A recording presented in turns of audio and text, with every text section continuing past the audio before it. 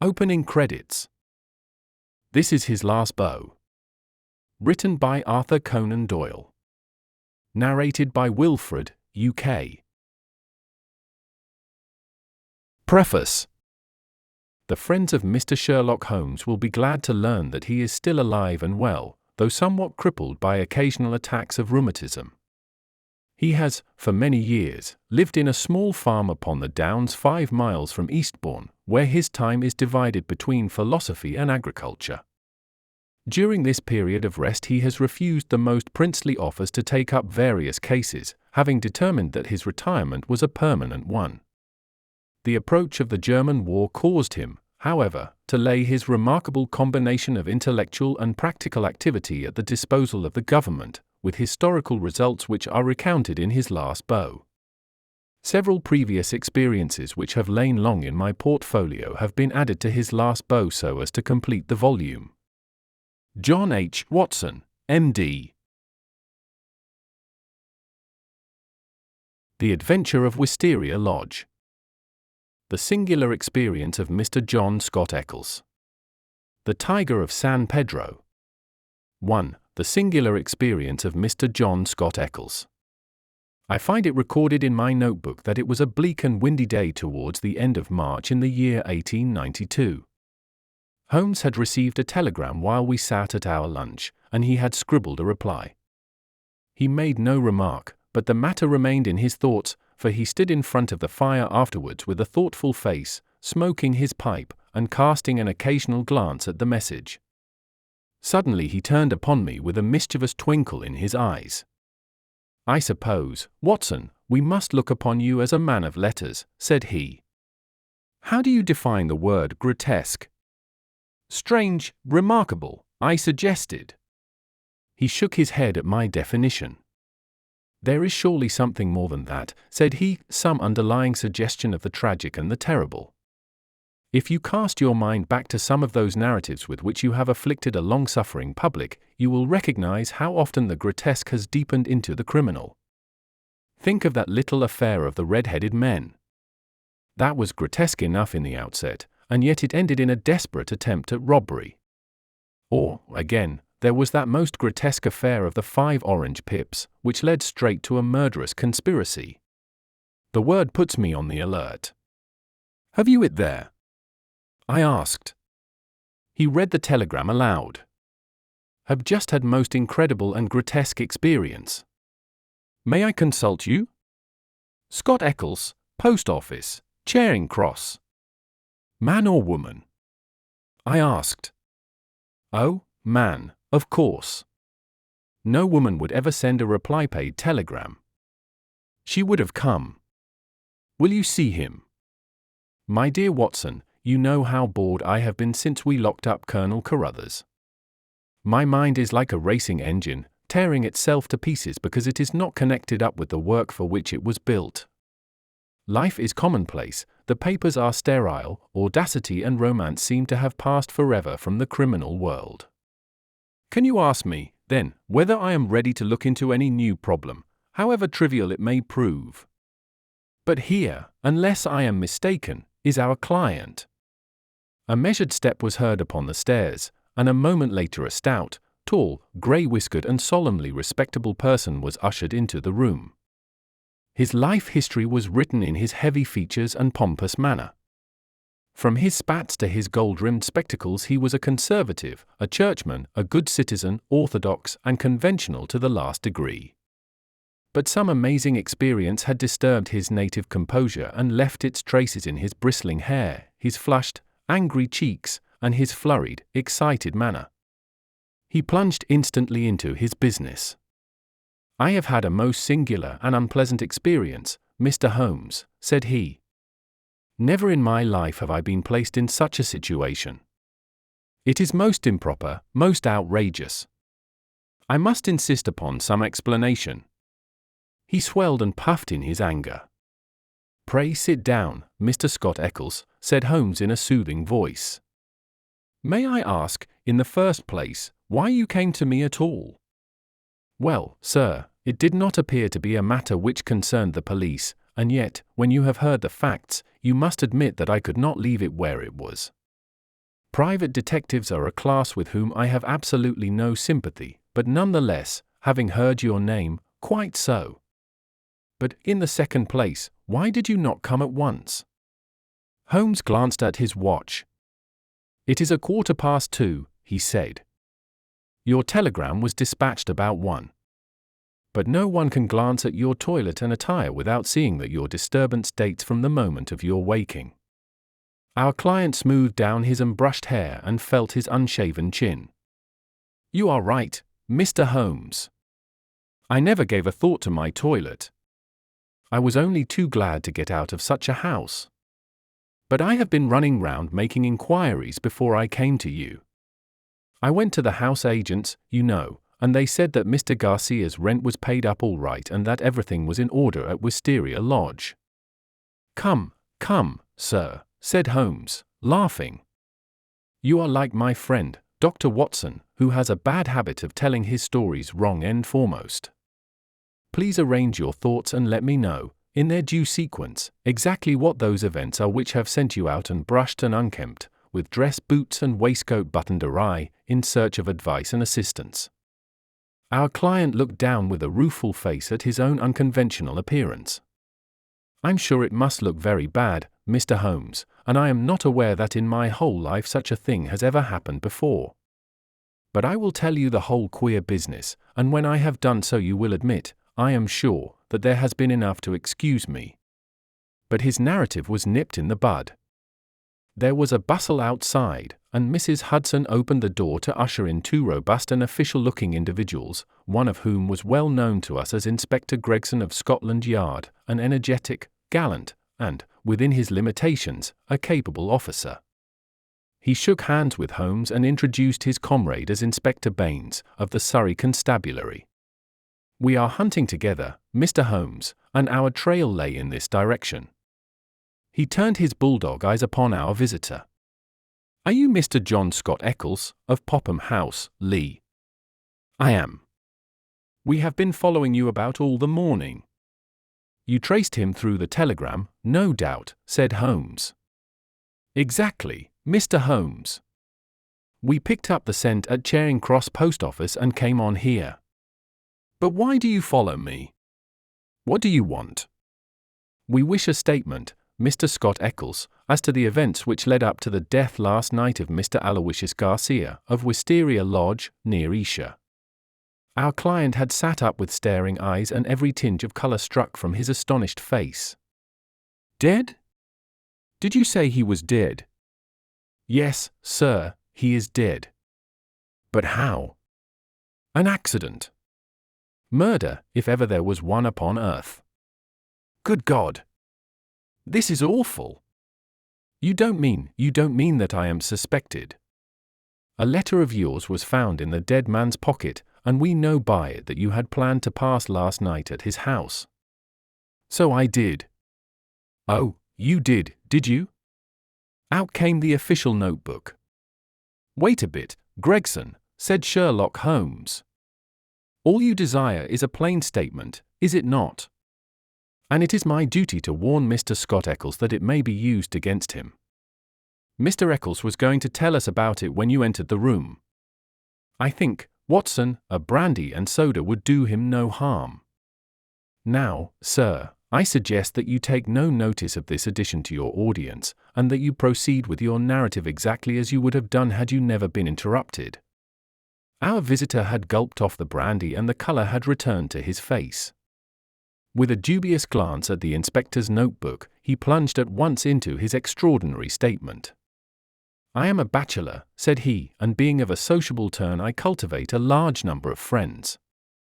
Among these are the family of a retired brewer called Melville, living at Albemarle Mansion, Kensington. It was at his table that I met some weeks ago a young fellow named Garcia. He was, I understood, of Spanish descent and connected in some way with the embassy. He spoke perfect English, was pleasing in his manners, and as good-looking a man as ever I saw in my life. In some way we struck up quite a friendship, this young fellow and I. He seemed to take a fancy to me from the first, and within 2 days of our meeting he came to see me at Lee. One thing led to another, and it ended in his inviting me out to spend a few days at his house, Wisteria Lodge, between Esher and Oxshott.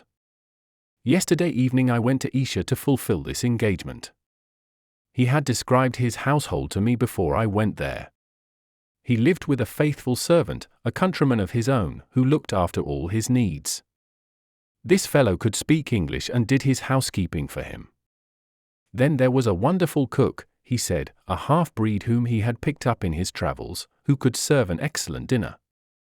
I remember that he remarked what a queer household it was to find in the heart of Surrey, and that I agreed with him, though it has proved a good deal queerer than I thought. I drove to the place, about 2 miles on the south side of Esher. The house was a fair-sized one, standing back from the road, with a curving drive which was banked with high evergreen shrubs. It was an old, tumble-down building in a crazy state of disrepair. When the trap pulled up on the grass-grown drive in front of the blotched and weather-stained door, I had doubts as to my wisdom in visiting a man whom I knew so slightly. He opened the door himself, however, and greeted me with a great show of cordiality. I was handed over to the manservant, a melancholy, swarthy individual, who led the way, my bag in his hand, to my bedroom. The whole place was depressing. Our dinner was tete-a-tete, and though my host did his best to be entertaining, his thoughts seemed to continually wander, and he talked so vaguely and wildly that I could hardly understand him. He continually drummed his fingers on the table, gnawed his nails, and gave other signs of nervous impatience. The dinner itself was neither well served nor well cooked, and the gloomy presence of the taciturn servant did not help to enliven us. I can assure you that many times in the course of the evening I wished that I could invent some excuse which would take me back to Lee. One thing comes back to my memory which may have a bearing upon the business that you two gentlemen are investigating. I thought nothing of it at the time. Near the end of dinner a note was handed in by the servant. I noticed that after my host had read it he seemed even more distrait and strange than before. He gave up all pretense at conversation and sat, smoking endless cigarettes, lost in his own thoughts, but he made no remark as to the contents. About 11 I was glad to go to bed. Some time later Garcia looked in at my door, the room was dark at the time, and asked me if I had rung. I said that I had not. He apologized for having disturbed me so late, saying that it was nearly 1 o'clock. I dropped off after this and slept soundly all night. And now I come to the amazing part of my tale. When I woke it was broad daylight. I glanced at my watch, and the time was nearly 9. I had particularly asked to be called at 8, so I was very much astonished at this forgetfulness. I sprang up and rang for the servant. There was no response. I rang again and again, with the same result. Then I came to the conclusion that the bell was out of order. I huddled on my clothes and hurried downstairs in an exceedingly bad temper to order some hot water. You can imagine my surprise when I found that there was no one there. I shouted in the hall. There was no answer. Then I ran from room to room. All were deserted. My host had shown me which was his bedroom the night before, so I knocked at the door. No reply. I turned the handle and walked in. The room was empty, and the bed had never been slept in. He had gone with the rest. The foreign host, the foreign footman, the foreign cook, all had vanished in the night. That was the end of my visit to Wisteria Lodge. Sherlock Holmes was rubbing his hands and chuckling as he added this bizarre incident to his collection of strange episodes. Your experience is, so far as I know, perfectly unique, said he. May I ask, sir, what you did then? I was furious. My first idea was that I had been the victim of some absurd practical joke. I packed my things, banged the hall door behind me, and set off for Esher with my bag in my hand. I called at Allen Brothers, the chief land agents in the village, and found that it was from this firm that the villa had been rented. It struck me that the whole proceeding could hardly be for the purpose of making a fool of me, and that the main object must be to get out of the rent. It is late in March, so quarter day is at hand. But this theory would not work. The agent was obliged to me for my warning, but told me that the rent had been paid in advance. Then I made my way to town and called at the Spanish embassy. The man was unknown there. After this I went to see Melville, at whose house I had first met Garcia, but I found that he really knew rather less about him than I did. Finally, when I got your reply to my wire, I came out to you, since I gather that you are a person who gives advice in difficult cases. But now, Mr. Inspector, I understand, from what you said when you entered the room, that you can carry the story on, and that some tragedy had occurred. I can assure you that every word I have said is the truth, and that, outside of what I have told you, I know absolutely nothing about the fate of this man. My only desire is to help the law in every possible way.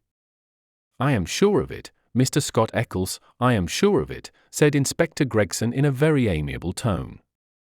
I am bound to say that everything which you have said agrees very closely with the facts as they have come to our notice. For example, there was that note which arrived during dinner. Did you chance to observe what became of it? Yes, I did. Garcia rolled it up and threw it into the fire. What do you say to that, Mr. Baines? The country detective was a stout, puffy, red man, whose face was only redeemed from grossness by two extraordinarily bright eyes, almost hidden behind the heavy creases of cheek and brow. With a slow smile he drew a folded and discolored scrap of paper from his pocket. It was a dog grate, Mr. Holmes, and he overpitched it. I picked this out unburned from the back of it. Holmes smiled his appreciation. You must have examined the house very carefully to find a single pellet of paper. I did, Mr. Holmes. It's my way. Shall I read it, Mr. Gregson? The Londoner nodded. The note is written upon ordinary cream-laid paper without watermark. It is a quarter sheet. The paper is cut off in 2 snips with a short-bladed scissors. It has been folded over 3 times and sealed with purple wax, put on hurriedly and pressed down with some flat oval object. It is addressed to Mr. Garcia, Wisteria Lodge. It says, our own colors, green and white. Green open, white shut. Main stair, 1st corridor, 7th right, green baize. Godspeed. D. It is a woman's writing, done with a sharp-pointed pen, but the address is either done with another pen or by someone else. It is thicker and bolder, as you see. A very remarkable note, said Holmes, glancing it over. I must compliment you, Mr. Baines, upon your attention to detail in your examination of it. A few trifling points might perhaps be added. The oval seal is undoubtedly a plain sleeve link. What else is of such a shape? The scissors were bent nail scissors. Short as the 2 snips are, you can distinctly see the same slight curve in each. The country detective chuckled. I thought I had squeezed all the juice out of it, but I see there was a little over, he said. I'm bound to say that I make nothing of the note except that there was something on hand, and that a woman, as usual, was at the bottom of it. Mr. Scott Eccles had fidgeted in his seat during this conversation. I am glad you found the note, since it corroborates my story, said he. But I beg to point out that I have not yet heard what has happened to Mr. Garcia, nor what has become of his household. As to Garcia, said Gregson, that is easily answered. He was found dead this morning upon Oxshott Common, nearly a mile from his home. His head had been smashed to pulp by heavy blows of a sandbag or some such instrument, which had crushed rather than wounded. It is a lonely corner, and there is no house within a quarter of a mile of the spot. He had apparently been struck down first from behind, but his assailant had gone on beating him long after he was dead. It was a most furious assault. There are no footsteps nor any clue to the criminals. Robbed? No, there was no attempt at robbery. This is very painful and terrible, said Mr. Scott Eccles in a querulous voice, but it is really uncommonly hard on me. I had nothing to do with my host going off upon a nocturnal excursion and meeting so sad an end. How do I come to be mixed up with the case? Very simply, sir, Inspector Baines answered. The only document found in the pocket of the deceased was a letter from you saying that you would be with him on the night of his death. It was the envelope of this letter which gave us the dead man's name and address. It was after 9 this morning when we reached his house and found neither you nor anyone else inside it. I wired to Mr. Gregson to run you down in London while I examined Wisteria Lodge. Then I came into town, joined Mr. Gregson, and here we are. I think now, said Gregson, rising, we had best put this matter into an official shape. You will come round with us to the station, Mr. Scott Eccles, and let us have your statement in writing. Certainly, I will come at once. But I retain your services, Mr. Holmes. I desire you to spare no expense and no pains to get at the truth. My friend turned to the country inspector. I suppose that you have no objection to my collaborating with you, Mr. Baines. Highly honored, sir, I am sure. You appear to have been very prompt and businesslike in all that you have done. Was there any clue, may I ask, as to the exact hour that the man met his death? He had been there since 1 o'clock. There was rain about that time, and his death had certainly been before the rain. But that is perfectly impossible, Mr. Baines, cried our client. His voice is unmistakable. I could swear to it that it was he who addressed me in my bedroom at that very hour. Remarkable, but by no means impossible, said Holmes, smiling. You have a clue? Asked Gregson. On the face of it, the case is not a very complex one, though it certainly presents some novel and interesting features. A further knowledge of facts is necessary before I would venture to give a final and definite opinion.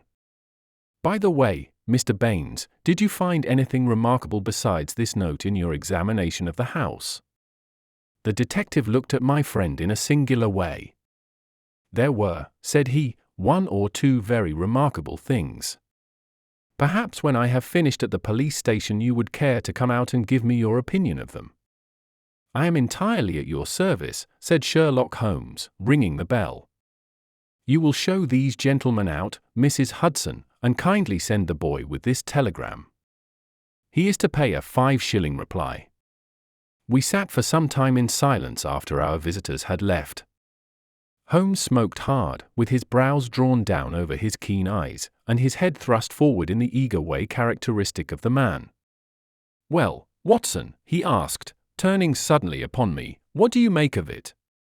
I can make nothing of this mystification of Scott Eccles.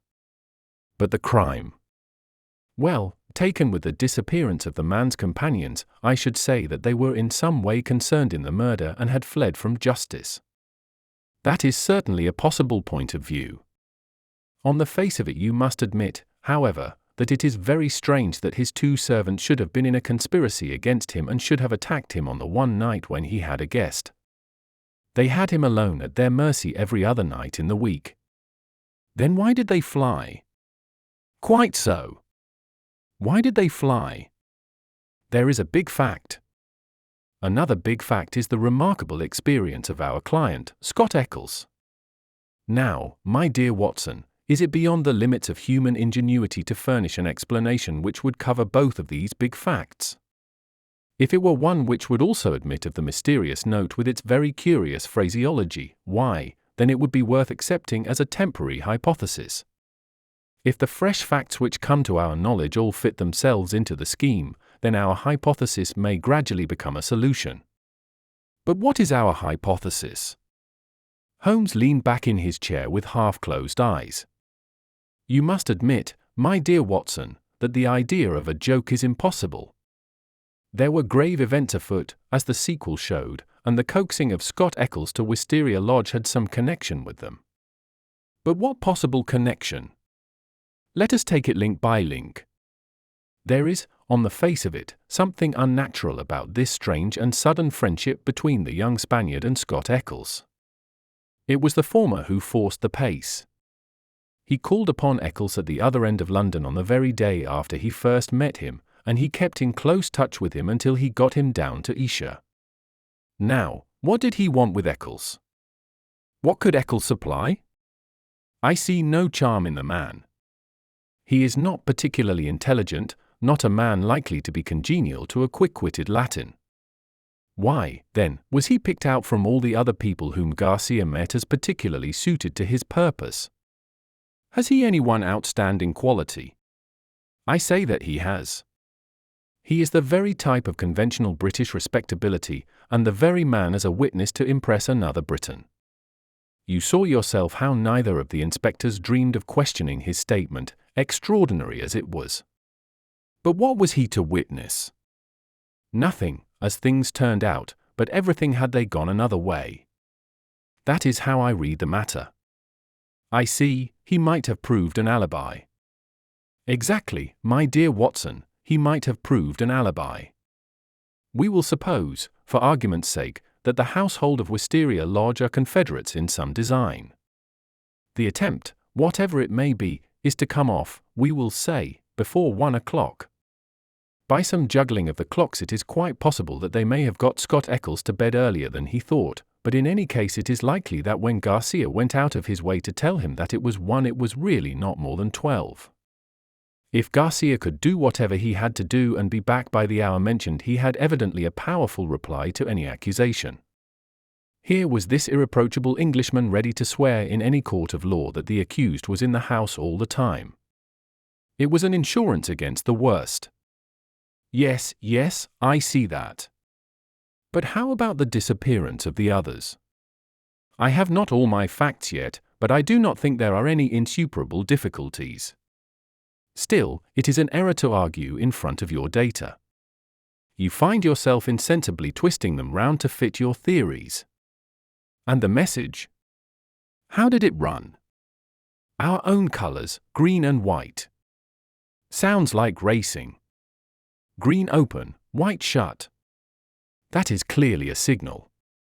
Main stair, first corridor, 7th right, green baize. This is an assignation. We may find a jealous husband at the bottom of it all. It was clearly a dangerous quest. She would not have said Godspeed had it not been so. D, that should be a guide. The man was a Spaniard. I suggest that the D stands for Dolores, a common female name in Spain. Good, Watson, very good, but quite inadmissible. A Spaniard would write to a Spaniard in Spanish. The writer of this note is certainly English. Well, we can only possess our soul in patience until this excellent inspector come back for us. Meanwhile we can thank our lucky fate which has rescued us for a few short hours from the insufferable fatigues of idleness. An answer had arrived to Holmes's telegram before our Surrey officer had returned. Holmes read it and was about to place it in his notebook when he caught a glimpse of my expectant face. He tossed it across with a laugh. "We are moving in exalted circles," said he. The telegram was a list of names and addresses: Lord Haringby, The Dingle, Sir George Folliot, Oxshott Towers, Mr. Hines, J.P., Purdley Place, Mr. James Baker Williams, 4 Ton Old Hall, Mr. Henderson, Highgable, Reverend Joshua Stone, Nether Walsling. "This is a very obvious way of limiting our field of operations," said Holmes. No doubt Baines, with his methodical mind, has already adopted some similar plan. I don't quite understand. Well, my dear fellow, we have already arrived at the conclusion that the message received by Garcia at dinner was an appointment or an assignation. Now, if the obvious reading of it is correct, and in order to keep the tryst one has to ascend a main stair and seek the 7th door in a corridor, it is perfectly clear that the house is a very large one. It is equally certain that this house cannot be more than a mile or 2 from Oxshott, since Garcia was walking in that direction and hoped, according to my reading of the facts, to be back in Wisteria Lodge in time to avail himself of an alibi, which would only be valid up to 1 o'clock. As the number of large houses close to Oxshott must be limited, I adopted the obvious method of sending to the agents mentioned by Scott Eccles and obtaining a list of them.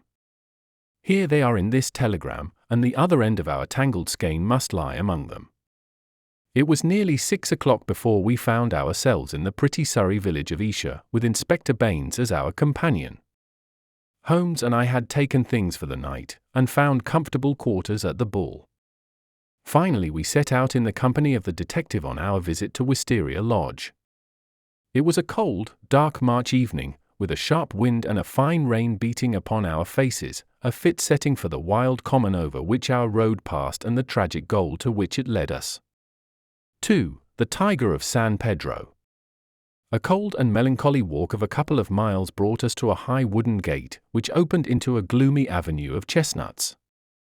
The curved and shadowed drive led us to a low, dark house, pitch black against a slate-colored sky. From the front window upon the left of the door there peeped a glimmer of a feeble light. "There's a constable in possession," said Baines. "I'll knock at the window." He stepped across the grass plot and tapped with his hand on the pane. Through the fogged glass I dimly saw a man spring up from a chair beside the fire, and heard a sharp cry from within the room. An instant later a white-faced, hard-breathing policeman had opened the door, the candle wavering in his trembling hand. "What's the matter, Walters?" asked Baines sharply. The man mopped his forehead with his handkerchief and gave a long sigh of relief. "I am glad you have come, sir. It has been a long evening, and I don't think my nerve is as good as it was." "Your nerve, Walters? I should not have thought you had a nerve in your body." "Well, sir, it's this lonely, silent house and the queer thing in the kitchen. Then when you tapped at the window I thought it had come again." "That what had come again?" "The devil, sir, for all I know. It was at the window." "What was at the window, and when?" "It was just about 2 hours ago. The light was just fading. I was sitting reading in the chair. I don't know what made me look up, but there was a face looking in at me through the lower pane. Lord, sir, what a face it was! I'll see it in my dreams." "Tut, tut, Walters. This is not talk for a police constable." "I know, sir, I know, but it shook me, sir, and there's no use to deny it. It wasn't black, sir, nor was it white, nor any color that I know, but a kind of queer shade like clay with a splash of milk in it. Then there was the size of it, it was twice yours, sir. And the look of it, the great staring goggle eyes, and the line of white teeth like a hungry beast. I tell you, sir, I couldn't move a finger, nor get my breath, till it whisked away and was gone. Out I ran and through the shrubbery, but thank God there was no one there. If I didn't know you were a good man, Walters, I should put a black mark against you for this. If it were the devil himself, a constable on duty should never thank God that he could not lay his hands upon him. I suppose the whole thing is not a vision and a touch of nerves." "That, at least, is very easily settled," said Holmes, lighting his little pocket lantern. "Yes," he reported, after a short examination of the grass bed, a number 12 shoe, I should say. If he was all on the same scale as his foot he must certainly have been a giant. What became of him?" "He seems to have broken through the shrubbery and made for the road." "Well," said the inspector with a grave and thoughtful face, "whoever he may have been, and whatever he may have wanted, he's gone for the present, and we have more immediate things to attend to. Now, Mr. Holmes, with your permission, I will show you round the house." The various bedrooms and sitting rooms had yielded nothing to a careful search. Apparently the tenants had brought little or nothing with them, and all the furniture down to the smallest details had been taken over with the house. A good deal of clothing with the stamp of Marks & Company, High Holborn, had been left behind. Telegraphic inquiries had been already made which showed that Marks knew nothing of his customer save that he was a good pair. Odds and ends, some pipes, a few novels, 2 of them in Spanish, an old-fashioned pinfire revolver, and a guitar were among the personal property. "Nothing in all this," said Baines, stalking, candle in hand, from room to room. "But now, Mr. Holmes, I invite your attention to the kitchen." It was a gloomy, high-ceilinged room at the back of the house, with a straw litter in one corner, which served apparently as a bed for the cook. The table was piled with half-eaten dishes and dirty plates, the debris of last night's dinner. "Look at this," said Baines. "What do you make of it?" He held up his candle before an extraordinary object which stood at the back of the dresser. It was so wrinkled and shrunken and withered that it was difficult to say what it might have been. One could but say that it was black and leathery and that it bore some resemblance to a dwarfish, human figure. At first, as I examined it, I thought that it was a mummified Negro baby, and then it seemed a very twisted and ancient monkey. Finally, I was left in doubt as to whether it was animal or human. A double band of white shells were strung round the center of it. Very interesting, indeed, said Holmes, peering at this sinister relic. Anything more? In silence, Baines led the way to the sink and held forward his candle. The limbs and body of some large, white bird, torn savagely to pieces with the feathers still on, were littered all over it. Holmes pointed to the wattles on the severed head. A white cock, said he. Most interesting. It is really a very curious case. But Mr. Baines had kept his most sinister exhibit to the last. From under the sink he drew a zinc pail which contained a quantity of blood. Then from the table he took a platter heaped with small pieces of charred bone. Something has been killed and something has been burned. We raked all these out of the fire. We had a doctor in this morning. He says that they are not human. Holmes smiled and rubbed his hands. I must congratulate you, Inspector, on handling so distinctive and instructive a case. Your powers, if I may say so without offense, seem superior to your opportunities. Inspector Baines's small eyes twinkled with pleasure. You're right, Mr. Holmes. We stagnate in the provinces. A case of this sort gives a man a chance, and I hope that I shall take it. What do you make of these bones? A lamb, I should say, or a kid. And the white cock. Curious, Mr. Baines, very curious. I should say almost unique. Yes, sir, there must have been some very strange people with some very strange ways in this house. One of them is Did his companions follow him and kill him? If they did, we should have them, for every port is watched. But my own views are different. Yes, sir, my own views are very different. You have a theory then? And I'll work it myself, Mr. Holmes. It's only due to my own credit to do so. Your name is made, but I have still to make mine. I should be glad to be able to say afterwards that I had solved it without your help. Holmes laughed good-humoredly. Well, Inspector, said he. Do you follow your path and I will follow mine. My results are always very much at your service if you care to apply to me for them. I think that I have seen all that I wish in this house, and that my time may be more profitably employed elsewhere. Au revoir and good luck.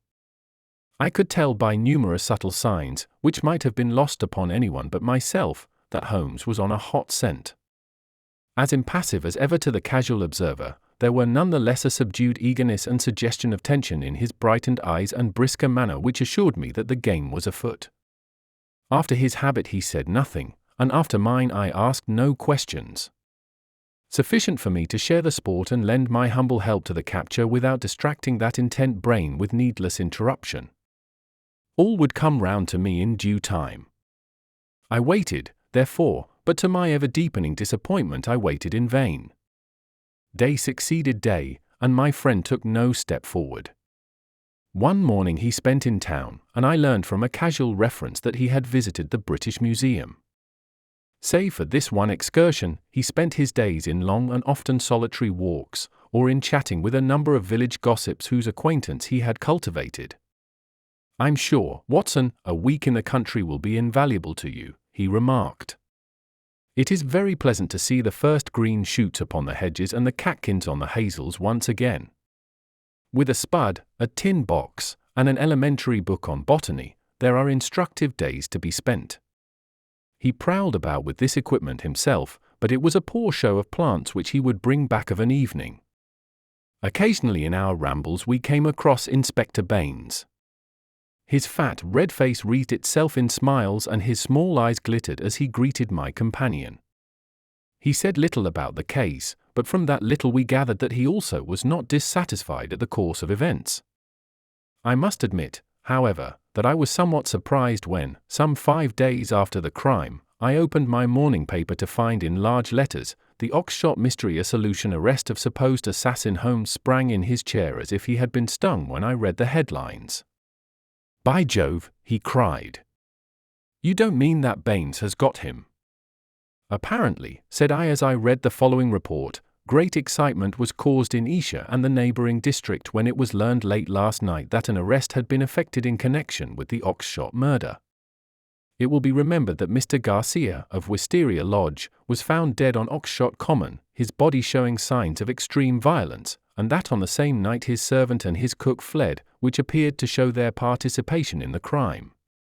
It was suggested, but never proved, that the deceased gentleman may have had valuables in the house, and that their abstraction was the motive of the crime. Every effort was made by Inspector Baines, who has the case in hand, to ascertain the hiding place of the fugitives, and he had good reason to believe that they had not gone far but were lurking in some retreat which had been already prepared. It was certain from the first, however, that they would eventually be detected, as the cook, from the evidence of 1 or 2 tradespeople who have caught a glimpse of him through the window, was a man of most remarkable appearance, being a huge and hideous mulatto, with yellowish features of a pronounced negroid type. This man has been seen since the crime, for he was detected and pursued by Constable Walters on the same evening, when he had the audacity to revisit Wisteria Lodge. Inspector Baines, considering that such a visit must have some purpose in view and was likely, therefore, to be repeated, abandoned the house but left an ambuscade in the shrubbery. The man walked into the trap and was captured last night after a struggle in which Constable Downing was badly bitten by the savage. We understand that when the prisoner is brought before the magistrates a remand will be applied for by the police, and that great developments are hoped from his capture. "Really we must see Baines at once," cried Holmes, picking up his hat. "We will just catch him before he starts." We hurried down the village street and found, as we had expected, that the inspector was just leaving his lodgings. "You've seen the paper, Mr. Holmes?" he asked, holding one out to us. "Yes, Baines, I've seen it." "Pray don't think it a liberty if I give you a word of friendly warning." "Of warning, Mr. Holmes?" "I have looked into this case with some care, and I am not convinced that you are on the right lines. I don't want you to commit yourself too far unless you are sure." "You're very kind, Mr. Holmes. I assure you I speak for your good." It seemed to me that something like a wink quivered for an instant over one of Mr. Baines's tiny eyes. "We agree to work on our own lines, Mr. Holmes." "That's what I am doing." "Oh, very good," said Holmes. "Don't blame me." "No, sir, I believe you mean well by me. But we all have our own systems, Mr. Holmes. You have yours, and maybe I have mine. Let us say no more about it. You're welcome always to my news. This fellow is a perfect savage, as strong as a cart horse and as fierce as the devil. He chewed Downing's thumb nearly off before they could master him. He hardly speaks a word of English, and we can get nothing out of him but grunts. And you think you have evidence that he murdered his late master? I didn't say so, Mr. Holmes, I didn't say so. We all have our little ways. You try yours and I will try mine. That's the agreement." Holmes shrugged his shoulders as we walked away together. "I can't make the man out. He seems to be riding for a fall. Well, as he says, we must each try our own way and see what comes of it. But there's something in Inspector Baines which I can't quite understand." "Just sit down in that chair, Watson," said Sherlock Holmes when we had returned to our apartment at the Bull. "I want to put you in touch with the situation, as I may need your help tonight. Let me show you the evolution of this case so far as I have been able to follow it. Simple as it has been in its leading features, it has none the less presented surprising difficulties in the way of an arrest. There are gaps in that direction which we have still to fill.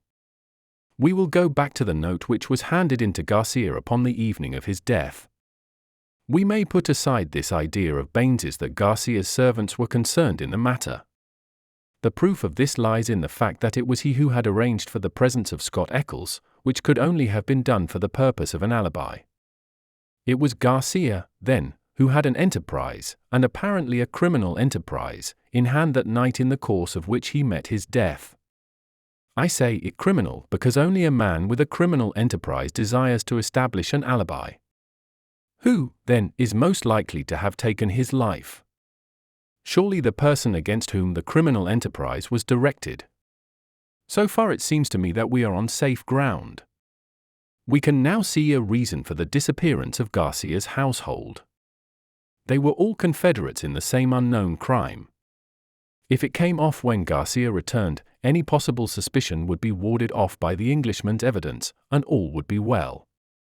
But the attempt was a dangerous one, and if Garcia did not return by a certain hour, it was probable that his own life had been sacrificed. It had been arranged, therefore, that in such a case his two subordinates were to make for some pre-arranged spot where they could escape investigation and be in a position afterwards to renew their attempt. That would fully explain the facts, would it not? The whole inexplicable tangle seemed to straighten out before me. I wondered, as I always did, how it had not been obvious to me before. But why should one servant return? We can imagine that in the confusion of flight something precious, something which he could not bear to part with, had been left behind. That would explain his persistence, would it not? Well, what is the next step? The next step is the note received by Garcia at the dinner. It indicates a confederate at the other end. Now, where was the other end? I have already shown you that it could only lie in some large house, and that the number of large houses is limited.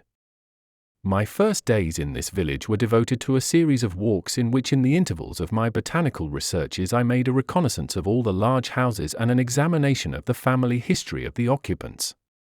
One house, and only one, riveted my attention. It is the famous old Jacobean Grange of High Gable, 1 mile on the farther side of Oxshott, and less than half a mile from the scene of the tragedy.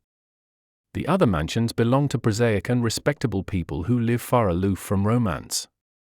But Mr. Henderson, of High Gable, was by all accounts a curious man to whom curious adventures might befall. I concentrated my attention, therefore, upon him and his household. A singular set of people, Watson, the man himself the most singular of them all. I managed to see him on a plausible pretext, but I seemed to read in his dark, deep-set, brooding eyes that he was perfectly aware of my true business. He is a man of 50, strong, active, with iron-grey hair, great bunched black eyebrows, the step of a deer and the air of an emperor, a fierce, masterful man, with a red-hot spirit behind his parchment face. He is either a foreigner or has lived long in the tropics, for he is yellow and sapless, but tough as whipcord. His friend and secretary, Mr. Lucas, is undoubtedly a foreigner, chocolate brown, wily, suave, and cat-like, with a poisonous gentleness of speech. You see, Watson, we have come already upon 2 sets of foreigners, one at Wisteria Lodge and one at High Gable, so our gaps are beginning to close. These 2 men, close and confidential friends, are the center of the household, but there is one other person who for our immediate purpose may be even more important. Henderson has 2 children, girls of 11 and 13. Their governess is a Miss Bennet, an Englishwoman of 40 or thereabouts. There is also one confidential manservant. This little group forms the real family, for they travel about together, and Henderson is a great traveller, always on the move. It is only within the last weeks that he has returned, after a year's absence, to High Gable. I may add that he is enormously rich, and whatever his whims may be he can very easily satisfy them. For the rest, his house is full of butlers, footmen, maidservants, and the usual overfed, underworked staff of a large English country house. So much I learn partly from village gossip and partly from my own observation. There are no better instruments than discharged servants with a grievance, and I was lucky enough to find one. I call it luck, but it would not have come my way had I not been looking out for it. As Baines remarks, we all have our systems. It was my system which enabled me to find John Warner, late gardener of High Gable, sacked in a moment of temper by his imperious employer. He in turn had friends among the indoor servants who unite in their fear and dislike of their master. So I had my key to the secrets of the establishment. Curious people, Watson. I don't pretend to understand it all yet, but very curious people anyway. It's a double-winged house, and the servants live on one side, the family on the other. There's no link between the two save for Henderson's own servant, who serves the family's meals. Everything is carried to a certain door, which forms the one connection. Governess and children hardly go out at all, except into the garden. Henderson never by any chance walks alone. His dark secretary is like his shadow. The gossip among the servants is that their master is terribly afraid of something. Sold his soul to the devil in exchange for money, says Warner, and expects his creditor to come up and claim his own. Where they came from, or who they are, nobody has an idea. They are very violent. Twice Henderson has lashed at folk with his dog whip, and only his long purse and heavy compensation have kept him out of the courts. Well, now, Watson, let us judge the situation by this new information.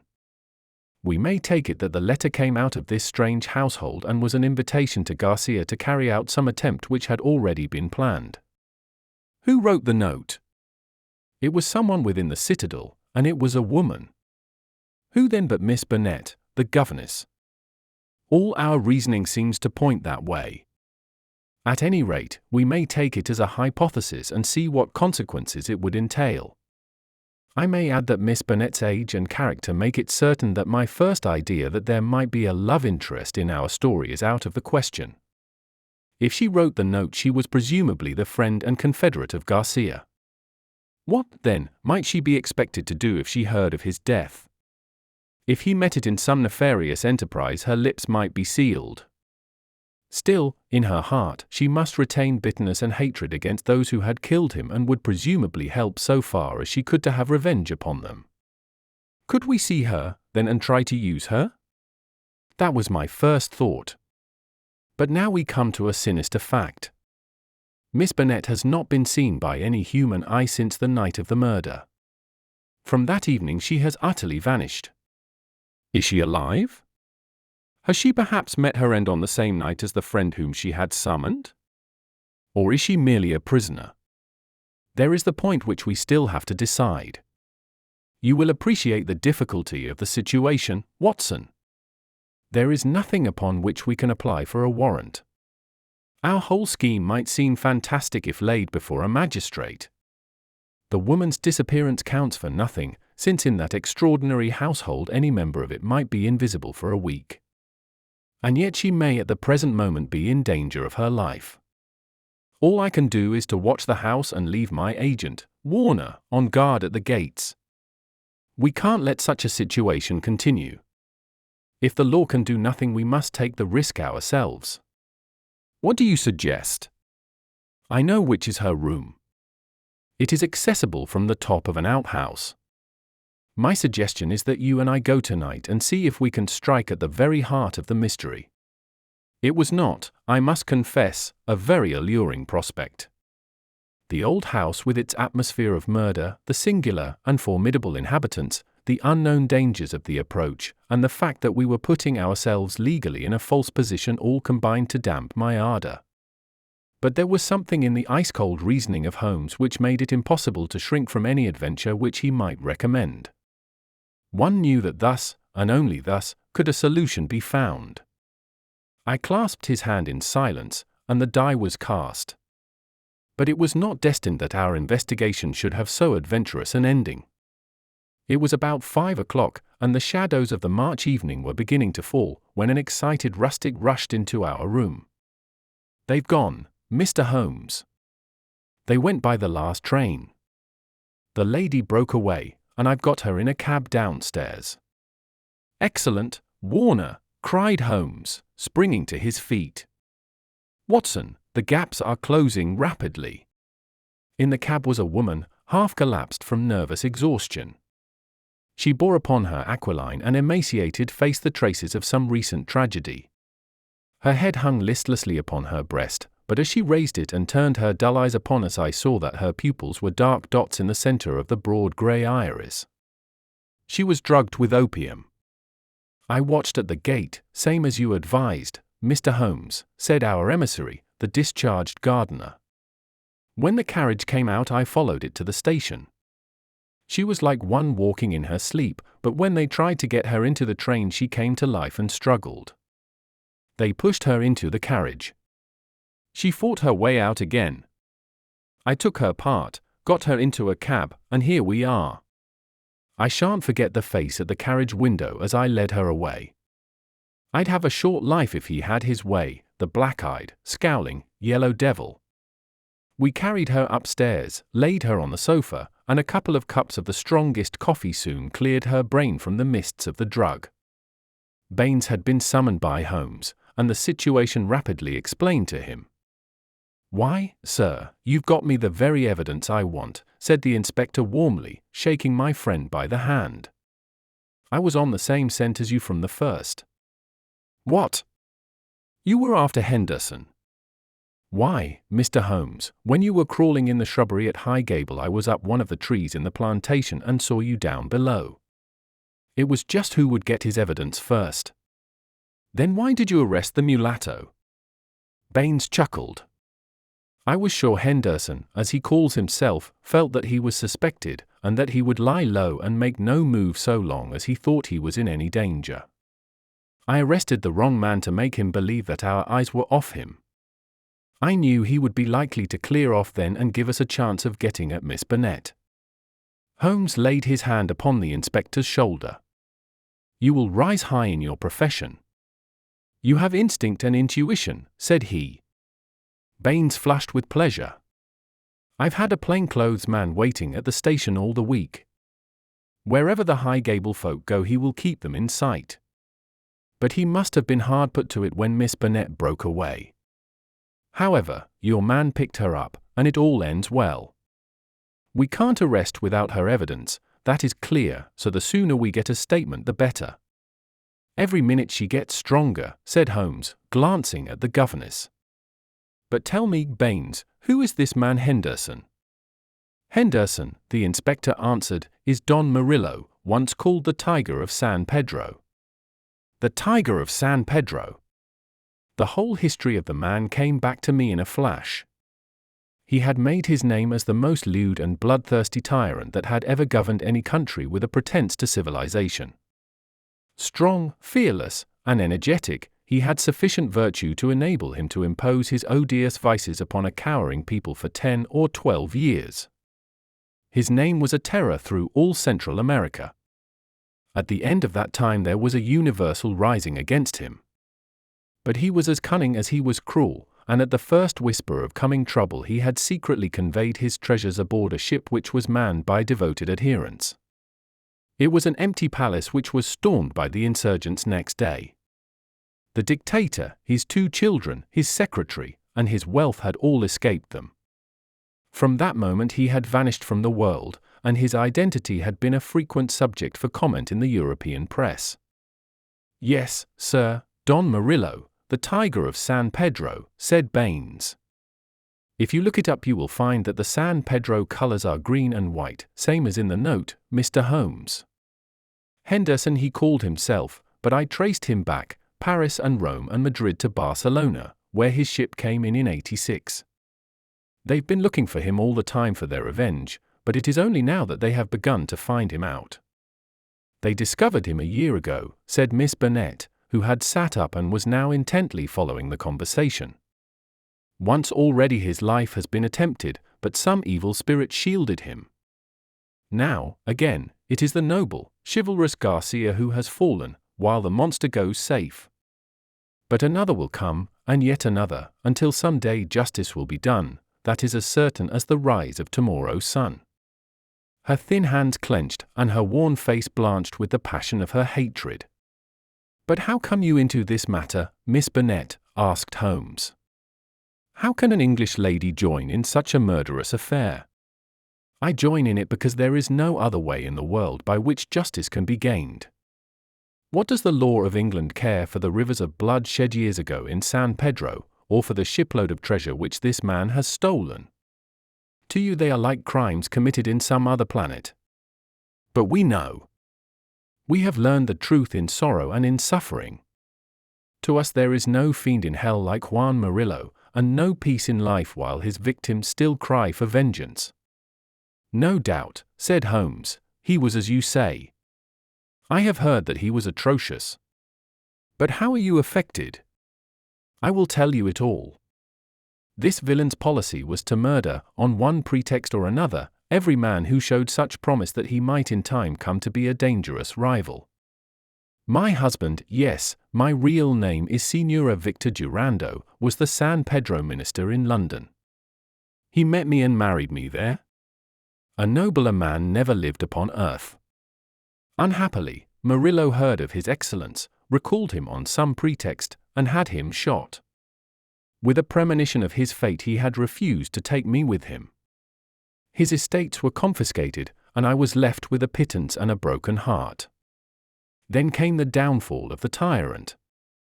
He escaped as you have just described. But the many whose lives he had ruined, whose nearest and dearest had suffered torture and death at his hands, would not let the matter rest. They banded themselves into a society which should never be dissolved until the work was done. It was my part, after we had discovered in the transformed Henderson the fallen despot, to attach myself to his household and keep the others in touch with his movements. This I was able to do by securing the position of governess in his family. He little knew that the woman who faced him at every meal was the woman whose husband he had hurried at an hour's notice into eternity. I smiled on him, did my duty to his children, and bided my time. An attempt was made in Paris and failed.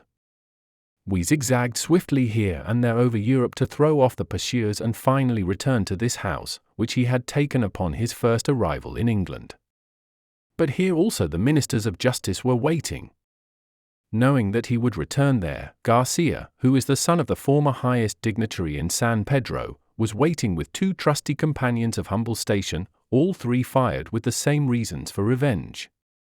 He could do little during the day, for Murillo took every precaution and never went out save with his satellite Lucas, or Lopez as he was known in the days of his greatness. At night, however, he slept alone, and the avenger might find him.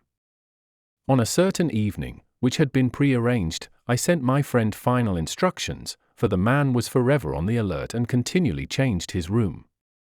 I was to see that the doors were open and the signal of a green or white light in a window which faced the drive was to give notice if all was safe or if the attempt had better be postponed. But everything went wrong with us. In some way I had excited the suspicion of Lopez, the secretary. He crept up behind me and sprang upon me just as I had finished the note. He and his master dragged me to my room and held judgment upon me as a convicted traitress. Then and there they would have plunged their knives into me could they have seen how to escape the consequences of the deed. Finally, after much debate, they concluded that my murder was too dangerous. But they determined to get rid forever of Garcia. They had gagged me, and Murillo twisted my arm round until I gave him the address. I swear that he might have twisted it off had I understood what it would mean to Garcia. Lopez addressed the note which I had written, sealed it with his sleeve link, and sent it by the hand of the servant, Jose.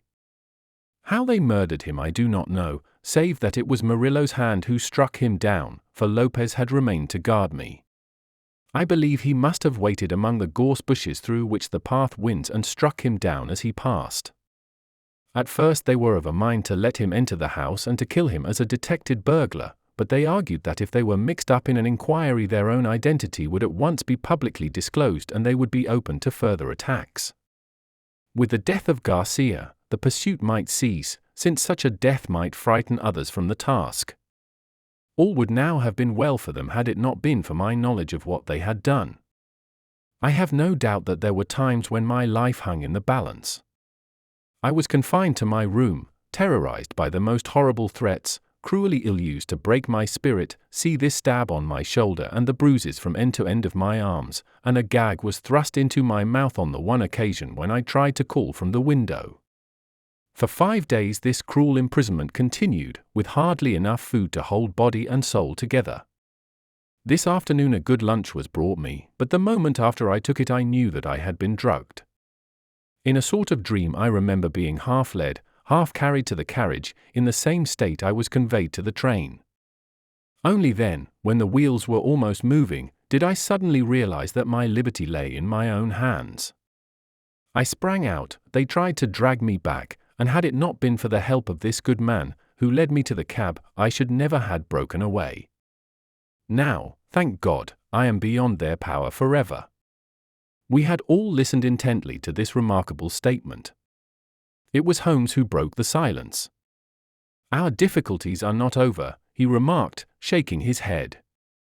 Our police work ends, but our legal work begins. Exactly, said I. A plausible lawyer could make it out as an act of self-defense. There may be 100 crimes in the background, but it is only on this one that they can be tried. Come, come, said Baines cheerily, I think better of the law than that. Self-defense is one thing. To entice a man in cold blood with the object of murdering him is another, whatever danger you may fear from him. No, no, we shall all be justified when we see the tenants of High Gable at the next Guildford Assizes. It is a matter of history, however, that a little time was still to elapse before the tiger of San Pedro should meet with his deserts. Wily and bold, he and his companion threw their pursuer off their track by entering a lodging-house in Edmonton Street and leaving by the back gate into Curzon Square. From that day they were seen no more in England. Some 6 months afterwards the Marquis of Mornalva and Signor Rully, his secretary, were both murdered in their rooms at the Hotel Escurial at Madrid. The crime was ascribed to nihilism, and the murderers were never arrested. Inspector Baines visited us at Baker Street with a printed description of the dark face of the secretary, and of the masterful features, the magnetic black eyes, and the tufted brows of his master. We could not doubt that justice, if belated, had come at last. A chaotic case, my dear Watson, said Holmes over an evening pipe. It will not be possible for you to present in that compact form which is dear to your heart. It covers 2 continents, concerns 2 groups of mysterious persons, and is further complicated by the highly respectable presence of our friend, Scott Eccles, whose inclusion shows me that the deceased Garcia had a scheming mind and a well-developed instinct of self-preservation. It is remarkable only for the fact that amid a perfect jungle of possibilities we, with our worthy collaborator, the inspector, have kept our close hold on the essentials and so been guided along the crooked and winding path. Is there any point which is not quite clear to you? The object of the mulatto cook's return. I think that the strange creature in the kitchen may account for it. The man was a primitive savage from the backwoods of San Pedro, and this was his fetish. When his companion and he had fled to some prearranged retreat, already occupied, no doubt by a confederate, the companion had persuaded him to leave so compromising an article of furniture. But the mulatto's heart was with it, and he was driven back to it next day, when, on reconnoitering through the window, he found Policeman Walters in possession. He waited 3 days longer, and then his piety or his superstition drove him to try once more. Inspector Baines, who, with his usual astuteness, had minimized the incident before me, had really recognized its importance and had left a trap into which the creature walked. Any other point, Watson? The torn bird, the pail of blood, the charred bones, all the mystery of that weird kitchen. Holmes smiled as he turned up an entry in his notebook. I spent a morning in the British Museum reading up on that and other points. Here is a quotation from Eckermann's Voodooism and the Negroid Religions. The true voodoo worshipper attempts nothing of importance without certain sacrifices which are intended to propitiate his unclean gods. In extreme cases these rites take the form of human sacrifices followed by cannibalism. The more usual victims are a white cock, which is plucked in pieces alive, or a black goat, whose throat is cut and body burned. So you see our savage friend was very orthodox in his ritual. It is grotesque, Watson, Holmes added, as he slowly fastened his notebook, but, as I have had occasion to remark, there is but one step from the grotesque to the horrible.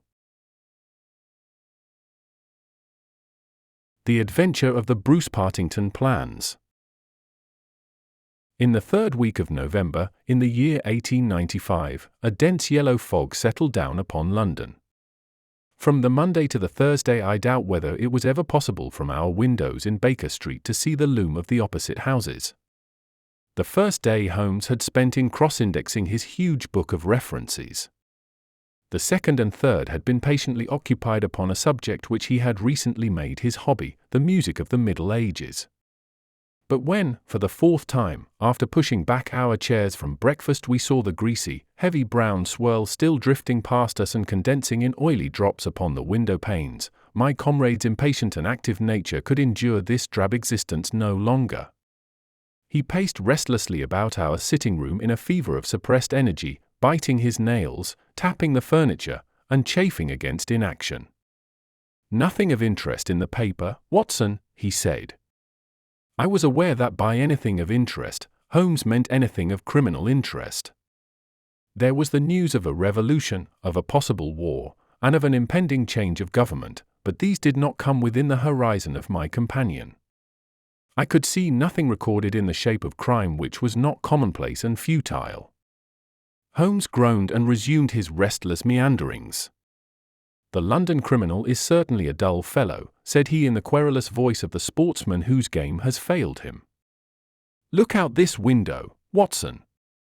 See how the figures loom up, are dimly seen, and then blend once more into the cloud bank.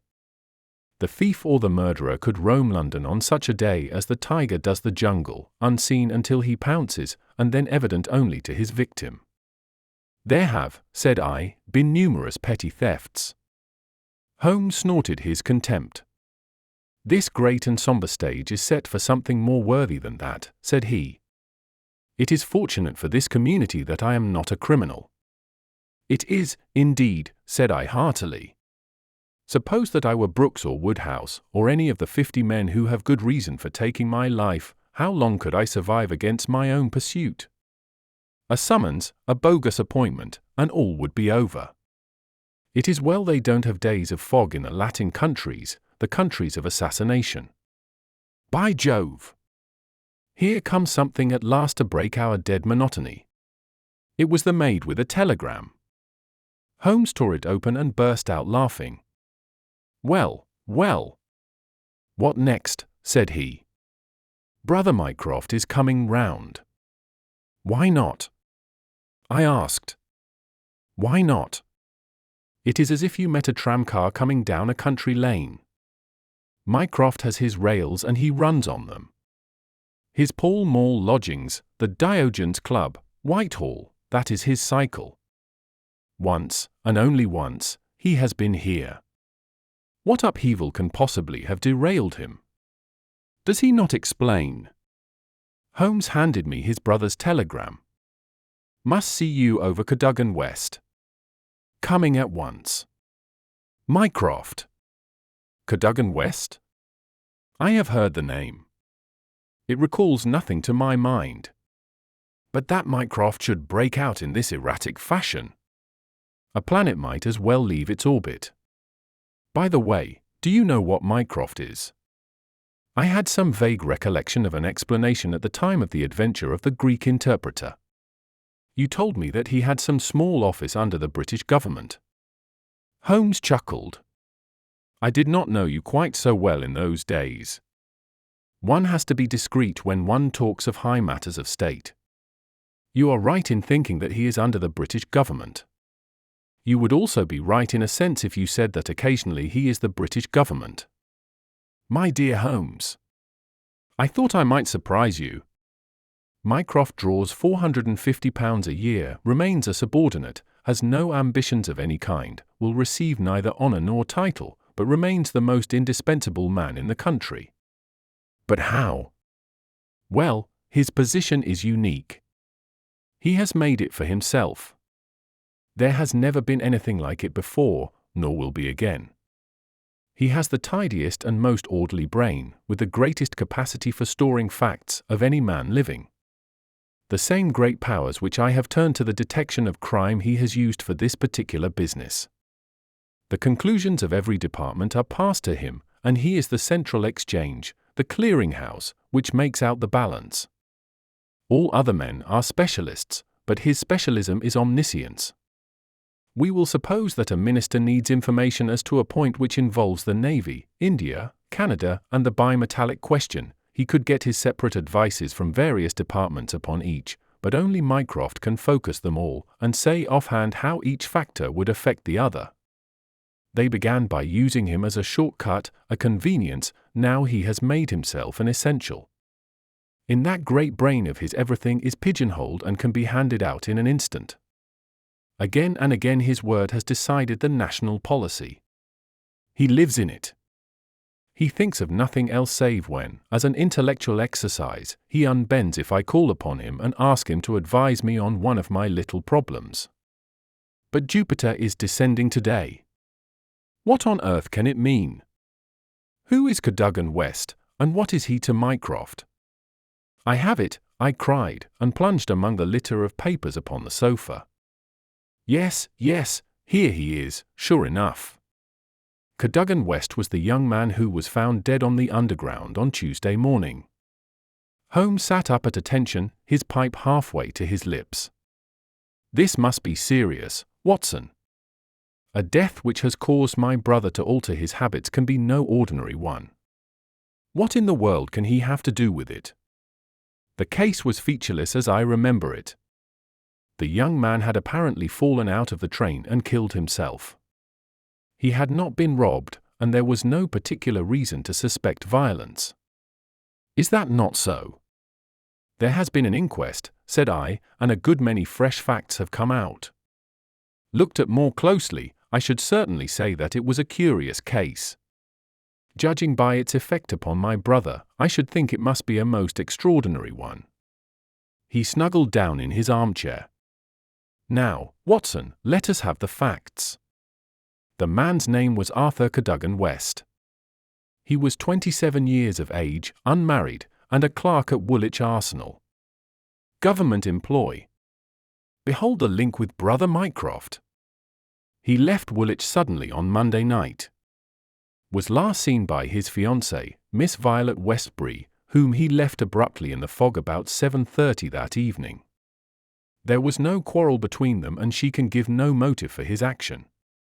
The next thing heard of him was when his dead body was discovered by a platelayer named Mason, just outside Aldgate Station on the Underground system in London. When? The body was found at 6 on Tuesday morning. It was lying wide of the metals upon the left hand of the track as one goes eastward, at a point close to the station, where the line emerges from the tunnel in which it runs. The head was badly crushed, an injury which might well have been caused by a fall from the train. The body could only have come on the line in that way. Had it been carried down from any neighbouring street, it must have passed the station barriers, where a collector is always standing. This point seems absolutely certain. Very good. The case is definite enough. The man, dead or alive, either fell or was precipitated from a train. So much is clear to me. Continue. The trains which traverse the lines of rail beside which the body was found are those which run from west to east, some being purely metropolitan, and some from Willesden and outlying junctions. It can be stated for certain that this young man, when he met his death, was travelling in this direction at some late hour of the night, but at what point he entered the train it is impossible to state. His ticket, of course, would show that. There was no ticket in his pockets. No ticket.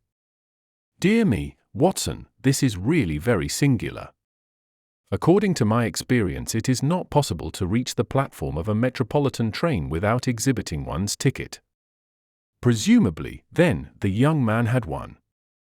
Was it taken from him in order to conceal the station from which he came? It is possible. Or did he drop it in the carriage? That is also possible.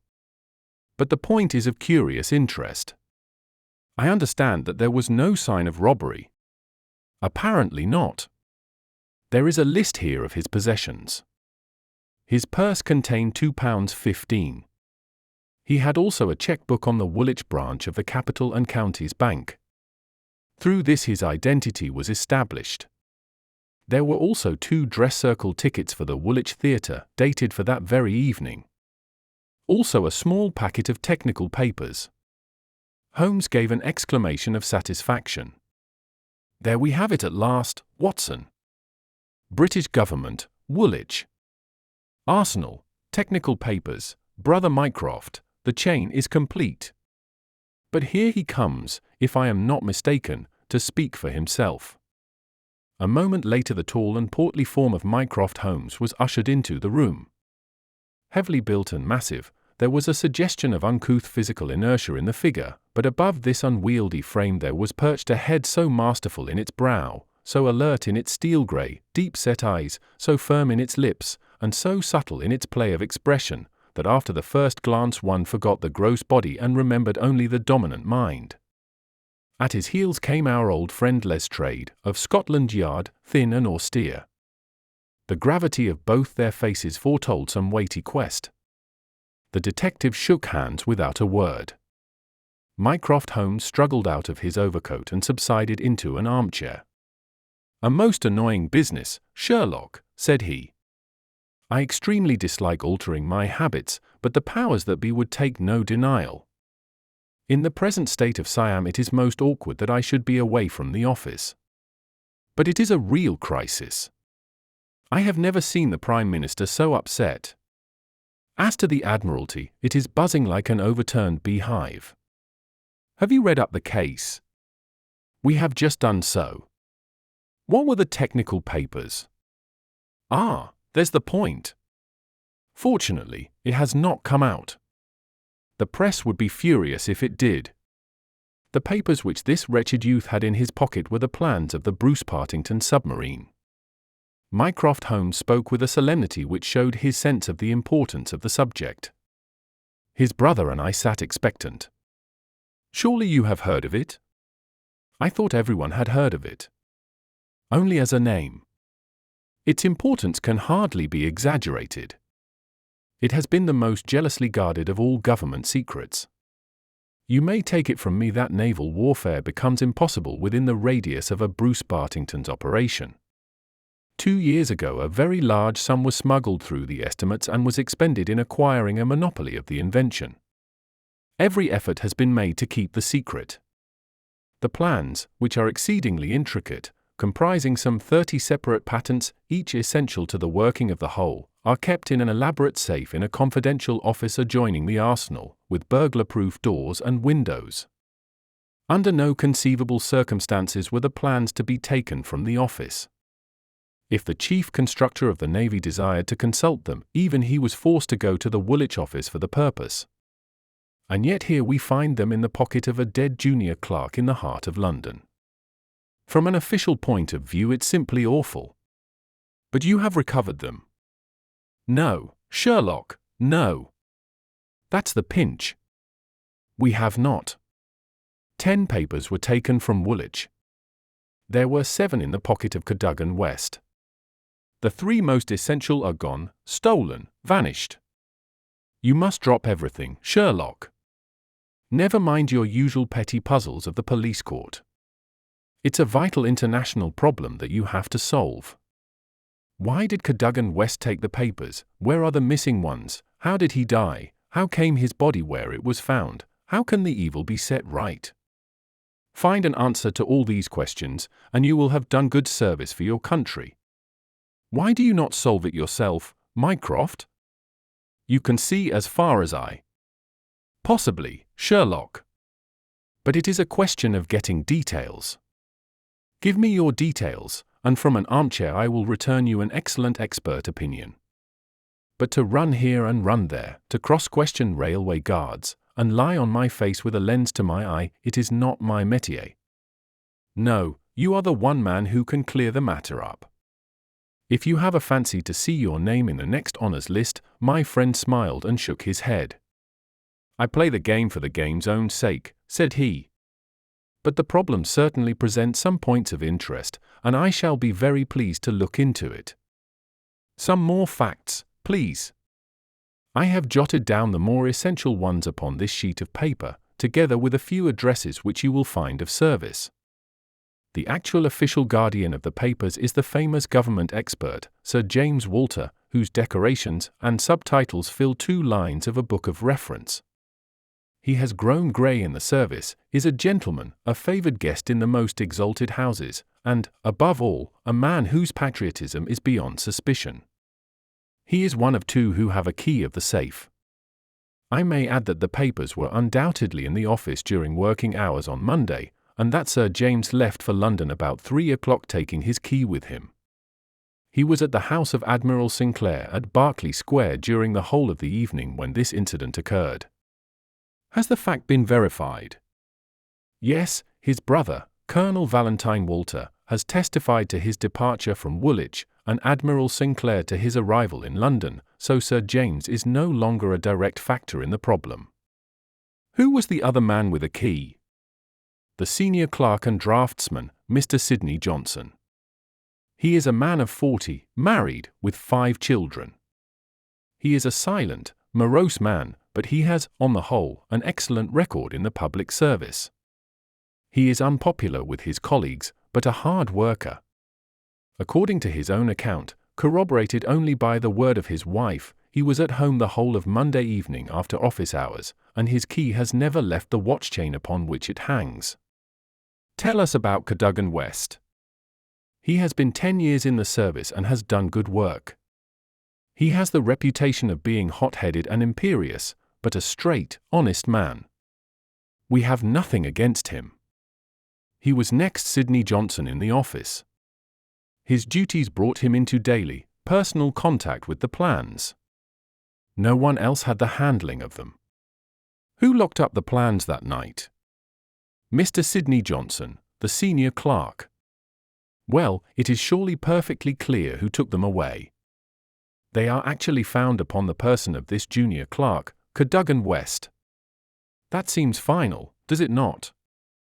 It does, Sherlock, and yet it leaves so much unexplained. In the first place, why did he take them? I presume they were of value. He could have got several thousands for them very easily. Can you suggest any possible motive for taking the papers to London except to sell them? No, I cannot. Then we must take that as our working hypothesis. Young West took the papers. Now this could only be done by having a false key, several false keys. He had to open the building and the room. He had, then, several false keys. He took the papers to London to sell the secret, intending, no doubt, to have the plans themselves back in the safe next morning before they were missed. While in London on this treasonable mission he met his end. How? We will suppose that he was travelling back to Woolwich when he was killed and thrown out of the compartment. Aldgate, where the body was found, is considerably past the Station London Bridge, which would be his route to Woolwich. Many circumstances could be imagined under which he would pass London Bridge. There was someone in the carriage, for example, with whom he was having an absorbing interview.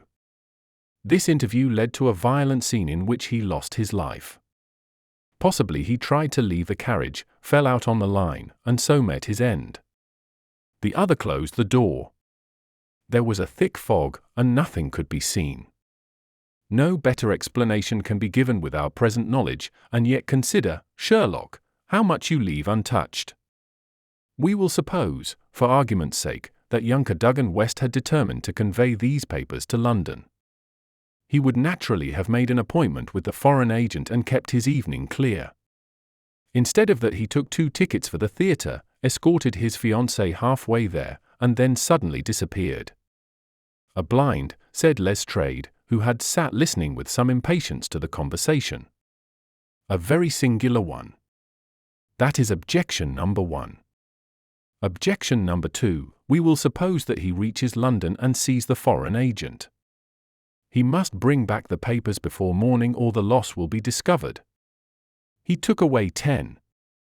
Only 7 were in his pocket. What had become of the other 3? He certainly would not leave them of his own free will. Then, again, where is the price of his treason? One would have expected to find a large sum of money in his pocket. It seems to me perfectly clear, said Lestrade. I have no doubt at all as to what occurred. He took the papers to sell them.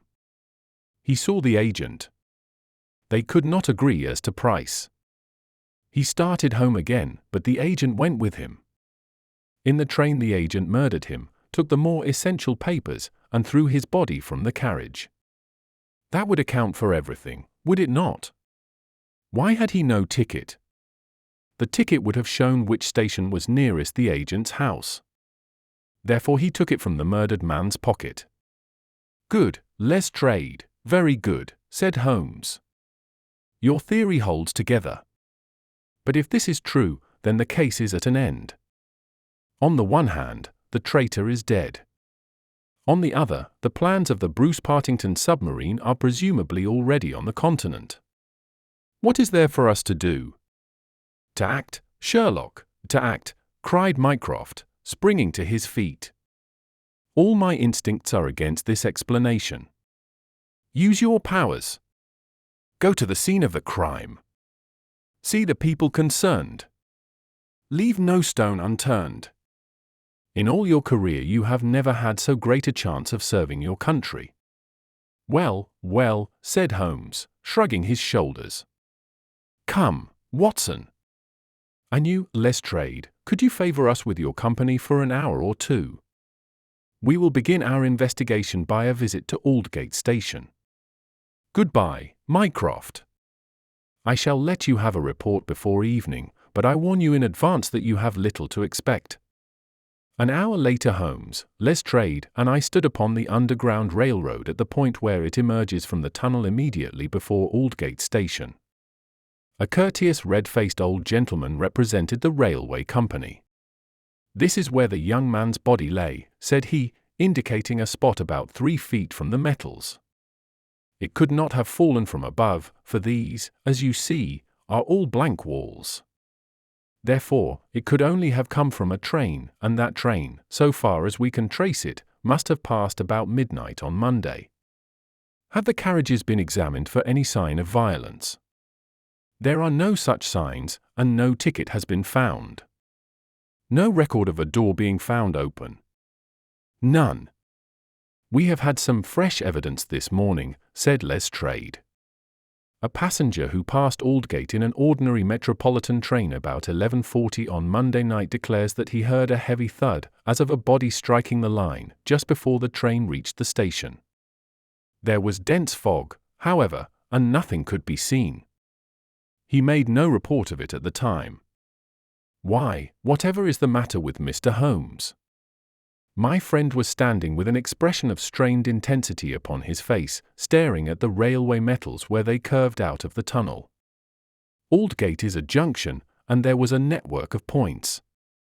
On these his eager, questioning eyes were fixed, and I saw on his keen, alert face that tightening of the lips, that quiver of the nostrils, and concentration of the heavy, tufted brows which I knew so well. Points, he muttered, the points. What of it? What do you mean? I suppose there are no great number of points on a system such as this. No, they are very few. And a curve, too. Points, and a curve. By Jove! If it were only so. What is it, Mr. Holmes? Have you a clue? An idea, an indication, no more. But the case certainly grows in interest. Unique, perfectly unique, and yet why not? I do not see any indications of bleeding on the line. There were hardly any. But I understand that there was a considerable wound. The bone was crushed, but there was no great external injury. And yet one would have expected some bleeding. Would it be possible for me to inspect the train which contained the passenger who heard the thud of a fall in the fog? I fear not, Mr. Holmes. The train has been broken up before now, and the carriages redistributed. I can assure you, Mr. Holmes, said Lestrade, that every carriage has been carefully examined. I saw to it myself. It was one of my friend's most obvious weaknesses that he was impatient with less alert intelligences than his own. Very likely, said he, turning away. As it happens, it was not the carriages which I desired to examine. Watson, we have done all we can here. We need not trouble you any further, Mr. Lestrade. I think our investigations must now carry us to Woolwich. At London Bridge, Holmes wrote a telegram to his brother, which he handed to me before dispatching it. It ran thus: see some light in the darkness, but it may possibly flicker out. Meanwhile, please send by messenger, to await return at Baker Street, a complete list of all foreign spies or international agents known to be in England, with full address. Sherlock. That should be helpful, Watson, he remarked as we took our seats in the Woolwich train. We certainly owe Brother Mycroft a debt for having introduced us to what promises to be a really very remarkable case. His eager face still wore that expression of intense and high-strung energy, which showed me that some novel and suggestive circumstance had opened up a stimulating line of thought. See the foxhound with hanging ears and drooping tail as it lolls about the kennels, and compare it with the same hound as, with gleaming eyes and straining muscles, it runs upon a breast-high scent. Such was the change in Holmes since the morning. He was a different man from the limp and lounging figure in the mouse-coloured dressing gown who had prowled so restlessly only a few hours before round the fog-girt room. There is material here. There is scope, said he. I am dull indeed not to have understood its possibilities. Even now they are dark to me. The end is dark to me also, but I have hold of one idea which may lead us far. The man met his death elsewhere, and his body was on the roof of a carriage. On the roof! Remarkable, is it not? But consider the facts. Is it a coincidence that it is found at the very point where the train pitches and sways as it comes round on the points? Is not that the place where an object upon the roof might be expected to fall off? The points would affect no object inside the train. Either the body fell from the roof, or a very curious coincidence has occurred. But now consider the question of the blood. Of course, there was no bleeding on the line if the body had bled elsewhere. Each fact is suggestive in itself. Together they have a cumulative force. And the ticket, too. I cried. Exactly. We could not explain the absence of a ticket. This would explain it. Everything fits together. But suppose it were so, we are still as far as ever from unraveling the mystery of his death. Indeed, it becomes not simpler but stranger. Perhaps, said Holmes, thoughtfully, perhaps. He relapsed into a silent reverie, which lasted until the slow train drew up at last in Woolwich station. There he called a cab and drew Mycroft's paper from his pocket. We have quite a little round of afternoon calls to make, said he. I think that Sir James Walter claims our first attention. The house of the famous official was a fine villa with green lawns stretching down to the Thames. As we reached it the fog was lifting, and a thin, watery sunshine was breaking through. A butler answered our ring. Sir James, sir, said he with solemn face. Sir James died this morning. Good heavens, cried Holmes in amazement. How did he die? Perhaps you would care to step in, sir, and see his brother, Colonel Valentine. Yes, we had best do so. We were ushered into a dim-lit drawing-room, where an instant later we were joined by a very tall, handsome, light-bearded man of 50, the younger brother of the dead scientist. His wild eyes, stained cheeks, and unkempt hair all spoke of the sudden blow which had fallen upon the household. He was hardly articulate as he spoke of it. It was this horrible scandal, said he. My brother, Sir James, was a man of very sensitive honor, and he could not survive such an affair. It broke his heart. He was always so proud of the efficiency of his department, and this was a crushing blow. We had hoped that he might have given us some indications which would have helped us to clear the matter up. I assure you that it was all a mystery to him as it is to you and to all of us. He had already put all his knowledge at the disposal of the police. Naturally he had no doubt that Cadogan West was guilty. But all the rest was inconceivable. You cannot throw any new light upon the affair. I know nothing myself save what I have read or heard. I have no desire to be discourteous, but you can understand, Mr. Holmes, that we are much disturbed at present, and I must ask you to hasten this interview to an end." "This is indeed an unexpected development," said my friend when we had regained the cab. "I wonder if the death was natural, or whether the poor old fellow killed himself. If the latter, may it be taken as some sign of self-reproach for duty neglected? We must leave that question to the future. Now we shall turn to the Cadogan Wests. A small but well-kept house in the outskirts of the town sheltered the bereaved mother. The old lady was too dazed with grief to be of any use to us, but at her side was a white-faced young lady, who introduced herself as Miss Violet Westbury, the fiancée of the dead man, and the last to see him upon that fatal night. "I cannot explain it, Mr. Holmes," she said. "I have not shut an eye since the tragedy, thinking, night and day, what the true meaning of it can be. Arthur was the most single-minded, chivalrous, patriotic man upon earth. He would have cut his right hand off before he would sell a state secret confided to his keeping. It is absurd, impossible, preposterous to anyone who knew him. But the facts, Miss Westbury. Yes, I admit I cannot explain them. Was he in any want of money? No, his needs were very simple and his salary ample. He had saved a few hundreds, and we were to marry at the new year. No signs of any mental excitement? Come, Miss Westbury, be absolutely frank with us." The quick eye of my companion had noted some change in her manner. She colored and hesitated. "Yes," she said at last, "I had a feeling that there was something on his mind." "For long?" "Only for the last week or so.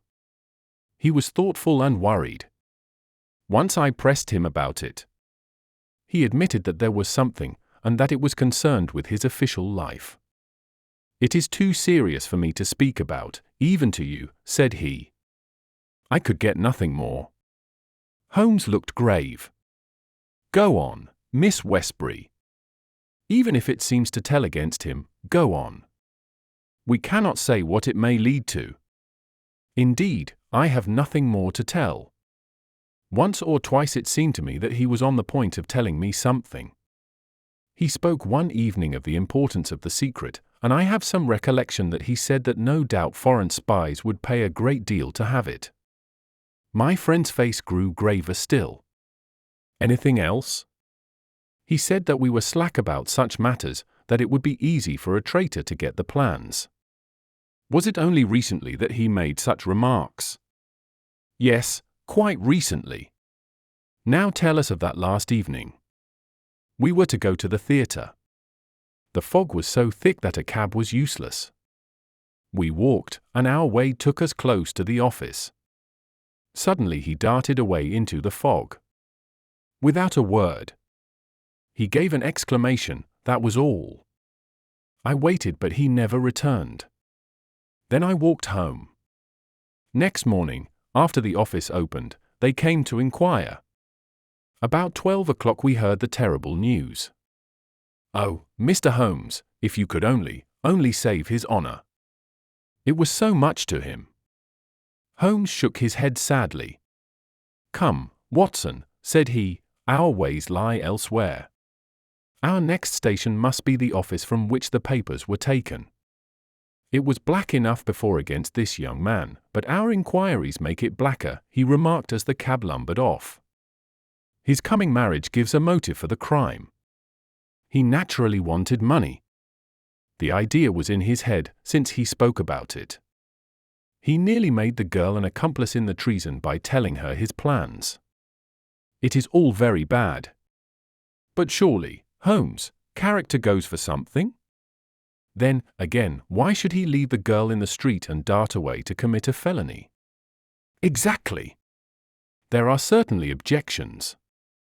But it is a formidable case which they have to meet.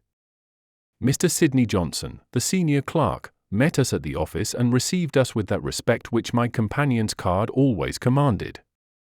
He was a thin, gruff, bespectacled man of middle age, his cheeks haggard, and his hands twitching from the nervous strain to which he had been subjected.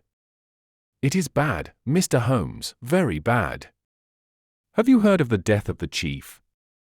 We have just come from his house. The place is disorganized. The chief dead, Cadogan West dead, our papers stolen. And yet, when we closed our door on Monday evening, we were as efficient an office as any in the government service. Good God, it's dreadful to think of. That West, of all men, should have done such a thing. You are sure of his guilt, then? I can see no other way out of it. And yet I would have trusted him as I trust myself. At what hour was the office closed on Monday? At 5. Did you close it? I am always the last man out. Where were the plans? In that safe. I put them there myself. Is there no watchman to the building? There is, but he has other departments to look after as well. He is an old soldier and a most trustworthy man. He saw nothing that evening. Of course the fog was very thick. Suppose that Cadogan West wished to make his way into the building after hours, he would need 3 keys, would he not, before he could reach the papers? Yes, he would. The key of the outer door, the key of the office, and the key of the safe. Only Sir James Walter and you had those keys. I had no keys of the doors, only of the safe. Was Sir James a man who was orderly in his habits? Yes, I think he was. I know that so far as those 3 keys are concerned he kept them on the same ring. I have often seen them there. And that ring went with him to London. He said so. And your key never left your possession? Never. Then West, if he is the culprit, must have had a duplicate. And yet none was found upon his body.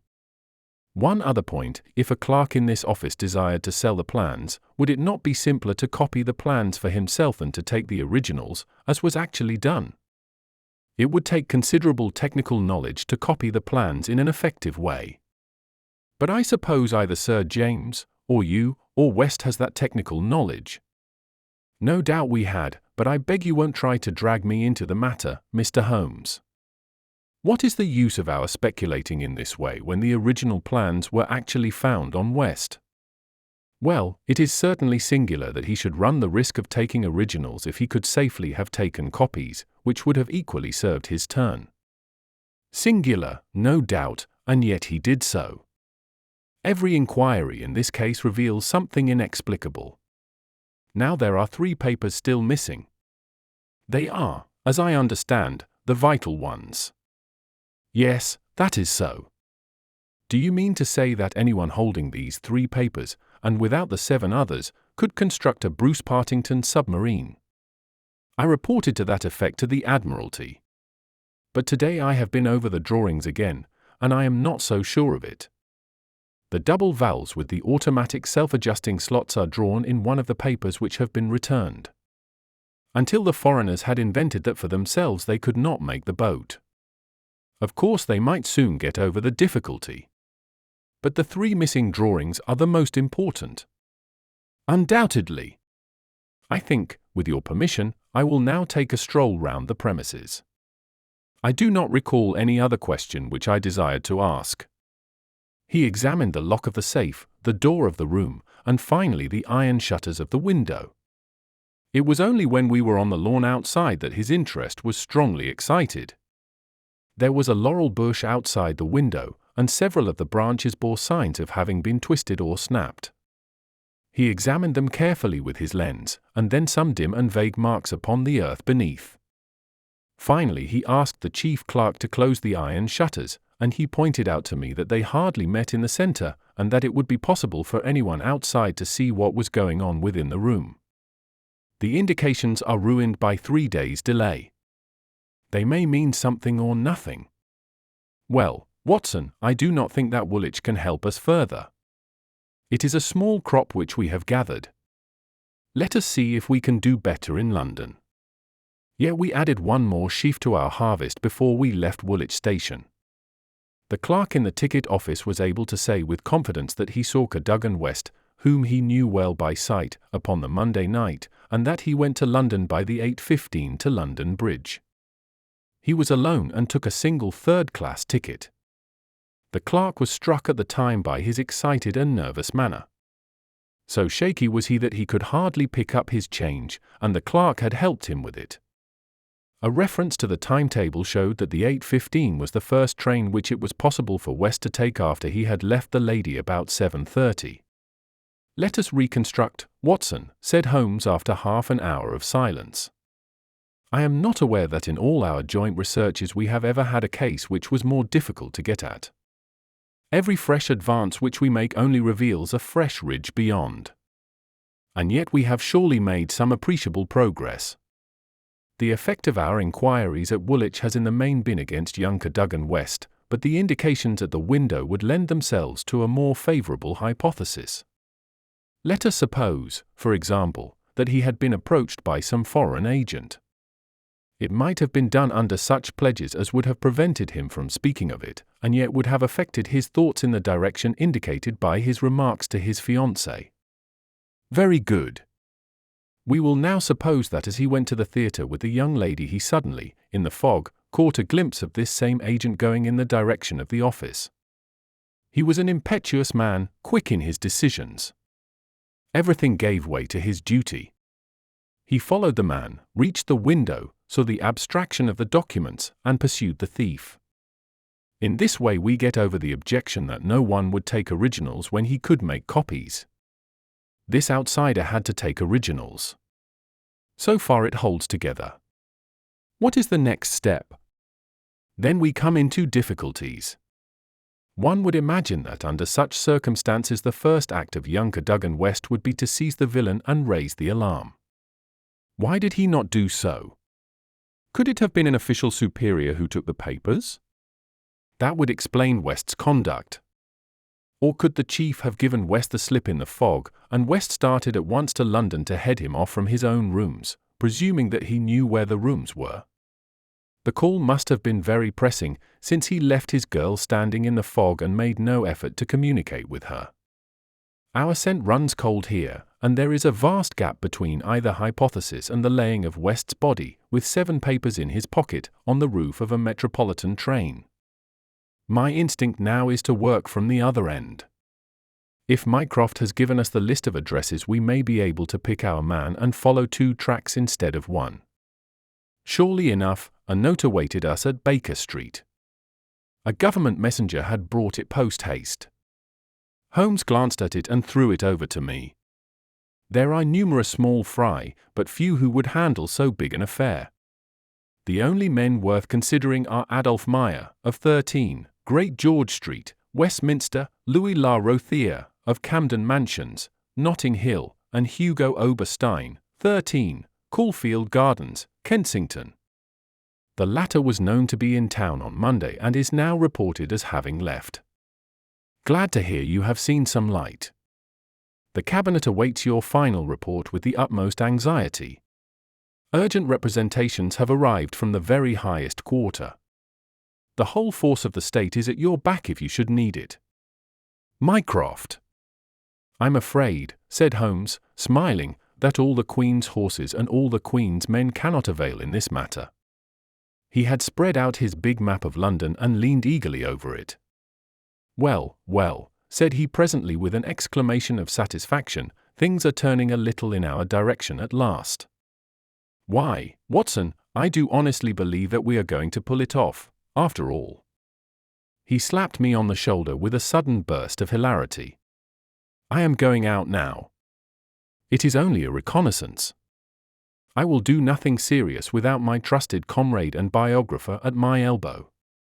Do you stay here, and the odds are that you will see me again in an hour or 2. If time hangs heavy, get foolscap and a pen, and begin your narrative of how we saved the state. I felt some reflection of his elation in my own mind, for I knew well that he would not depart so far from his usual austerity of demeanour unless there was good cause for exultation. All the long November evening I waited, filled with impatience for his return. At last, shortly after 9 o'clock, there arrived a messenger with a note, dining at Goldini's restaurant, Gloucester Road, Kensington. Please come at once and join me there. Bring with you a jemmy, a dark lantern, a chisel, and a revolver. S.H. It was a nice equipment for a respectable citizen to carry through the dim, fog-draped streets. I stowed them all discreetly away in my overcoat and drove straight to the address given. There sat my friend at a little round table near the door of the garish Italian restaurant. "Have you had something to eat? Then join me in a coffee and curacao. Try one of the proprietor's cigars. They are less poisonous than one would expect. Have you the tools? They are here, in my overcoat." "Excellent. Let me give you a short sketch of what I have done, with some indication of what we are about to do. Now it must be evident to you, Watson, that this young man's body was placed on the roof of the train. That was clear from the instant that I determined the fact that it was from the roof, and not from a carriage, that he had fallen. Could it not have been dropped from a bridge? I should say it was impossible. If you examine the roofs you will find that they are slightly rounded, and there is no railing round them. Therefore, we can say for certain that young Cadogan West was placed on it. How could he be placed there? That was the question which we had to answer. There is only one possible way. You are aware that the underground runs clear of tunnels at some points in the West End. I had a vague memory that as I have travelled by it I have occasionally seen windows just above my head. Now, suppose that a train halted under such a window, would there be any difficulty in laying a body upon the roof? It seems most improbable. We must fall back upon the old axiom that when all other contingencies fail, whatever remains, however improbable, must be the truth. Here all other contingencies have failed. When I found that the leading international agent, who had just left London, lived in a row of houses which abutted upon the underground, I was so pleased that you were a little astonished at my sudden frivolity. Oh, that was it, was it? Yes, that was it. Mr. Hugo Oberstein, of 13, Caulfield Gardens, had become my objective. I began my operations at Gloucester Road Station, where a very helpful official walked with me along the track and allowed me to satisfy myself not only that the back stair windows of Caulfield Gardens open on the line but the even more essential fact that, owing to the intersection of one of the larger railways, the underground trains are frequently held motionless for some minutes at that very spot. Splendid, Holmes! You have got it! So far, Watson. We advance, but the goal is afar. Well, having seen the back of Caulfield Gardens, I visited the front and satisfied myself that the bird was indeed flown. It is a considerable house, unfurnished, so far as I could judge, in the upper rooms. Oberstein lived there with a single valet, who was probably a confederate entirely in his confidence. We must bear in mind that Oberstein has gone to the continent to dispose of his booty, but not with any idea of flight, for he had no reason to fear a warrant, and the idea of an amateur domiciliary visit would certainly never occur to him. Yet that is precisely what we are about to make. Could we not get a warrant and legalize it?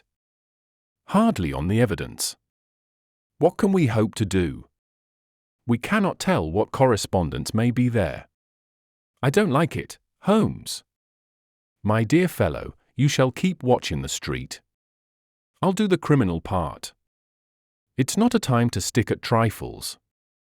Think of Mycroft's note of the Admiralty, the Cabinet, the exalted person who waits for news. We are bound to go. My answer was to rise from the table. You are right, Holmes. We are bound to go. He sprang up and shook me by the hand. I knew you would not shrink at the last, said he, and for a moment I saw something in his eyes which was nearer to tenderness than I had ever seen. The next instant he was his masterful, practical self once more. It is nearly half a mile, but there is no hurry. Let us walk, said he. Don't drop the instruments, I beg. Your arrest as a suspicious character would be a most unfortunate complication. Caulfield Gardens was one of those lines of flat-faced pillared and porticoed houses which are so prominent a product of the middle Victorian epoch in the West End of London. Next door there appeared to be a children's party, for the merry buzz of young voices and the clatter of a piano resounded through the night. The fog still hung about and screened us with its friendly shade. Holmes had lit his lantern and flashed it upon the massive door. "This is a serious proposition," said he. "It is certainly bolted as well as locked. We would do better in the area. There is an excellent archway down yonder in case a too zealous policeman should intrude. Give me a hand, Watson, and I'll do the same for you." A minute later we were both in the area. Hardly had we reached the dark shadows before the step of the policeman was heard in the fog above. As its soft rhythm died away, Holmes set to work upon the lower door. I saw him stoop and strain until with a sharp crash it flew open. We sprang through into the dark passage, closing the area door behind us. Holmes led the way up the curving, uncarpeted stair. His little fan of yellow light shone upon a low window. "Here we are, Watson, this must be the one." He threw it open, and as he did so there was a low, harsh murmur, growing steadily into a loud roar as a train dashed past us in the darkness. Holmes swept his light along the window sill. It was thickly coated with soot from the passing engines, but the black surface was blurred and rubbed in places. "You can see where they rested the body. Hello, Watson. What is this? There can be no doubt that it is a blood mark." He was pointing to faint discolorations along the woodwork of the window. "Here it is on the stone of the stair also. The demonstration is complete. Let us stay here until a train stops." We had not long to wait. The very next train roared from the tunnel as before, but slowed in the open, and then, with a creaking of brakes, pulled up immediately beneath us. It was not for feet from the window ledge to the roof of the carriages. Holmes softly closed the window. "So far we are justified," said he. "What do you think of it, Watson?" "A masterpiece. You have never risen to a greater height." "I cannot agree with you there. From the moment that I conceived the idea of the body being upon the roof, which surely was not a very abstruse one, all the rest was inevitable. If it were not for the grave interests involved, the affair up to this point would be insignificant. Our difficulties are still before us. But perhaps we may find something here which may help us." We had ascended the kitchen stair and entered the suite of rooms upon the first floor. One was a dining room, severely furnished and containing nothing of interest. A second was a bedroom, which also drew blank. The remaining room appeared more promising, and my companion settled down to a systematic examination. It was littered with books and papers, and was evidently used as a study. Swiftly and methodically Holmes turned over the contents of drawer after drawer and cupboard after cupboard, but no gleam of success came to brighten his austere face. At the end of an hour he was no further than when he started. "The cunning dog has covered his tracks," said he. "He has left nothing to incriminate him. His dangerous correspondence has been destroyed or removed. This is our last chance." It was a small tin cash box which stood upon the writing desk. Holmes pried it open with his chisel. Several rolls of paper were within, covered with figures and calculations, without any note to show to what they referred. The recurring words, water pressure and pressure to the square inch, suggested some possible relation to a submarine. Holmes tossed them all impatiently aside. There only remained an envelope with some small newspaper slips inside it. He shook them out on the table, and at once I saw by his eager face that his hopes had been raised. "What's this, Watson?" "Eh? What's this?" "Record of a series of messages in the advertisements of a paper. Daily Telegraph agony column by the print and paper. Right-hand top corner of a page. No dates, but messages arrange themselves. This must be the first, hope to hear sooner. Terms agreed to. Write fully to address given on card. Pero. Next comes, too complex for description. Must have full report. Stuff awaits you when goods delivered. Pero. Then comes, matter presses. Must withdraw offer unless contract completed. Make appointment by letter. Will confirm by advertisement. Pero. Finally, Monday night after 9. 2 taps. Only ourselves. Do not be so suspicious. Payment in hard cash when goods delivered. Pero. A fairly complete record, Watson. If we could only get at the man at the other end. He sat lost in thought, tapping his fingers on the table. Finally he sprang to his feet. Well, perhaps it won't be so difficult, after all. There is nothing more to be done here, Watson. I think we might drive round to the offices of the Daily Telegraph, and so bring a good day's work to a conclusion. Mycroft Holmes and Lestrade had come round by appointment after breakfast next day, and Sherlock Holmes had recounted to them our proceedings of the day before. The professional shook his head over our confessed burglary. "We can't do these things in the force, Mr. Holmes," said he. "No wonder you get results that are beyond us. But some of these days you'll go too far, and you'll find yourself and your friend in trouble. For England, home and beauty, eh, Watson? Martyrs on the altar of our country. But what do you think of it, Mycroft?" "Excellent, Sherlock." "Admirable. But what use will you make of it?" Holmes picked up the Daily Telegraph which lay upon the table. "Have you seen Pero's advertisement today?" "What? Another one?" "Yes, here it is, tonight. Same hour. Same place.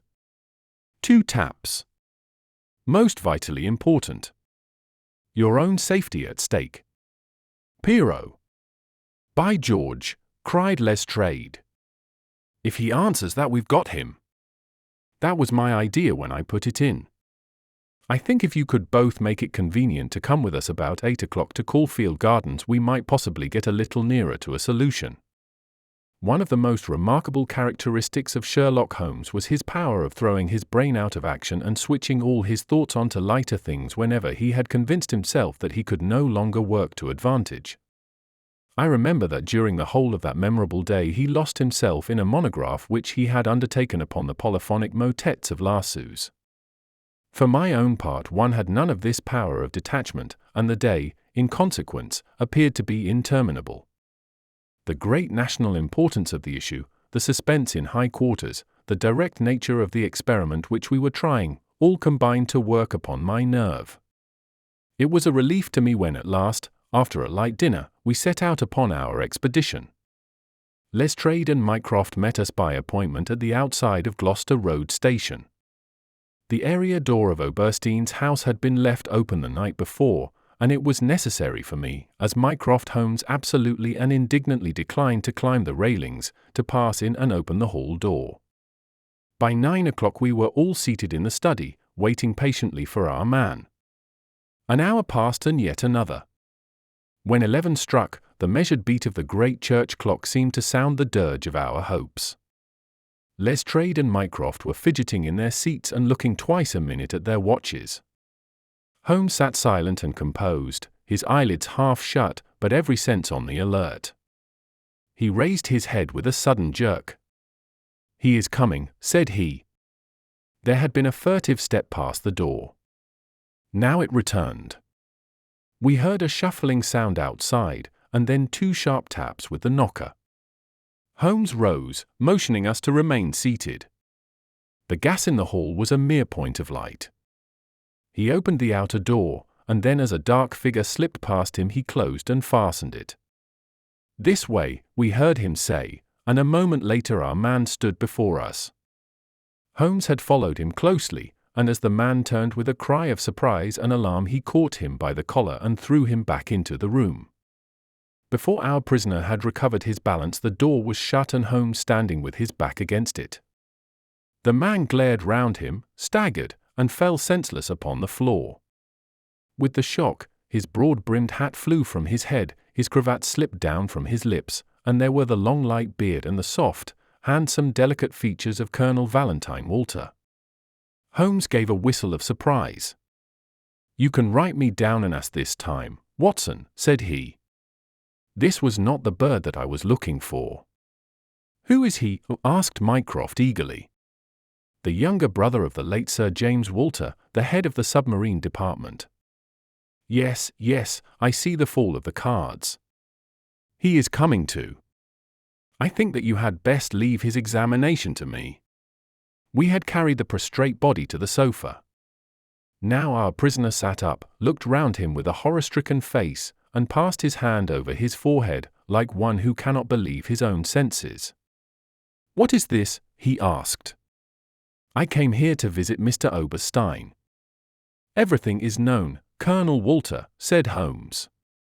"How an English gentleman could behave in such a manner is beyond my comprehension. But your whole correspondence and relations with Oberstein are within our knowledge.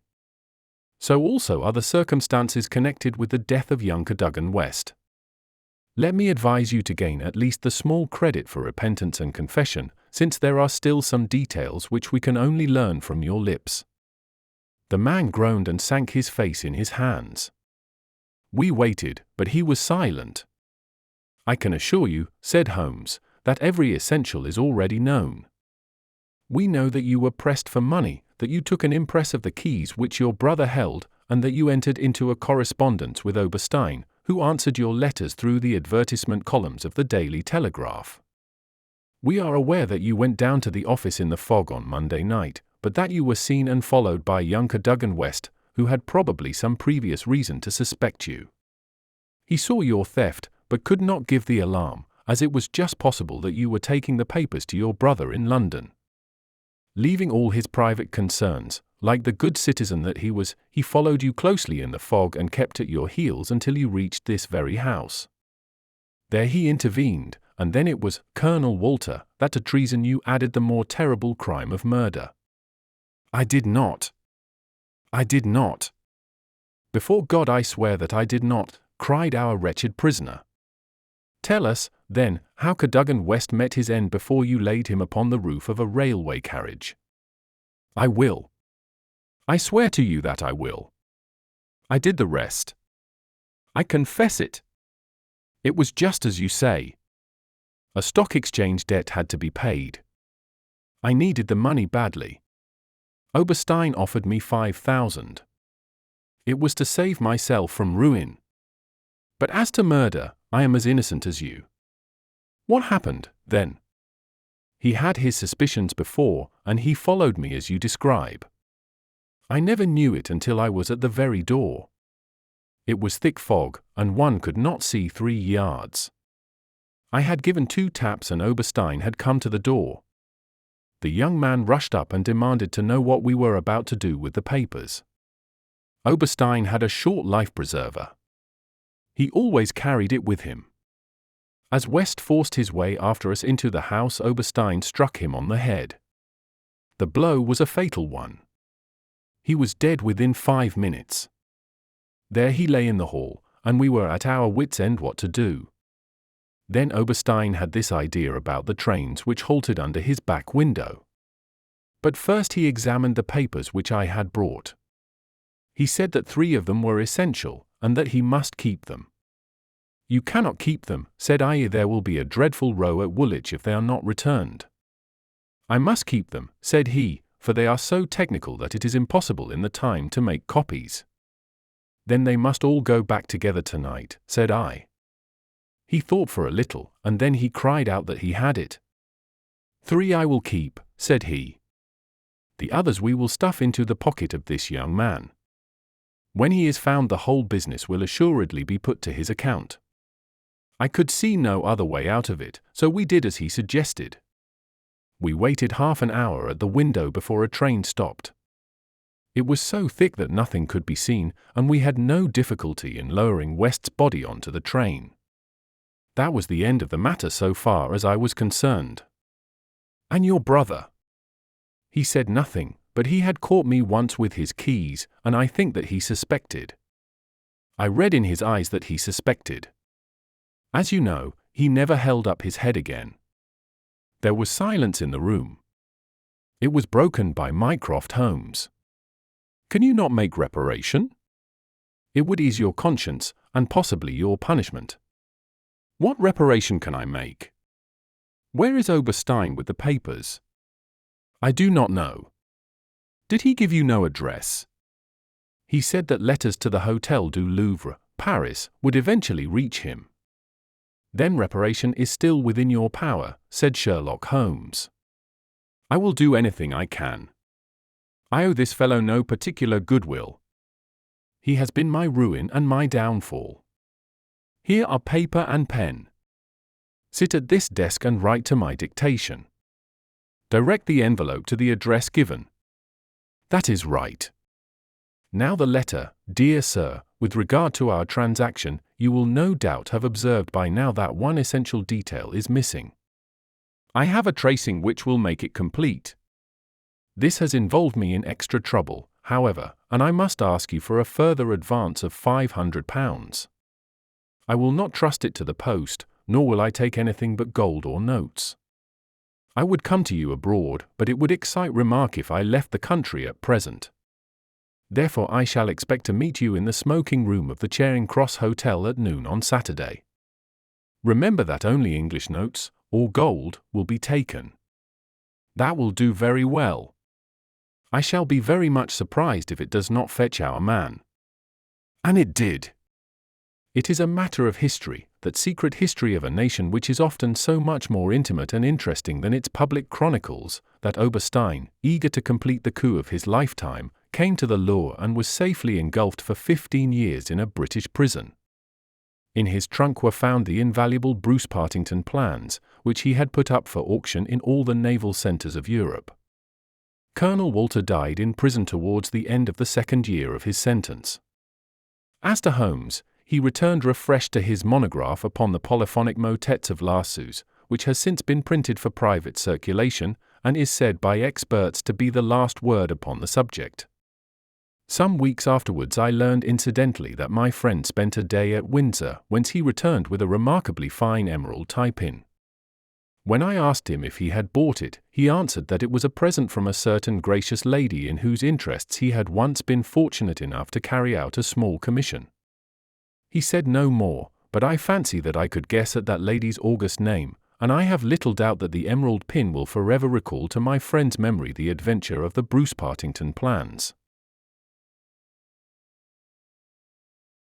The Adventure of the Devil's Foot. In recording from time to time some of the curious experiences and interesting recollections which I associate with my long and intimate friendship with Mr. Sherlock Holmes, I have continually been faced by difficulties caused by his own aversion to publicity. To his sombre and cynical spirit all popular applause was always abhorrent, and nothing amused him more at the end of a successful case than to hand over the actual exposure to some orthodox official, and to listen with a mocking smile to the general chorus of misplaced congratulation. It was indeed this attitude upon the part of my friend, and certainly not any lack of interesting material, which has caused me of late years to lay very few of my records before the public. My participation in some of his adventures was always a privilege which entailed discretion and reticence upon me. It was, then, with considerable surprise that I received a telegram from Holmes last Tuesday. He has never been known to write where a telegram would serve, in the following terms: why not tell them of the Cornish horror, strangest case I have handled? I have no idea what backward sweep of memory had brought the matter fresh to his mind, or what freak had caused him to desire that I should recount it, but I hasten, before another cancelling telegram may arrive, to hunt out the notes which give me the exact details of the case and to lay the narrative before my readers. It was, then, in the spring of the year 1897 that Holmes's iron constitution showed some symptoms of giving way in the face of constant hard work of a most exacting kind, aggravated, perhaps, by occasional indiscretions of his own. In March of that year Dr. Moore Agar of Harley Street, whose dramatic introduction to Holmes I may some day recount, gave positive injunctions that the famous private agent lay aside all his cases and surrender himself to complete rest if he wished to avert an absolute breakdown. The state of his health was not a matter in which he himself took the faintest interest, for his mental detachment was absolute, but he was induced at last, on the threat of being permanently disqualified from work, to give himself a complete change of scene and air. Thus it was that in the early spring of that year we found ourselves together in a small cottage near Poldhu Bay, at the further extremity of the Cornish peninsula. It was a singular spot, and one peculiarly well suited to the grim humour of my patient. From the windows of our little whitewashed house, which stood high upon a grassy headland, we looked down upon the whole sinister semicircle of Mounts Bay, that old death-trap of sailing vessels, with its fringe of black cliffs and surge-swept reefs on which innumerable seamen have met their end. With a northerly breeze it lies placid and sheltered, inviting the storm-tossed craft to tack into it for rest and protection. Then come the sudden swirl round of the wind, the blistering gale from the southwest, the dragging anchor, the lee shore, and the last battle in the creaming breakers. The wise mariner stands far out from that evil place. On the land side our surroundings were as sombre as on the sea. It was a country of rolling moors, lonely and dun-coloured, with an occasional church tower to mark the site of some old-world village. In every direction upon these moors there were traces of some vanished race which had passed utterly away, and left as its sole record strange monuments of stone, irregular mounds which contained the burned ashes of the dead, and curious earthworks which hinted at prehistoric strife. The glamour and mystery of the place, with its sinister atmosphere of forgotten nations, appealed to the imagination of my friend, and he spent much of his time in long walks and solitary meditations upon the moor. The ancient Cornish language had also arrested his attention, and he had, I remember, conceived the idea that it was akin to the Chaldean, and had been largely derived from the Phoenician traders in tin. He had received a consignment of books upon philology and was settling down to develop this thesis when suddenly, to my sorrow and to his unfeigned delight, we found ourselves, even in that land of dreams, plunged into a problem at our very doors which was more intense, more engrossing, and infinitely more mysterious than any of those which had driven us from London. Our simple life and peaceful, healthy routine were violently interrupted, and we were precipitated into the midst of a series of events which caused the utmost excitement not only in Cornwall but throughout the whole west of England. Many of my readers may retain some recollection of what was called at the time the Cornish horror, though a most imperfect account of the matter reached the London press. Now, after 13 years, I will give the true details of this inconceivable affair to the public. I have said that scattered towers marked the villages which dotted this part of Cornwall. The nearest of these was the hamlet of Tredannick Woolers, where the cottages of a couple of hundred inhabitants clustered round an ancient, moss-grown church. The vicar of the parish, Mr. Roundhay, was something of an archaeologist, and as such Holmes had made his acquaintance. He was a middle-aged man, portly and affable, with a considerable fund of local lore. At his invitation we had taken tea at the vicarage and had come to know, also, Mr. Mortimer Tregennies, an independent gentleman, who increased the clergyman's scanty resources by taking rooms in his large, straggling house. The vicar, being a bachelor, was glad to come to such an arrangement, though he had little in common with his lodger, who was a thin, dark, spectacled man, with a stoop which gave the impression of actual, physical deformity. I remember that during our short visit we found the vicar garrulous, but his lodger strangely reticent, a sad-faced, introspective man, sitting with averted eyes, brooding apparently upon his own affairs. These were the two men who entered abruptly into our little sitting-room on Tuesday, March the 16th, shortly after our breakfast hour, as we were smoking together, preparatory to our daily excursion upon the moors. "Mr. Holmes," said the vicar in an agitated voice, "the most extraordinary and tragic affair has occurred during the night. It is the most unheard of business. We can only regard it as a special providence that you should chance to be here at the time, for in all England you are the one man we need." I glared at the intrusive vicar with no very friendly eyes, but Holmes took his pipe from his lips and sat up in his chair like an old hound who hears the view-hallo. He waved his hand to the sofa, and our palpitating visitor with his agitated companion sat side by side upon it. Mr. Mortimer Tregennies was more self-contained than the clergyman, but the twitching of his thin hands and the brightness of his dark eyes showed that they shared a common emotion. "Shall I speak or you?" he asked of the vicar. "Well, as you seem to have made the discovery, whatever it may be, and the vicar to have had it second-hand, perhaps you had better do the speaking," said Holmes. I glanced at the hastily clad clergyman, with the formally dressed lodger seated beside him, and was amused at the surprise which Holmes's simple deduction had brought to their faces. "Perhaps I had best say a few words first," said the vicar, "and then you can judge if you will listen to the details from Mr. Tregennies, or whether we should not hasten at once to the scene of this mysterious affair. I may explain, then, that our friend here spent last evening in the company of his two brothers, Owen and George, and of his sister Brenda, at their house of Tredannick Warther, which is near the old stone cross upon the moor. He left them shortly after 10 o'clock, playing cards round the dining-room table, in excellent health and spirits. This morning, being an early riser, he walked in that direction before breakfast and was overtaken by the carriage of Dr. Richards, who explained that he had just been sent for on a most urgent call to Tredannick Warther. Mr. Mortimer Tregennies naturally went with him. When he arrived at Tredannick Warther he found an extraordinary state of things. His two brothers and his sister were seated round the table exactly as he had left them, the cards still spread in front of them and the candles burned down to their sockets. The sister lay back stone-dead in her chair, while the two brothers sat on each side of her laughing, shouting, and singing, the senses stricken clean out of them. All three of them, the dead woman and the two demented men, retained upon their faces an expression of the utmost horror, a convulsion of terror which was dreadful to look upon. There was no sign of the presence of anyone in the house, except Mrs. Porter, the old cook and housekeeper, who declared that she had slept deeply and heard no sound during the night. Nothing had been stolen or disarranged, and there is absolutely no explanation of what the horror can be which has frightened a woman to death and two strong men out of their senses. There is the situation, Mr. Holmes, in a nutshell, and if you can help us to clear it up you will have done a great work. I had hoped that in some way I could coax my companion back into the quiet which had been the object of our journey, but one glance at his intense face and contracted eyebrows told me how vain was now the expectation.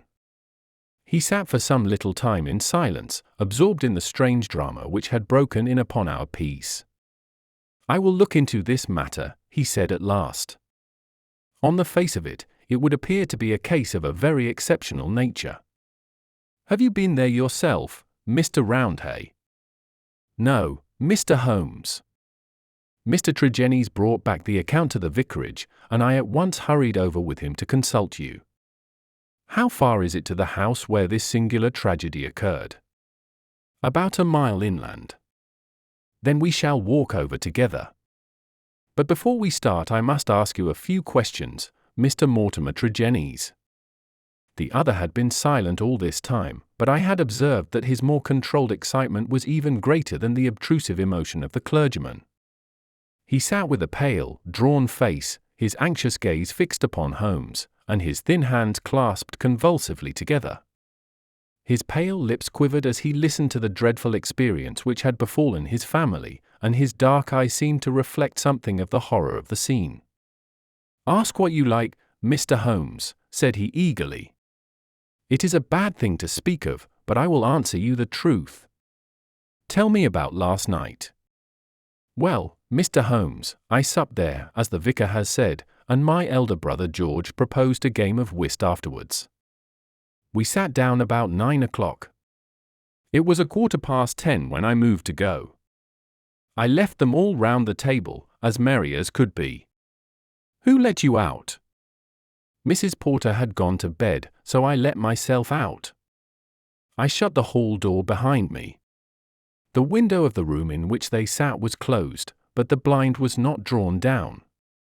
There was no change in door or window this morning, or any reason to think that any stranger had been to the house. Yet there they sat, driven clean mad with terror, and Brenda lying dead of fright, with her head hanging over the arm of the chair. I'll never get the sight of that room out of my mind so long as I live." "The facts, as you state them, are certainly most remarkable," said Holmes. "I take it that you have no theory yourself which can in any way account for them." "It's devilish, Mr. Holmes, devilish," cried Mortimer Tregennies. "It is not of this world. Something has come into that room which has dashed the light of reason from their minds. What human contrivance could do that?" "I fear," said Holmes, "that if the matter is beyond humanity it is certainly beyond me. Yet we must exhaust all natural explanations before we fall back upon such a theory as this. As to yourself, Mr. Tregennies, I take it you were divided in some way from your family, since they lived together and you had rooms apart. That is so, Mr. Holmes, though the matter is past and done with. We were a family of tin miners at Redruth, but we sold our venture to a company, and so retired with enough to keep us. I won't deny that there was some feeling about the division of the money, and it stood between us for a time, but it was all forgiven and forgotten, and we were the best of friends together. Looking back at the evening which you spent together, does anything stand out in your memory as throwing any possible light upon the tragedy? Think carefully, Mr. Tregennies, for any clue which can help me. There is nothing at all, sir. Your people were in their usual spirits. Never better. Were they nervous people? Did they ever show any apprehension of coming danger? Nothing of the kind. You have nothing to add then, which could assist me. Mortimer Tregennies considered earnestly for a moment. There is one thing that occurs to me, said he at last. As we sat at the table, my back was to the window, and my brother George, he being my partner at cards, was facing it. I saw him once look hard over my shoulder, so I turned round and looked also. The blind was up and the window shut, but I could just make out the bushes on the lawn, and it seemed to me for a moment that I saw something moving among them. I couldn't even say if it was man or animal, but I just thought there was something there. When I asked him what he was looking at, he told me that he had the same feeling. That is all that I can say. Did you not investigate? No, the matter passed as unimportant. You left them, then, without any premonition of evil? None at all. I am not clear how you came to hear the news so early this morning. I am an early riser and generally take a walk before breakfast. This morning I had hardly started when the doctor in his carriage overtook me. He told me that old Mrs. Porter had sent a boy down with an urgent message. I sprang in beside him and we drove on. When we got there we looked into that dreadful room. The candles and the fire must have burned out hours before, and they had been sitting there in the dark until dawn had broken. The doctor said Brenda must have been dead at least 6 hours. There were no signs of violence. She just lay across the arm of the chair with that look on her face. George and Owen were singing snatches of songs and gibbering like two great apes. Oh, it was awful to see. I couldn't stand it, and the doctor was as white as a sheet. Indeed, he fell into a chair in a sort of faint, and we nearly had him on our hands as well. Remarkable, most remarkable, said Holmes, rising and taking his hat. I think, perhaps, we had better go down to Tredannick Wather without further delay. I confess that I have seldom known a case which at first sight presented a more singular problem. Our proceedings of that first morning did little to advance the investigation. It was marked, however, at the outset by an incident which left the most sinister impression upon my mind. The approach to the spot at which the tragedy occurred is down a narrow, winding, country lane. While we made our way along it we heard the rattle of a carriage coming towards us and stood aside to let it pass. As it drove by us I caught a glimpse through the closed window of a horribly contorted, grinning face glaring out at us. Those staring eyes and gnashing teeth flashed past us like a dreadful vision. My brothers, cried Mortimer Tregennies, white to his lips. They are taking them to Helston. We looked with horror after the black carriage, lumbering upon its way. Then we turned our steps towards this ill-omened house in which they had met their strange fate. It was a large and bright dwelling, rather a villa than a cottage, with a considerable garden which was already, in that Cornish air, well filled with spring flowers. Towards this garden the window of the sitting-room fronted, and from it, according to Mortimer Tregennies, must have come that thing of evil which had by sheer horror in a single instant blasted their minds. Holmes walked slowly and thoughtfully among the flower plots and along the path before we entered the porch. So absorbed was he in his thoughts, I remember, that he stumbled over the watering pot, upset its contents, and deluged both our feet and the garden path. Inside the house we were met by the elderly Cornish housekeeper, Mrs. Porter, who, with the aid of a young girl, looked after the wants of the family. She readily answered all Holmes's questions. She had heard nothing in the night. Her employers had all been in excellent spirits lately, and she had never known them more cheerful and prosperous. She had fainted with horror upon entering the room in the morning and seeing that dreadful company round the table. She had, when she recovered, thrown open the window to let the morning air in, and had run down to the lane, whence she sent a farm lad for the doctor. The lady was on her bed upstairs if we cared to see her. It took for strong men to get the brothers into the asylum carriage. She would not herself stay in the house another day and was starting that very afternoon to rejoin her family at St. Ives. We ascended the stairs and viewed the body.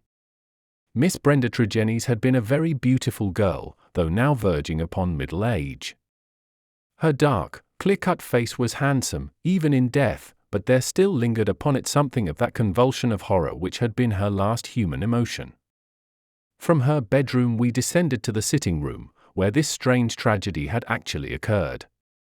The charred ashes of the overnight fire lay in the grate. On the table were the four-guttered and burnt-out candles, with the cards scattered over its surface. The chairs had been moved back against the walls, but all else was as it had been the night before. Holmes paced with light, swift steps about the room. He sat in the various chairs, drawing them up and reconstructing their positions. He tested how much of the garden was visible, he examined the floor, the ceiling, and the fireplace, but never once did I see that sudden brightening of his eyes and tightening of his lips which would have told me that he saw some gleam of light in this utter darkness. "Why a fire?" he asked once. Had they always a fire in this small room on a spring evening? Mortimer Tregennies explained that the night was cold and damp. For that reason, after his arrival, the fire was lit. "What are you going to do now, Mr. Holmes?" he asked. My friend smiled and laid his hand upon my arm. "I think, Watson, that I shall resume that course of tobacco poisoning which you have so often and so justly condemned," said he. "With your permission, gentlemen, we will now return to our cottage, for I am not aware that any new factor is likely to come to our notice here. I will turn the facts over in my mind, Mr. Tregennies, and should anything occur to me I will certainly communicate with you and the vicar. In the meantime I wish you both good morning." It was not until long after we were back in Poldhu Cottage that Holmes broke his complete and absorbed silence. He sat coiled in his armchair, his haggard and ascetic face hardly visible amid the blue swirl of his tobacco smoke, his black brows drawn down, his forehead contracted, his eyes vacant and far away. Finally he laid down his pipe and sprang to his feet. "It won't do, Watson," said he with a laugh. "Let us walk along the cliffs together and search for flint arrows. We are more likely to find them than clues to this problem. To let the brain work without sufficient material is like racing an engine. It racks itself to pieces. The sea air, sunshine, and patience, Watson, all else will come. Now, let us calmly define our position, Watson," he continued as we skirted the cliffs together. "Let us get a firm grip of the very little which we do know, so that when fresh facts arise we may be ready to fit them into their places. I take it, in the first place, that neither of us is prepared to admit diabolical intrusions into the affairs of men.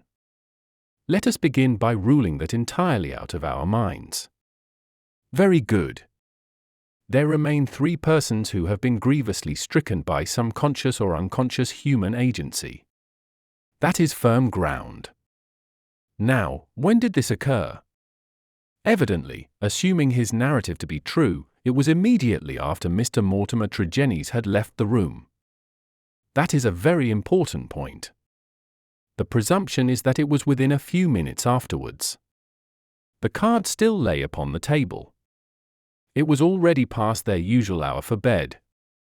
Yet they had not changed their position or pushed back their chairs.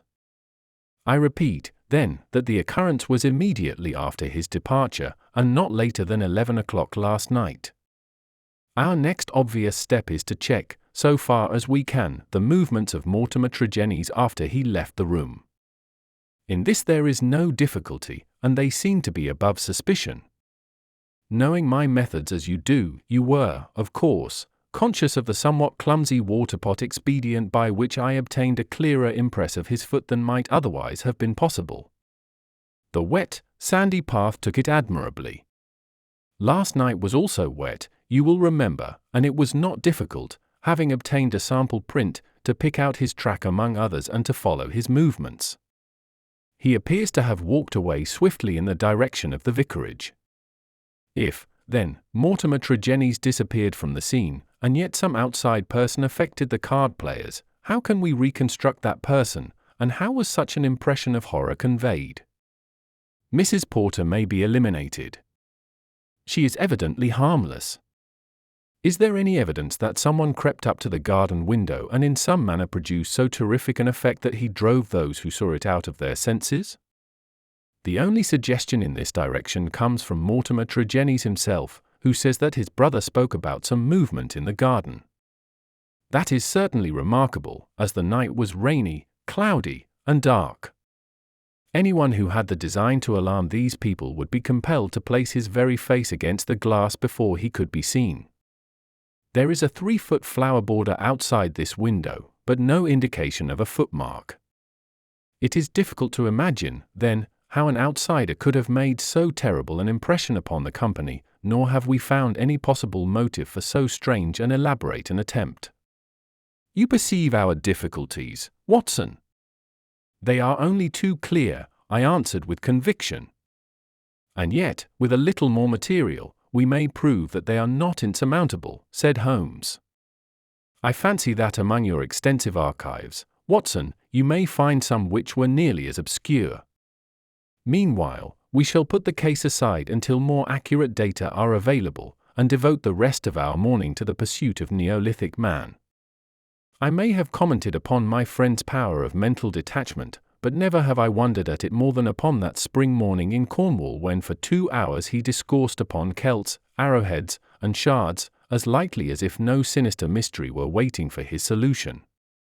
It was not until we had returned in the afternoon to our cottage that we found a visitor awaiting us, who soon brought our minds back to the matter in hand. Neither of us needed to be told who that visitor was. The huge body, the craggy and deeply seamed face with the fierce eyes and hawk-like nose, the grizzled hair which nearly brushed our cottage ceiling, the beard, golden at the fringes and white near the lips, save for the nicotine stain from his perpetual cigar, all these were as well known in London as in Africa, and could only be associated with the tremendous personality of Dr. Leon Sterndale, the great lion hunter and explorer.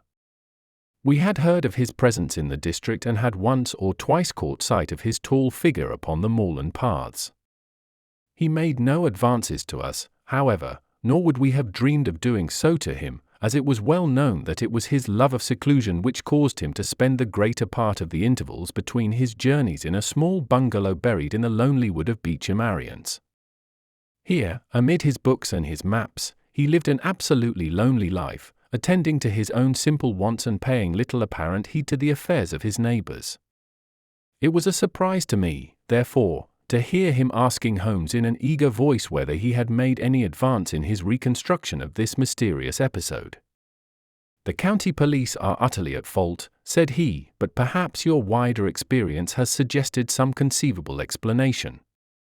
My only claim to being taken into your confidence is that during my many residences here I have come to know this family of Tregennies very well. Indeed, upon my Cornish mother's side I could call them cousins, and their strange fate has naturally been a great shock to me. I may tell you that I had got as far as Plymouth upon my way to Africa, but the news reached me this morning, and I came straight back again to help in the inquiry. Holmes raised his eyebrows. Did you lose your boat through it? I will take the next. Dear me. That is friendship indeed. I tell you they were relatives. Quite so, cousins of your mother. Was your baggage aboard the ship? Some of it, but the main part at the hotel. I see. But surely this event could not have found its way into the Plymouth morning papers. No, sir, I had a telegram. Might I ask from whom? A shadow passed over the gaunt face of the explorer. You are very inquisitive, Mr. Holmes. It is my business. With an effort, Dr. Sterndale recovered his ruffled composure. I have no objection to telling you, he said. It was Mr. Roundhay, the vicar, who sent me the telegram which recalled me.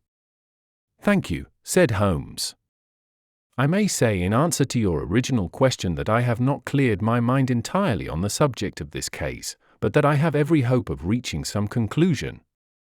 It would be premature to say more. Perhaps you would not mind telling me if your suspicions point in any particular direction. No, I can hardly answer that. Then I have wasted my time and need not prolong my visit.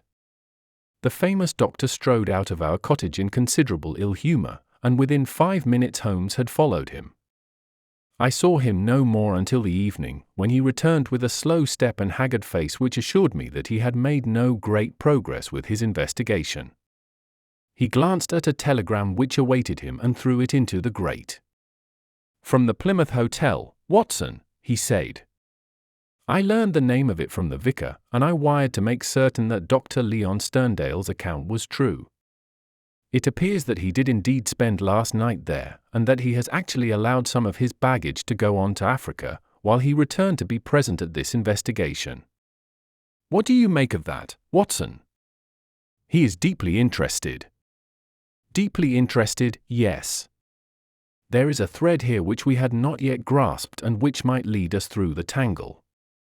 Cheer up, Watson, for I am very sure that our material has not yet all come to hand. When it does, we may soon leave our difficulties behind us. Little did I think how soon the words of Holmes would be realized, or how strange and sinister would be that new development which opened up an entirely fresh line of investigation. I was shaving at my window in the morning when I heard the rattle of hoofs and, looking up, saw a dog-cart coming at a gallop down the road. It pulled up at our door, and our friend, the vicar, sprang from it and rushed up our garden path. Holmes was already dressed, and we hastened down to meet him. Our visitor was so excited that he could hardly articulate, but at last in gasps and bursts his tragic story came out of him. We are devil-ridden, Mr. Holmes. My poor parish is devil-ridden, he cried. Satan himself is loose in it. We are given over into his hands. He danced about in his agitation, a ludicrous object if it were not for his ashy face and startled eyes. Finally he shot out his terrible news. Mr. Mortimer Tregennies died during the night, and with exactly the same symptoms as the rest of his family. Holmes sprang to his feet, all energy in an instant. Can you fit us both into your dog-cart? Yes, I can. Then, Watson, we will postpone our breakfast. Mr. Roundhay, we are entirely at your disposal. Hurry, hurry, before things get disarranged. The lodger occupied 2 rooms at the vicarage, which were in an angle by themselves, the one above the other. Below was a large sitting room, above, his bedroom. They looked out upon a croquet lawn which came up to the windows. We had arrived before the doctor or the police, so that everything was absolutely undisturbed. Let me describe exactly the scene as we saw it upon that misty March morning. It has left an impression which can never be effaced from my mind. The atmosphere of the room was of a horrible and depressing stuffiness. The servant who had first entered had thrown up the window, or it would have been even more intolerable. This might partly be due to the fact that a lamp stood flaring and smoking on the center table.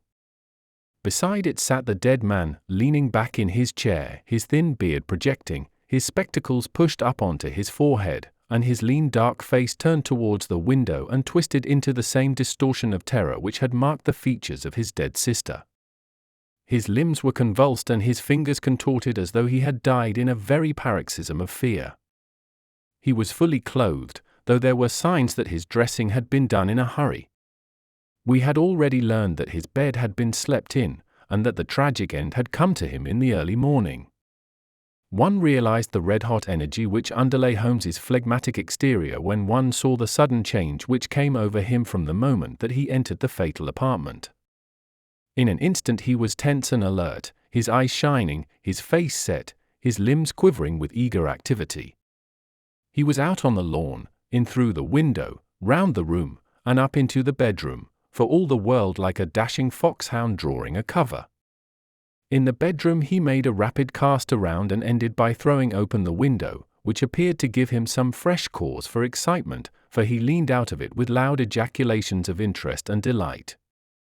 Then he rushed down the stair, out through the open window, threw himself upon his face on the lawn, sprang up and into the room once more, all with the energy of the hunter who is at the very heels of his quarry. The lamp, which was an ordinary standard, he examined with minute care, making certain measurements upon its bowl. He carefully scrutinized with his lens the talc shield which covered the top of the chimney and scraped off some ashes which adhered to its upper surface, putting some of them into an envelope, which he placed in his pocket-book. Finally, just as the doctor and the official police put in an appearance, he beckoned to the vicar and we all three went out upon the lawn. "I am glad to say that my investigation has not been entirely barren," he remarked. "I cannot remain to discuss the matter with the police, but I should be exceedingly obliged, Mr. Roundhay, if you would give the inspector my compliments and direct his attention to the bedroom window and to the sitting-room lamp. Each is suggestive, and together they are almost conclusive. If the police would desire further information, I shall be happy to see any of them at the cottage. And now, Watson, I think that, perhaps, we shall be better employed elsewhere. It may be that the police resented the intrusion of an amateur, or that they imagined themselves to be upon some hopeful line of investigation, but it is certain that we heard nothing from them for the next 2 days. During this time Holmes spent some of his time smoking and dreaming in the cottage, but a greater portion in country walks which he undertook alone, returning after many hours without remark as to where he had been. One experiment served to show me the line of his investigation. He had bought a lamp which was the duplicate of the one which had burned in the room of Mortimer Tregennies on the morning of the tragedy. This he filled with the same oil as that used at the vicarage, and he carefully timed the period which it would take to be exhausted. Another experiment which he made was of a more unpleasant nature, and one which I am not likely ever to forget. "You will remember, Watson," he remarked one afternoon, "that there is a single common point of resemblance in the varying reports which have reached us. This concerns the effect of the atmosphere of the room in each case upon those who had first entered it. You will recollect that Mortimer Tregennies, in describing the episode of his last visit to his brother's house, remarked that the doctor on entering the room fell into a chair. You had forgotten? Well, I can answer for it that it was so. Now, you will remember also that Mrs. Porter, the housekeeper, told us that she herself fainted upon entering the room and had afterwards opened the window. In the second case, that of Mortimer Tregennies himself, you cannot have forgotten the horrible stuffiness of the room when we arrived, though the servant had thrown open the window. That servant, I found upon inquiry, was so ill that she had gone to her bed. You will admit, Watson, that these facts are very suggestive. In each case there is evidence of a poisonous atmosphere. In each case, also, there is combustion going on in the room, in the one case a fire, in the other a lamp. The fire was needed, but the lamp was lit, as a comparison of the oil consumed will show, long after it was broad daylight. Why? Surely because there is some connection between 3 things, the burning, the stuffy atmosphere, and, finally, the madness or death of those unfortunate people. That is clear, is it not? It would appear so. At least we may accept it as a working hypothesis. We will suppose, then, that something was burned in each case which produced an atmosphere causing strange toxic effects. Very good. In the first instance, that of the Tregennies family, this substance was placed in the fire. Now the window was shut, but the fire would naturally carry fumes to some extent up the chimney. Hence one would expect the effects of the poison to be less than in the second case, where there was less escape for the vapor. The result seems to indicate that it was so, since in the first case only the woman, who had presumably the more sensitive organism, was killed, the others exhibiting that temporary or permanent lunacy which is evidently the first effect of the drug. In the second case the result was complete. The facts, therefore, seem to bear out the theory of a poison which worked by combustion. With this train of reasoning in my head, I naturally looked about in Mortimer Tregenni's room to find some remains of this substance. The obvious place to look was the talc shelf or smoke guard of the lamp. There, sure enough, I perceived a number of flaky ashes, and round the edges a fringe of brownish powder, which had not yet been consumed. Half of this I took, as you saw, and I placed it in an envelope. Why half, Holmes? It is not for me, my dear Watson, to stand in the way of the official police force. I leave them all the evidence which I found. The poison still remained upon the talc had they the wit to find it. Now, Watson, we will light our lamp. We will, however, take the precaution to open our window to avoid the premature decease of two deserving members of society, and you will seat yourself near that open window in an armchair unless, like a sensible man, you determine to have nothing to do with the affair. Oh, you will see it out, will you? I thought I knew my Watson. This chair I will place opposite yours, so that we may be the same distance from the poison and face to face. The door we will leave ajar. Each is now in a position to watch the other and to bring the experiment to an end should the symptoms seem alarming. Is that all clear? Well, then, I take our powder, or what remains of it, from the envelope, and I lay it above the burning lamp. So. Now, Watson, let us sit down and await developments. They were not long in coming. I had hardly settled in my chair before I was conscious of a thick, musky odor, subtle and nauseous. At the very first whiff of it my brain and my imagination were beyond all control. A thick, black cloud swirled before my eyes, and my mind told me that in this cloud, unseen as yet, but about to spring out upon my appalled senses, lurked all that was vaguely horrible, all that was monstrous and inconceivably wicked in the universe. Vague shapes swirled and swam amid the dark cloud bank, each a menace and a warning of something coming, the advent of some unspeakable dweller upon the threshold, whose very shadow would blast my soul. A freezing horror took possession of me. I felt that my hair was rising, that my eyes were protruding, that my mouth was opened, and my tongue like leather. The turmoil within my brain was such that something must surely snap. I tried to scream and was vaguely aware of some hoarse croak which was my own voice, but distant and detached from myself. At the same moment, in some effort of escape, I broke through that cloud of despair and had a glimpse of Holmes's face, white, rigid, and drawn with horror, the very look which I had seen upon the features of the dead. It was that vision which gave me an instant of sanity and of strength.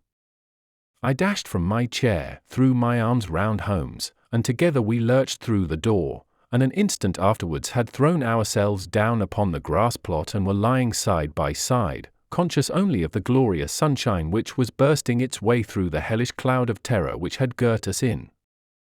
Slowly it rose from our souls like the mists from a landscape until peace and reason had returned, and we were sitting upon the grass, wiping our clammy foreheads, and looking with apprehension at each other to mark the last traces of that terrific experience which we had undergone.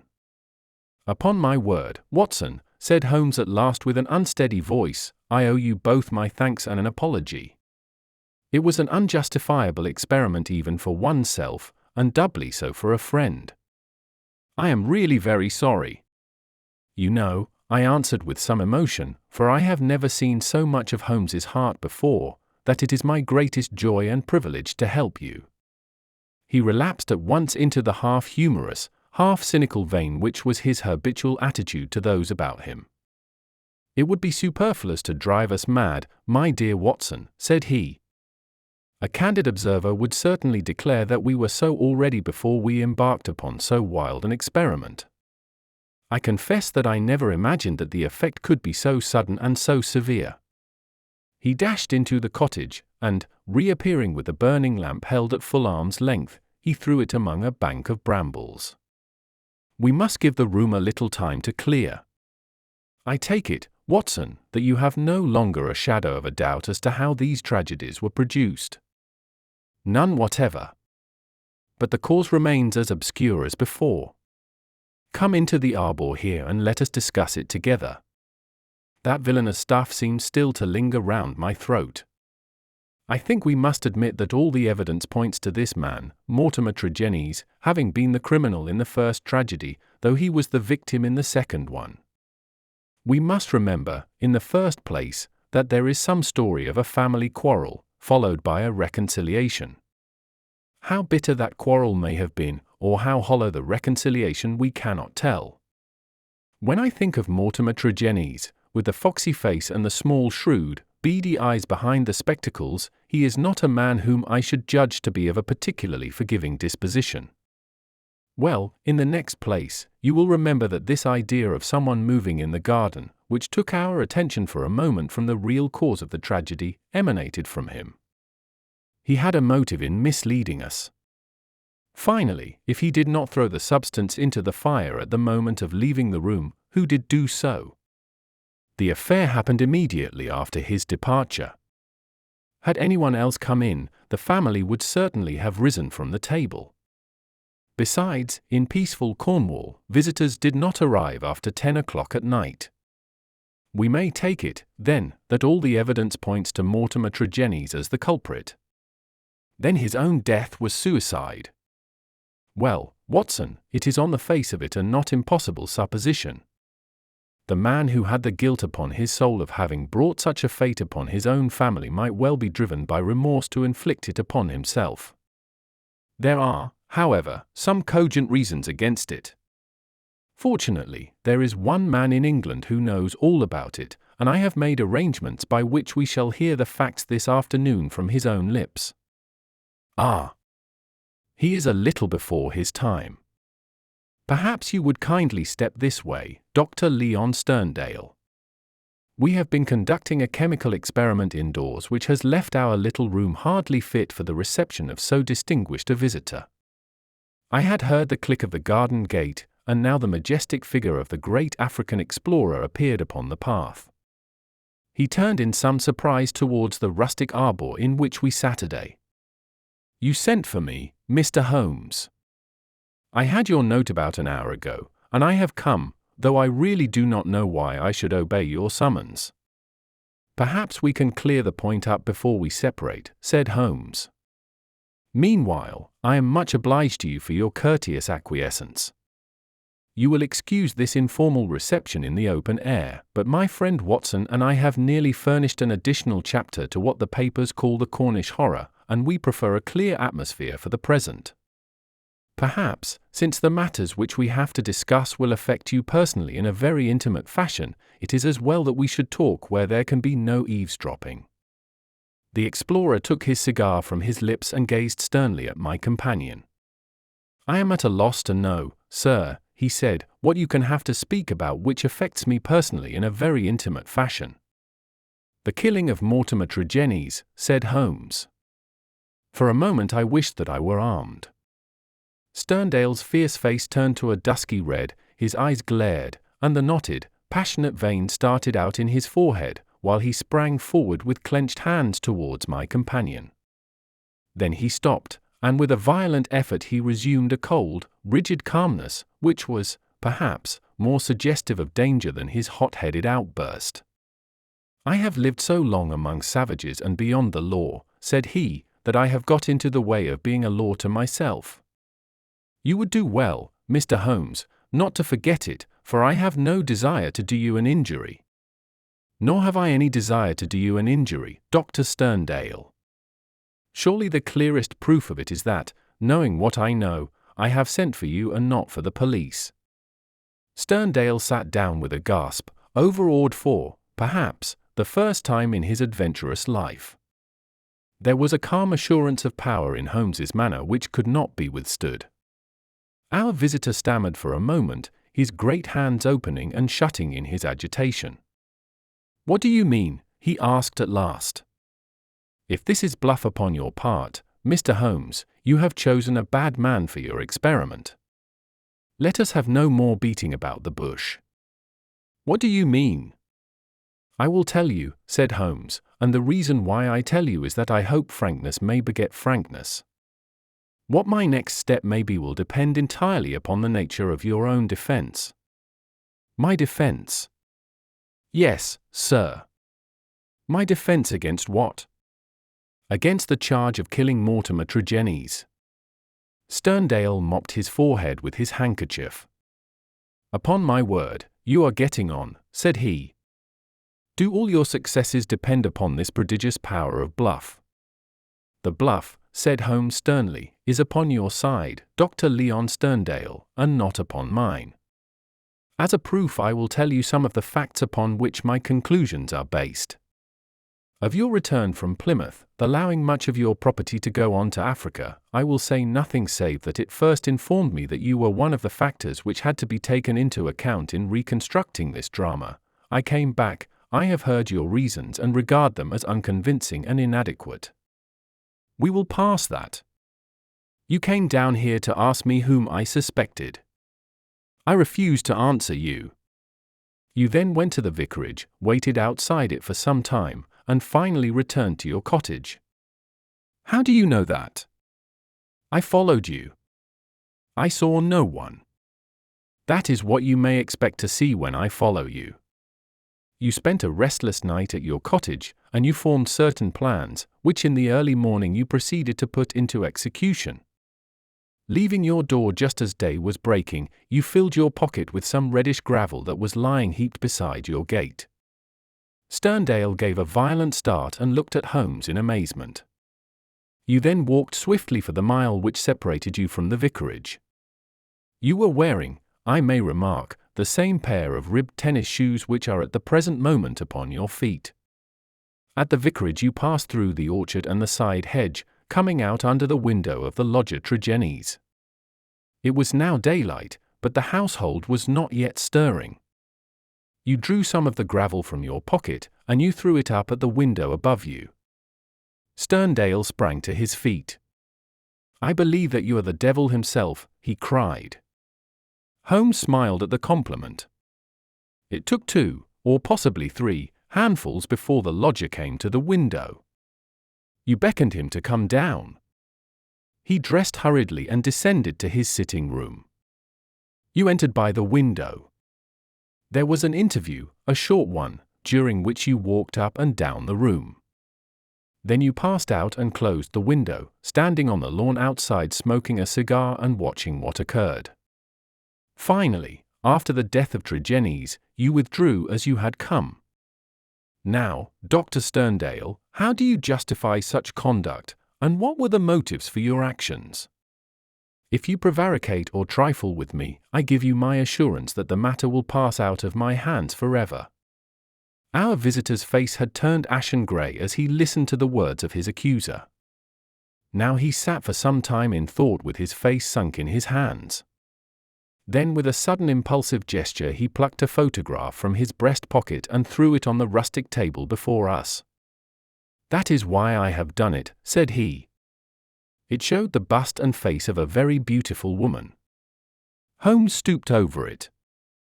Brenda Tregennies, said he. Yes, Brenda Tregennies, repeated our visitor. For years I have loved her. For years she has loved me. There is the secret of that Cornish seclusion which people have marveled at. It has brought me close to the one thing on earth that was dear to me.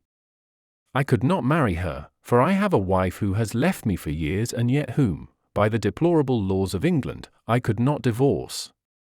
For years Brenda waited. For years I waited. And this is what we have waited for. A terrible sob shook his great frame, and he clutched his throat under his brindled beard. Then with an effort he mastered himself and spoke on. The vicar knew. He was in our confidence. He would tell you that she was an angel upon earth. That was why he telegraphed to me and I returned. What was my baggage or Africa to me when I learned that such a fate had come upon my darling? There you have the missing clue to my action, Mr. Holmes. Proceed, said my friend. Dr. Sterndale drew from his pocket a paper packet and laid it upon the table. On the outside was written Radix pedis diaboli with a red poison label beneath it. He pushed it towards me. I understand that you are a doctor, sir. Have you ever heard of this preparation? Devil's foot root. No, I have never heard of it. It is no reflection upon your professional knowledge, said he, for I believe that, save for one sample in a laboratory at Buda, there is no other specimen in Europe. It has not yet found its way either into the pharmacopoeia or into the literature of toxicology. The root is shaped like a foot, half human, half goat-like, hence the fanciful name given by a botanical missionary. It is used as an ordeal poison by the medicine men in certain districts of West Africa and is kept as a secret among them. This particular specimen I obtained under very extraordinary circumstances in the Ubangi country. He opened the paper as he spoke and disclosed a heap of reddish-brown, snuff-like powder. Well, sir, asked Holmes sternly. I am about to tell you, Mr. Holmes, all that actually occurred, for you already know so much that it is clearly to my interest that you should know all. I have already explained the relationship in which I stood to the Tregennies family. For the sake of the sister I was friendly with the brothers. There was a family quarrel about money which estranged this man Mortimer, but it was supposed to be made up, and I afterwards met him as I did the others. He was a sly, subtle, scheming man, and several things arose which gave me a suspicion of him, but I had no cause for any positive quarrel.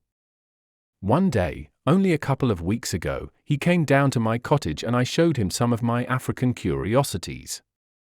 Among other things I exhibited this powder, and I told him of its strange properties, how it stimulates those brain centers which control the emotion of fear, and how either madness or death is the fate of the unhappy native who is subjected to the ordeal by the priest of his tribe.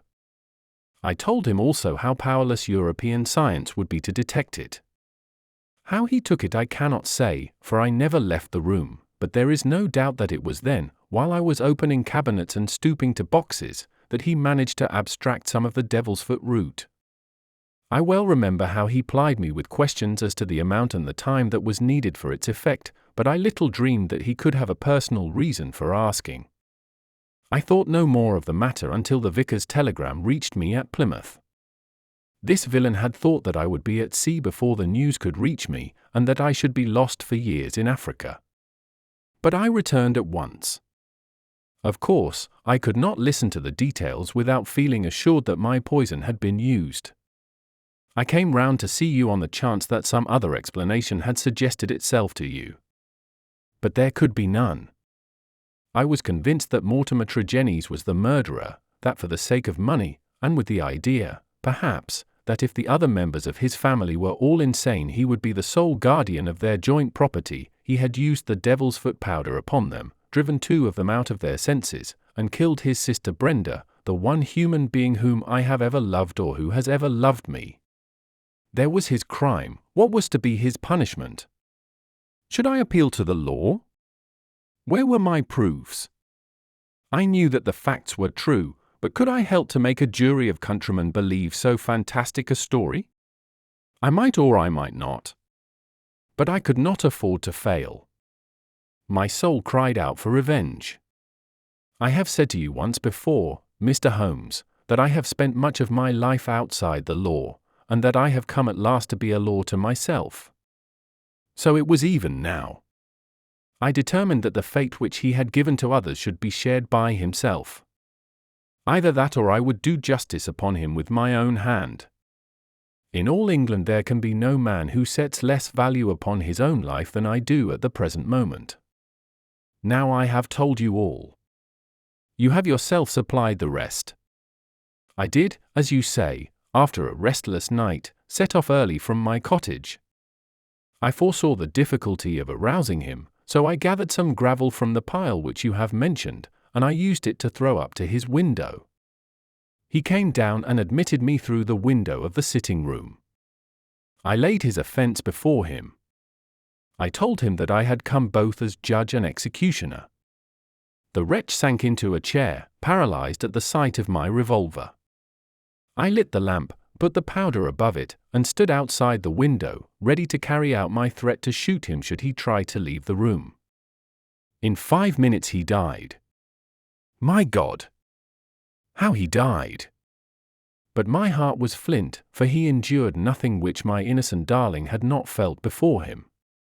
There is my story, Mr. Holmes. Perhaps, if you loved a woman, you would have done as much yourself. At any rate, I am in your hands. You can take what steps you like. As I have already said, there is no man living who can fear death less than I do. Holmes sat for some little time in silence. What were your plans? He asked at last. I had intended to bury myself in Central Africa. My work there is but half finished. Go and do the other half, said Holmes. I, at least, am not prepared to prevent you. Dr. Sterndale raised his giant figure, bowed gravely, and walked from the arbor.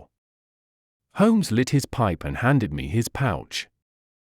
Some fumes which are not poisonous would be a welcome change, said he. I think you must agree, Watson, that it is not a case in which we are called upon to interfere. Our investigation has been independent, and our action shall be so also. You would not denounce the man? Certainly not, I answered. I have never loved, Watson, but if I did and if the woman I loved had met such an end, I might act even as our lawless lion hunter has done. Who knows? Well, Watson, I will not offend your intelligence by explaining what is obvious. The gravel upon the window-sill was, of course, the starting point of my research. It was unlike anything in the vicarage garden. Only when my attention had been drawn to Dr. Sterndale and his cottage did I find its counterpart. The lamp shining in broad daylight and the remains of powder upon the shield were successive links in a fairly obvious chain. And now, my dear Watson, I think we may dismiss the matter from our mind and go back with a clear conscience to the study of those Chaldean roots which are surely to be traced in the Cornish branch of the great Celtic speech. The Adventure of the Red Circle. Part 1. Well, Mrs. Warren, I cannot see that you have any particular cause for uneasiness, nor do I understand why I, whose time is of some value, should interfere in the matter. I really have other things to engage me. So spoke Sherlock Holmes and turned back to the great scrapbook in which he was arranging and indexing some of his recent material. But the landlady had the pertinacity and also the cunning of her sex. She held her ground firmly. You arranged an affair for a lodger of mine last year, she said, Mr. Fairdale Hobbs. Ah, yes, a simple matter. But he would never cease talking of it, your kindness, sir, and the way in which you brought light into the darkness. I remembered his words when I was in doubt and darkness myself. I know you could if you only would. Holmes was accessible upon the side of flattery, and also, to do him justice, upon the side of kindliness. The two forces made him lay down his gum-brush with a sigh of resignation and push back his chair. Well, well, Mrs. Warren, let us hear about it, then. You don't object to tobacco, I take it? Thank you, Watson, the matches. You are uneasy, as I understand, because your new lodger remains in his rooms and you cannot see him. Why, bless you, Mrs. Warren, if I were your lodger you often would not see me for weeks on end. No doubt, sir, but this is different. It frightens me, Mr. Holmes. I can't sleep for fright. To hear his quick step moving here and moving there from early morning to late at night, and yet never to catch so much as a glimpse of him, it's more than I can stand. My husband is as nervous over it as I am, but he is out at his work all day, while I get no rest from it. What is he hiding for? What has he done? Except for the girl, I am all alone in the house with him, and it's more than my nerves can stand. Holmes leaned forward and laid his long, thin fingers upon the woman's shoulder. He had an almost hypnotic power of soothing when he wished. The scared look faded from her eyes, and her agitated features smoothed into their usual commonplace. She sat down in the chair which he had indicated. If I take it up, I must understand every detail, said he. Take time to consider. The smallest point may be the most essential. You say that the man came 10 days ago and paid you for a fortnight's board and lodging. He asked my terms, sir. I said 50 shillings a week. There is a small sitting room and bedroom, and all complete, at the top of the house. Well, he said, I'll pay you £5 a week if I can have it on my own terms. I'm a poor woman, sir, and Mr. Warren earns little, and the money meant much to me. He took out a £10 note, and he held it out to me then and there. You can have the same every fortnight for a long time to come if you keep the terms, he said. If not, I'll have no more to do with you. What were the terms? Well, sir, they were that he was to have a key of the house. That was all right. Lodgers often have them.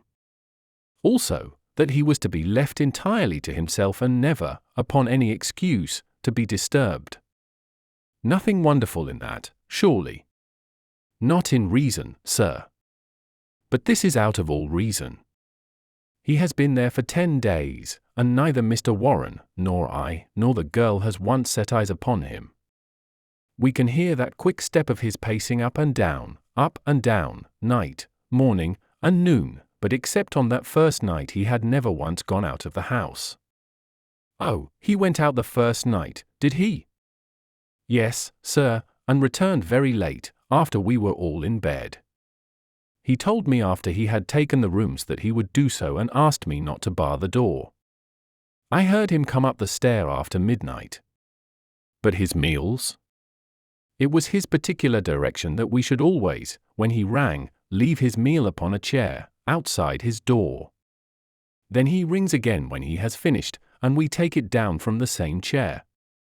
If he wants anything else he prints it on a slip of paper and leaves it. Prints it?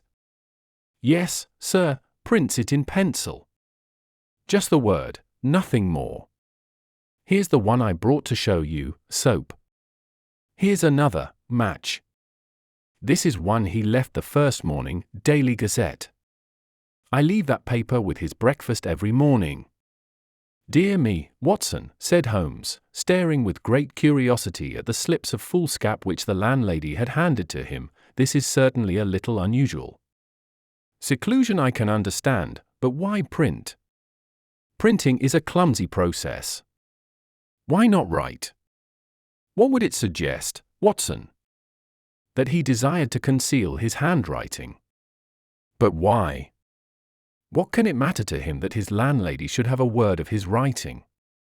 Still, it may be as you say. Then, again, why such laconic messages? I cannot imagine. It opens a pleasing field for intelligent speculation. The words are written with a broad-pointed, violet-tinted pencil of a not unusual pattern. You will observe that the paper is torn away at the side here after the printing was done, so that the guess of soap is partly gone. Suggestive, Watson, is it not? Of caution? Exactly. There was evidently some mark, some thumbprint, something which might give a clue to the person's identity. Now, Mrs. Warren, you say that the man was of middle size, dark, and bearded. What age would he be? Youngish, sir, not over 30. Well, can you give me no further indications? He spoke good English, sir, and yet I thought he was a foreigner by his accent. And he was well dressed. Very smartly dressed, sir, quite the gentleman. Dark clothes, nothing you would note. He gave no name. No, sir. And has had no letters or callers. None. But surely you or the girl enter his room of a morning? No, sir, he looks after himself entirely. Dear me. That is certainly remarkable. What about his luggage? He had one big brown bag with him, nothing else. Well, we don't seem to have much material to help us. Do you say nothing has come out of that room? Absolutely nothing. The landlady drew an envelope from her bag, from it she shook out 2 burnt matches and a cigarette end upon the table. They were on his tray this morning. I brought them because I had heard that you can read great things out of small ones." Holmes shrugged his shoulders. "There is nothing here," said he. "The matches have, of course, been used to light cigarettes. That is obvious from the shortness of the burnt end. Half the match is consumed in lighting a pipe or cigar. But dear me! This cigarette stub is certainly remarkable. The gentleman was bearded and mustached, you say?" "Yes, sir." "I don't understand that. I should say that only a clean-shaven man could have smoked this. Why, Watson, even your modest moustache would have been singed." "A holder?"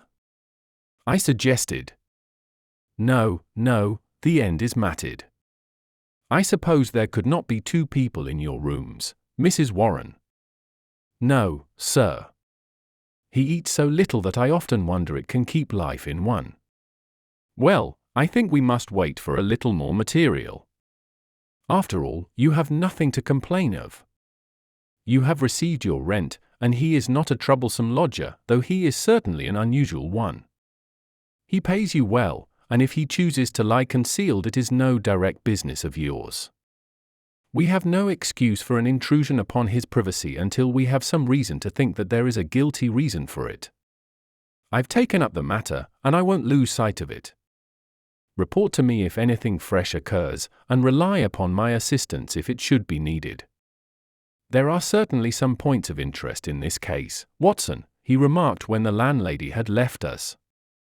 "It may, of course, be trivial, individual eccentricity, or it may be very much deeper than appears on the surface. The first thing that strikes one is the obvious possibility that the person now in the rooms may be entirely different from the one who engaged them."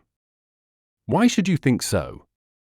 "Well, apart from this cigarette end, was it not suggestive that the only time the lodger went out was immediately after his taking the rooms? He came back, or someone came back, when all witnesses were out of the way. We have no proof that the person who came back was the person who went out. Then, again, the man who took the rooms spoke English well. This other, however, prints a matched when it should have been the matches. I can imagine that the word was taken out of a dictionary, which would give the noun but not the plural. The laconic style may be to conceal the absence of knowledge of English. Yes, Watson, there are good reasons to suspect that there has been a substitution of lodgers. But for what possible end? Ah! There lies our problem.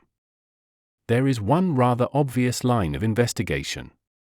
He took down the great book in which, day by day, he filed the agony columns of the various London journals. "Dear me," said he, turning over the pages, "what a chorus of groans, cries, and bleatings! What a rag-bag of singular happenings! But surely the most valuable hunting ground that ever was given to a student of the unusual. This person is alone and cannot be approached by letter without a breach of that absolute secrecy which is desired. How is any news or any message to reach him from without? Obviously by advertisement through a newspaper.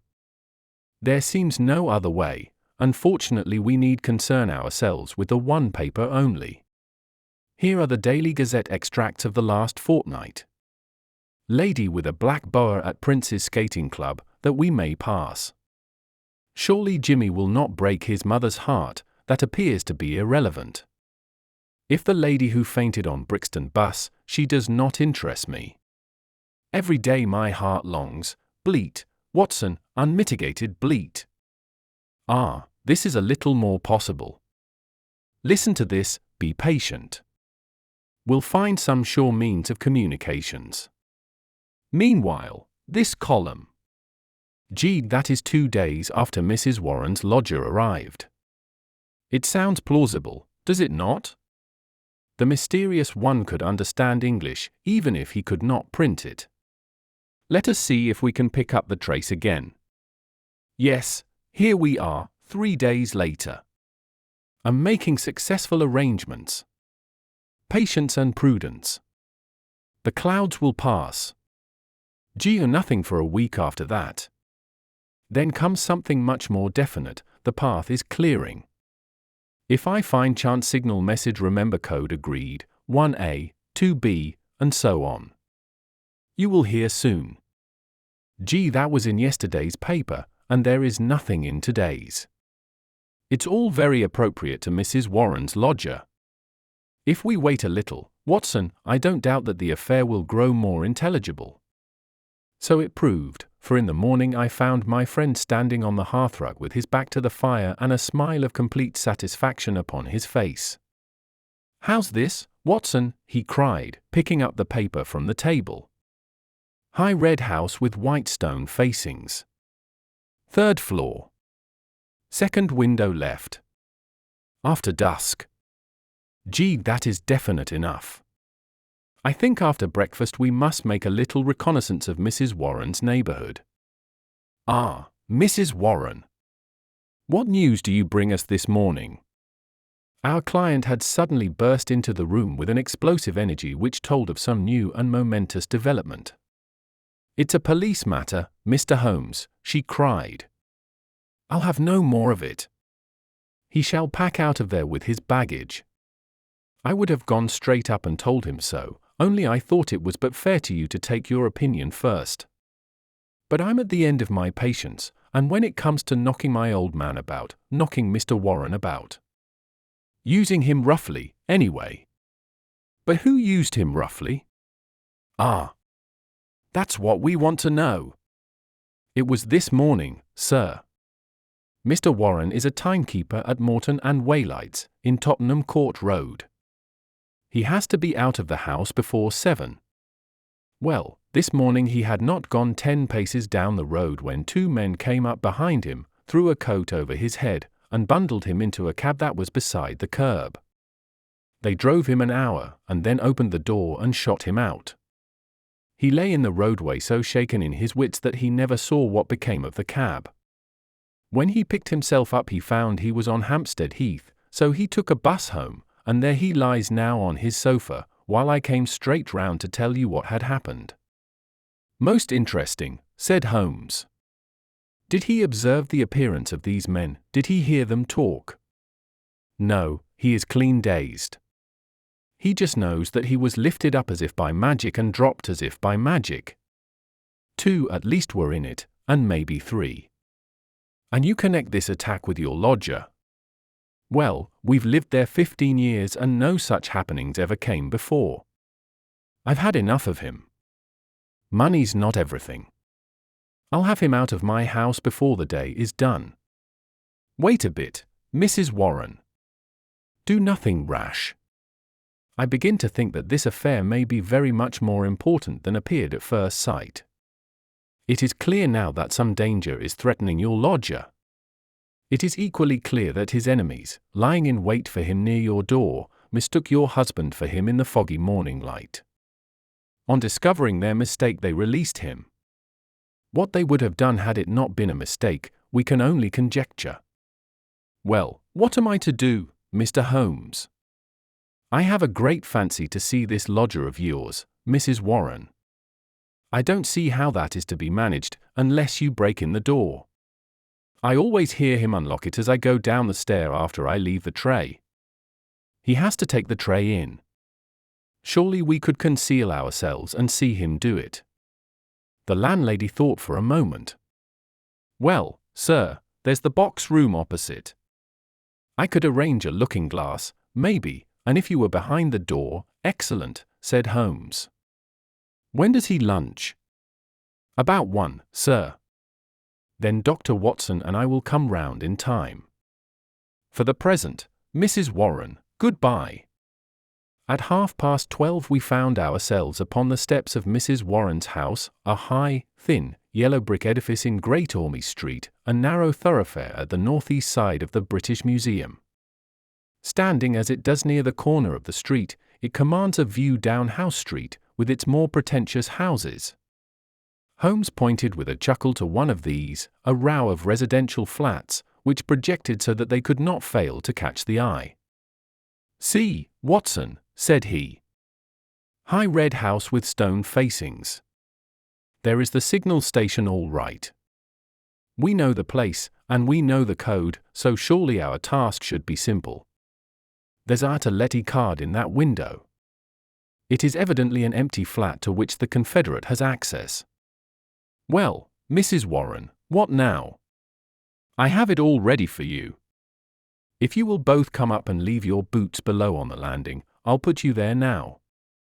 It was an excellent hiding place which she had arranged. The mirror was so placed that, seated in the dark, we could very plainly see the door opposite. We had hardly settled down in it, and Mrs. Warren left us, when a distant tinkle announced that our mysterious neighbor had rung. Presently the landlady appeared with the tray, laid it down upon a chair beside the closed door, and then, treading heavily, departed. Crouching together in the angle of the door, we kept our eyes fixed upon the mirror. Suddenly, as the landlady's footsteps died away, there was the creak of a turning key, the handle revolved, and two thin hands darted out and lifted the tray from the chair. An instant later it was hurriedly replaced, and I caught a glimpse of a dark, beautiful, horrified face glaring at the narrow opening of the box room. Then the door crashed to, the key turned once more, and all was silence. Holmes twitched my sleeve, and together we stole down the stair.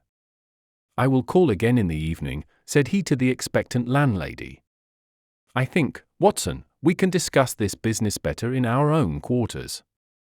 My surmise, as you saw, proved to be correct, said he, speaking from the depths of his easy chair. There has been a substitution of lodgers. What I did not foresee is that we should find a woman, and no ordinary woman, Watson. She saw us. Well, she saw something to alarm her. That is certain. The general sequence of events is pretty clear, is it not? A couple seek refuge in London from a very terrible and instant danger. The measure of that danger is the rigor of their precautions. The man, who has some work which he must do, desires to leave the woman in absolute safety while he does it. It is not an easy problem, but he solved it in an original fashion, and so effectively that her presence was not even known to the landlady who supplies her with food. The printed messages, as is now evident, were to prevent her sex being discovered by her writing. The man cannot come near the woman, or he will guide their enemies to her.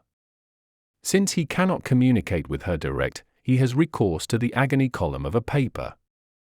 So far all is clear. But what is at the root of it? Ah, yes, Watson, severely practical, as usual. What is at the root of it all? Mrs. Warren's whimsical problem enlarges somewhat and assumes a more sinister aspect as we proceed. This much we can say, that it is no ordinary love escapade. You saw the woman's face at the sign of danger. We have heard, too, of the attack upon the landlord, which was undoubtedly meant for the lodger. These alarms, and the desperate need for secrecy, argue that the matter is one of life or death. The attack upon Mr. Warren further shows that the enemy, whoever they are themselves not aware of the substitution of the female lodger for the male. It is very curious and complex, Watson. Why should you go further in it? What have you to gain from it? What, indeed? It is art for art's sake, Watson. I suppose when you doctored you found yourself studying cases without thought of a fee. For my education, Holmes. Education never ends, Watson. It is a series of lessons with the greatest for the last. This is an instructive case. There is neither money nor credit in it, and yet one would wish to tidy it up. When dusk comes we should find ourselves one stage advanced in our investigation. When we returned to Mrs. Warren's rooms, the gloom of a London winter evening had thickened into one grey curtain, a dead monotone of colour, broken only by the sharp yellow squares of the windows and the blurred halos of the gas lamps. As we peered from the darkened sitting-room of the lodging-house, one more dim light glimmered high up through the obscurity. "Someone is moving in that room," said Holmes in a whisper, his gaunt and eager face thrust forward to the window pane. "Yes, I can see his shadow. There he is again. He has a candle in his hand. Now he is peering across. He wants to be sure that she is on the lookout. Now he begins to flash. Take the message also, Watson, that we may check each other. A single flash, that is A, surely. Now, then. How many did you make it? 20. So did I. That should mean T-A-T, that's intelligible enough. Another T, surely this is the beginning of a second word. Now, then, tenter. Dead stop. That can't be all, Watson? A tenter gives no sense. Nor is it any better as 3 words A-T, ten, T-A, unless T-A are a person's initials. There it goes again. What's that? A-T-T-E, why, it is the same message over again. Curious, Watson, very curious. Now he is off once more. A-T, why he is repeating it for the 3rd time. A tenter 3 times. How often will he repeat it? No, that seems to be the finish. He has withdrawn from the window. What do you make of it, Watson? A cipher message, Holmes. My companion gave a sudden chuckle of comprehension. And not a very obscure cipher, Watson, said he. Why, of course, it is Italian. The A means that it is addressed to a woman. Beware. Beware. Beware. How's that, Watson? I believe you have hit it. Not a doubt of it. It is a very urgent message, thrice repeated to make it more so. But beware of what? Wait a bit, he is coming to the window once more. Again we saw the dim silhouette of a crouching man and the whisk of the small flame across the window as the signals were renewed. They came more rapidly than before, so rapid that it was hard to follow them. Pericolo, pericolo, A. What's that, Watson? Danger, isn't it? Yes, by Jove, it's a danger signal. There he goes again. Peary. Hello, what on earth? The light had suddenly gone out, the glimmering square of window had disappeared, and the 3rd floor formed a dark band round the lofty building with its tiers of shining casements. That last warning cry had been suddenly cut short. How and by whom? The same thought occurred on the instant to us both. Holmes sprang up from where he crouched by the window. This is serious, Watson, he cried. There is some devilry going forward. Why should such a message stop in such a way? I should put Scotland Yard in touch with this business, and yet, it is too pressing for us to leave. Shall I go for the police? We must define the situation a little more clearly. It may bear some more innocent interpretation. Come, Watson, let us go across ourselves and see what we can make of it. Part 2. As we walked rapidly down House Street, I glanced back at the building which we had left. There, dimly outlined at the top window, I could see the shadow of a head, a woman's head, gazing tensely, rigidly, out into the night, waiting with breathless suspense for the renewal of that interrupted message. At the doorway of the House Street flats a man, muffled in a cravat and greatcoat, was leaning against the railing. He started as the hall light fell upon our faces. Holmes, he cried. Why, Gregson, said my companion as he shook hands with the Scotland Yard detective. Journeys end with lovers' meetings. What brings you here? The same reasons that bring you, I expect, said Gregson. How you got onto it I can't imagine. Different threads, but leading up to the same tangle. I've been taking the signals. Signals? Yes, from that window. They broke off in the middle. We came over to see the reason. But since it is safe in your hands, I see no object in continuing this business. Wait a bit, cried Gregson eagerly. I'll do you this justice, Mr. Holmes, that I was never in a case yet that I didn't feel stronger for having you on my side.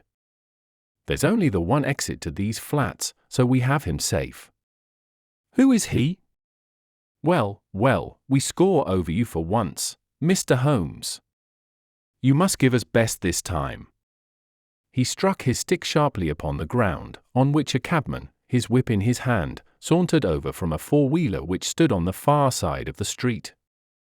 "May I introduce you to Mr. Sherlock Holmes?" he said to the cabman. "This is Mr. Leverton of Pinkerton's American agency." "The hero of the Long Island Cave mystery," said Holmes. "Sir, I am pleased to meet you." The American, a quiet, businesslike young man, with a clean-shaven, hatchet face, flushed up at the words of commendation. "I am on the trail of my life now, Mr. Holmes," said he. "If I can get Gorgiano." "What?" "Gorgiano of the Red Circle." "Oh, he has a European fame, has he?" "Well, we've learned all about him in America. We know he is at the bottom of 50 murders, and yet we have nothing positive we can take him on. I tracked him over from New York, and I've been close to him for a week in London, waiting some excuse to get my hand on his collar. Mr. Gregson and I ran him to ground in that big tenement house, and there's only one door, so he can't slip us. There's 3 folk come out since he went in, but I'll swear he wasn't one of them." "Mr. Holmes talks of signals," said Gregson. "I expect, as usual, he knows a good deal that we don't." In a few clear words Holmes explained the situation as it had appeared to us. The American struck his hands together with vexation. "He's on to us," he cried. "Why do you think so?" "Well, it figures out that way, does it not? Here he is, sending out messages to an accomplice. There are several of his gang in London. Then suddenly, just as by your own account he was telling them that there was danger, he broke short off. What could it mean except that from the window he had suddenly either caught sight of us in the street, or in some way come to understand how close the danger was, and that he must act right away if he was to avoid it? What do you suggest, Mr. Holmes?" "That we go up at once and see for ourselves." "But we have no warrant for his arrest." "He is in unoccupied premises under suspicious circumstances," said Gregson. "That is good enough for the moment. When we have him by the heels we can see if New York can't help us to keep him. I'll take the responsibility of arresting him now. Our official detectives may blunder in the matter of intelligence, but never in that of courage." Gregson climbed the stair to arrest this desperate murderer with the same absolutely quiet and businesslike bearing with which he would have ascended the official staircase of Scotland Yard. The Pinkerton man had tried to push past him, but Gregson had firmly elbowed him back. London dangers were the privilege of the London force. The door of the left-hand flat upon the 3rd landing was standing ajar. Gregson pushed it open. Within all was absolute silence and darkness. I struck a match and lit the detective's lantern. As I did so, and as the flicker steadied into a flame, we all gave a gasp of surprise. On the deal boards of the carpetless floor there was outlined a fresh track of blood. The red steps pointed towards us and led away from an inner room, the door of which was closed. Gregson flung it open and held his light full blaze in front of him, while we all peered eagerly over his shoulders. In the middle of the floor of the empty room was huddled the figure of an enormous man, his clean-shaven, swarthy face grotesquely horrible in its contortion and his head encircled by a ghastly crimson halo of blood, lying in a broad wet circle upon the white woodwork. His knees were drawn up, his hands thrown out in agony, and from the center of his broad, brown, upturned throat there projected the white haft of a knife driven blade deep into his body. Giant as he was, the man must have gone down like a poleaxed ox before that terrific blow. Beside his right hand a most formidable horn-handled, two-edged dagger lay upon the floor, and near it a black kid glove. "By George! It's Black Gorgiano himself," cried the American detective. "Someone has got ahead of us this time." "Here is the candle in the window, Mr. Holmes," said Gregson. "Why, whatever are you doing?" Holmes had stepped across, had lit the candle, and was passing it backward and forward across the window panes. Then he peered into the darkness, blew the candle out, and threw it on the floor. "I rather think that will be helpful," said he. He came over and stood in deep thought while the 2 professionals were examining the body. "You say that 3 people came out from the flat while you were waiting downstairs," said he at last. Did you observe them closely? Yes, I did. Was there a fellow about 30, black-bearded, dark, of middle size? Yes, he was the last to pass me. That is your man, I fancy. I can give you his description, and we have a very excellent outline of his footmark. That should be enough for you. Not much, Mr. Holmes, among the millions of London. Perhaps not. That is why I thought it best to summon this lady to your aid. We all turned round at the words. There, framed in the doorway, was a tall and beautiful woman, the mysterious lodger of Bloomsbury. Slowly she advanced, her face pale and drawn with a frightful apprehension, her eyes fixed and staring, her terrified gaze riveted upon the dark figure on the floor. "You have killed him," she muttered. "Oh, Dio mio, you have killed him." Then I heard a sudden sharp intake of her breath, and she sprang into the air with a cry of joy. Round and round the room she danced, her hands clapping, her dark eyes gleaming with delighted wonder, and 1,000 pretty Italian exclamations pouring from her lips. It was terrible and amazing to see such a woman so convulsed with joy at such a sight. Suddenly she stopped and gazed at us all with a questioning stare. "But you are police, are you not? You have killed Giuseppe Gorgiano. Is it not so?" "We are police, madam." She looked round into the shadows of the room. "But where, then, is Gennaro?" she asked. "He is my husband, Gennaro Luca. I am Emilia Luca, and we are both from New York." "Where is Gennaro?" "He called me this moment from this window, and I ran with all my speed." "It was I who called," said Holmes. "You? How could you call?" "Your cipher was not difficult, madam. Your presence here was desirable. I knew that I had only to flash Oviedo and you would surely come." The beautiful Italian looked with awe at my companion. "I do not understand how you know these things," she said. "Giuseppe Gorgiano, how did he—" She paused, and then suddenly her face lit up with pride and delight. "Now I see it. My Gennaro. My splendid, beautiful Gennaro, who has guarded me safe from all harm. He did it, with his own strong hand he killed the monster. Oh, Gennaro, how wonderful you are! What woman could ever be worthy of such a man?"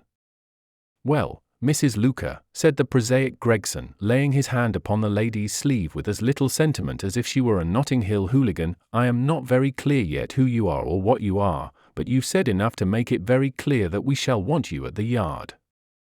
"One moment, Gregson," said Holmes. "I rather fancy that this lady may be as anxious to give us information as we can be to get it. You understand, madam, that your husband will be arrested and tried for the death of the man who lies before us? What you say may be used in evidence.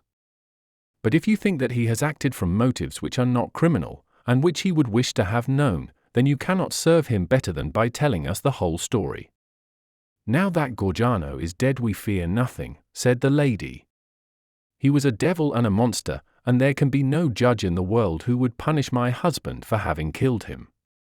"In that case," said Holmes, "my suggestion is that we lock this door, leave things as we found them, go with this lady to her room, and form our opinion after we have heard what it is that she has to say to us."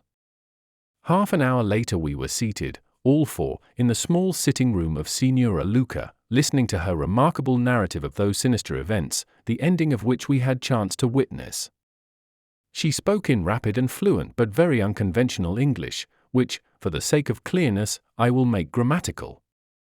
"I was born in Posillipo, near Naples," said she, "and was the daughter of Augusto Borelli, who was the chief lawyer and once the deputy of that part.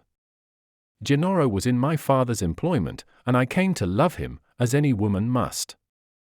He had neither money nor position, nothing but his beauty and strength and energy, so my father forbade the match. We fled together, were married at Bari, and sold my jewels to gain the money which would take us to America. This was for years ago, and we have been in New York ever since. Fortune was very good to us at first.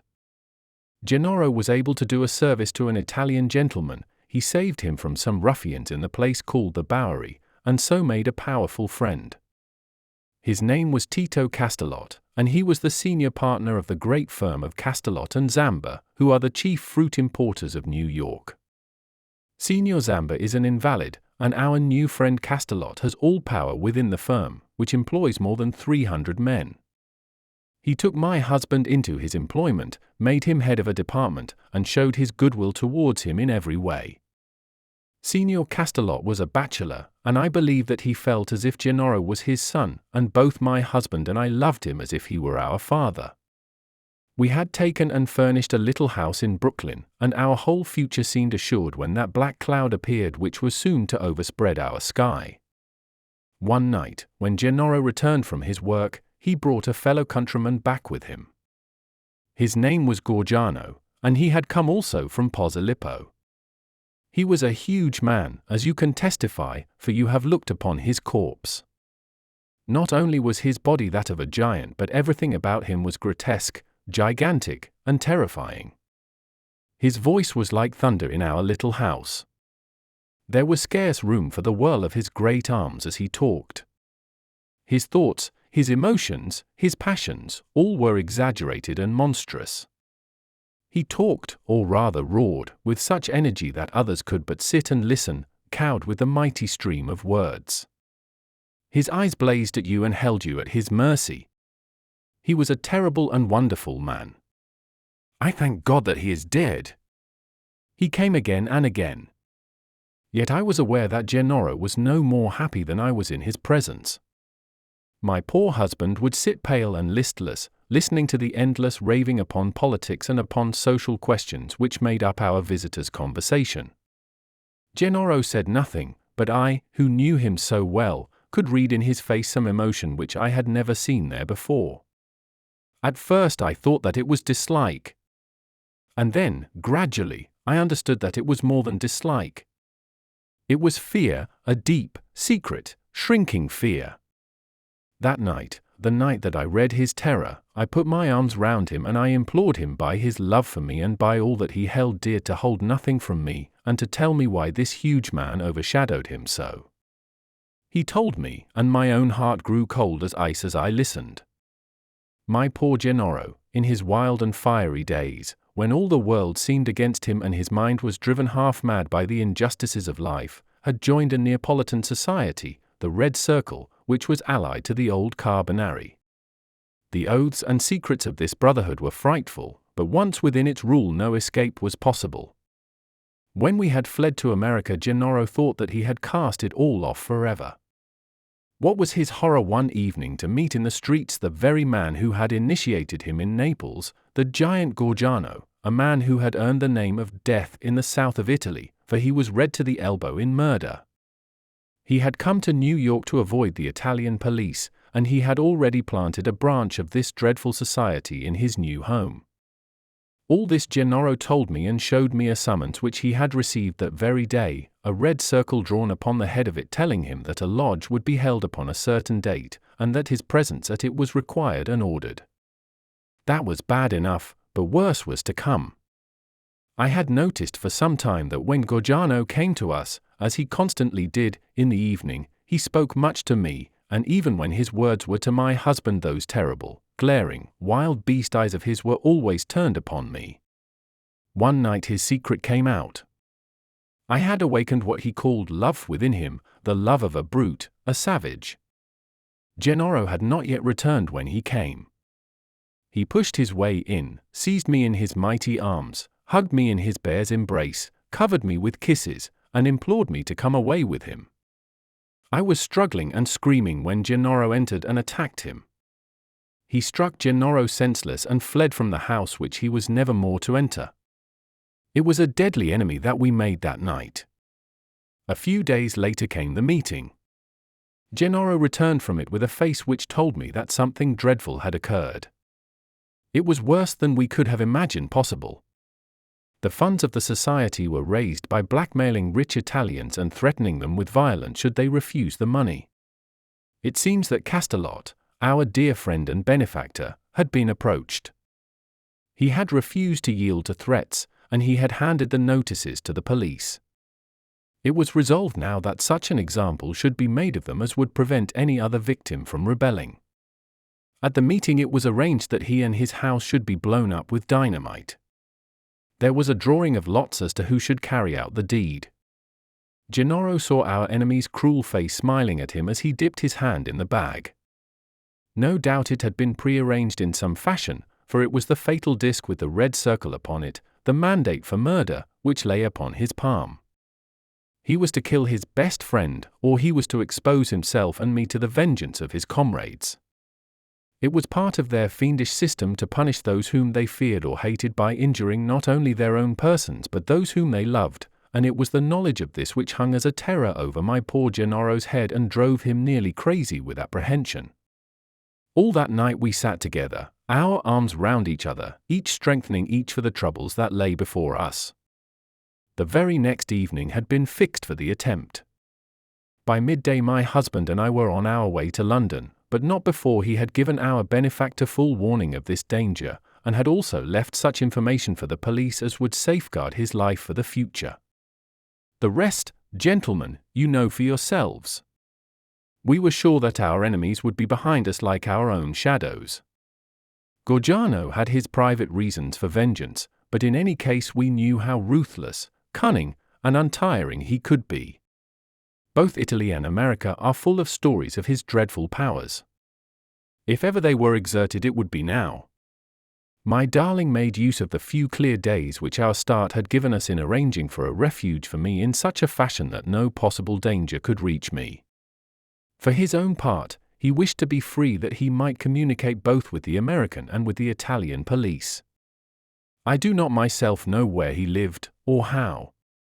All that I learned was through the columns of a newspaper. But once as I looked through my window, I saw 2 Italians watching the house, and I understood that in some way Gorgiano had found our retreat. Finally Gennaro told me, through the paper, that he would signal to me from a certain window, but when the signals came they were nothing but warnings, which were suddenly interrupted. It is very clear to me now that he knew Gorgiano to be close upon him, and that, thank God, he was ready for him when he came. And now, gentlemen, I would ask you whether we have anything to fear from the law, or whether any judge upon earth would condemn my Gennaro for what he has done. Well, Mr. Gregson, said the American, looking across at the official, I don't know what your British point of view may be, but I guess that in New York this lady's husband will receive a pretty general vote of thanks. She will have to come with me and see the chief, Gregson answered. If what she says is corroborated, I do not think she or her husband has much to fear. But what I can't make head or tail of, Mr. Holmes, is how on earth you got yourself mixed up in the matter. Education, Gregson, education. Still seeking knowledge at the old university. Well, Watson, you have one more specimen of the tragic and grotesque to add to your collection. By the way, it is not 8 o'clock, and a Wagner night at Covent Garden. If we hurry, we might be in time for the second act. The Disappearance of Lady Frances Carfax. But why Turkish? Asked Mr. Sherlock Holmes, gazing fixedly at my boots. I was reclining in a cane-backed chair at the moment, and my protruded feet had attracted his ever-active attention. English, I answered in some surprise. I got them at Latimer's, in Oxford Street. Holmes smiled with an expression of weary patience. The bath, he said, the bath. Why the relaxing and expensive Turkish rather than the invigorating homemade article? Because for the last few days I have been feeling rheumatic and old. A Turkish bath is what we call an alterative in medicine, a fresh starting point, a cleanser of the system. By the way, Holmes, I added, I have no doubt the connection between my boots and a Turkish bath is a perfectly self-evident one to a logical mind, and yet I should be obliged to you if you would indicate it. The train of reasoning is not very obscure, Watson, said Holmes with a mischievous twinkle. It belongs to the same elementary class of deduction which I should illustrate if I were to ask you who shared your cab in your drive this morning. I don't admit that a fresh illustration is an explanation, said I with some asperity. Bravo, Watson! A very dignified and logical remonstrance. Let me see, what were the points? Take the last one first, the cab. You observe that you have some splashes on the left sleeve and shoulder of your coat. Had you sat in the center of a hansom you would probably have had no splashes, and if you had they would certainly have been symmetrical. Therefore it is clear that you sat at the side. Therefore it is equally clear that you had a companion. That is very evident. Absurdly commonplace, is it not? But the boots and the bath? Equally childish. You are in the habit of doing up your boots in a certain way. I see them on this occasion fastened with an elaborate double bow, which is not your usual method of tying them. You have, therefore, had them off. Who has tied them? A bootmaker, or the boy at the bath? It is unlikely that it is the bootmaker, since your boots are nearly new. Well, what remains? The bath. Absurd, is it not? But, for all that, the Turkish bath has served a purpose. What is that? You say that you have had it because you need a change. Let me suggest that you take one. How would Lausanne do, my dear Watson, first-class tickets and all expenses paid on a princely scale? Splendid! But why? Holmes leaned back in his armchair and took his notebook from his pocket. One of the most dangerous classes in the world, said he, is the drifting and friendless woman. She is the most harmless and often the most useful of mortals, but she is the inevitable inciter of crime in others. She is helpless. She is migratory.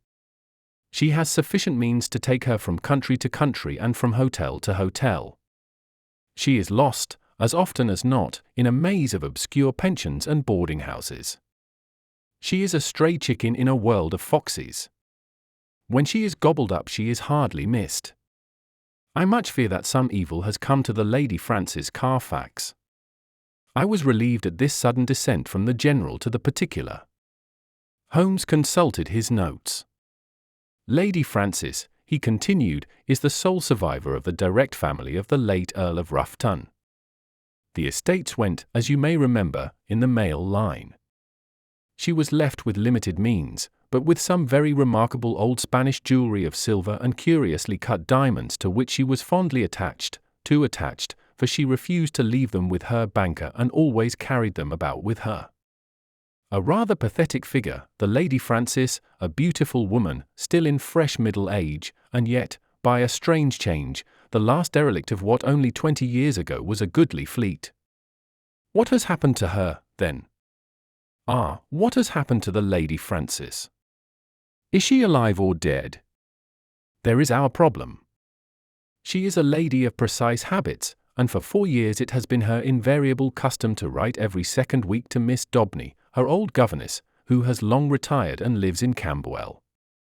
It is this Miss Daubeny who has consulted me. Nearly 5 weeks have passed without a word. The last letter was from the Hotel National at Lausanne. Lady Frances seems to have left there and given no address. The family are anxious, and as they are exceedingly wealthy no sum will be spared if we can clear the matter up. Is Miss Daubeny the only source of information? Surely she had other correspondents.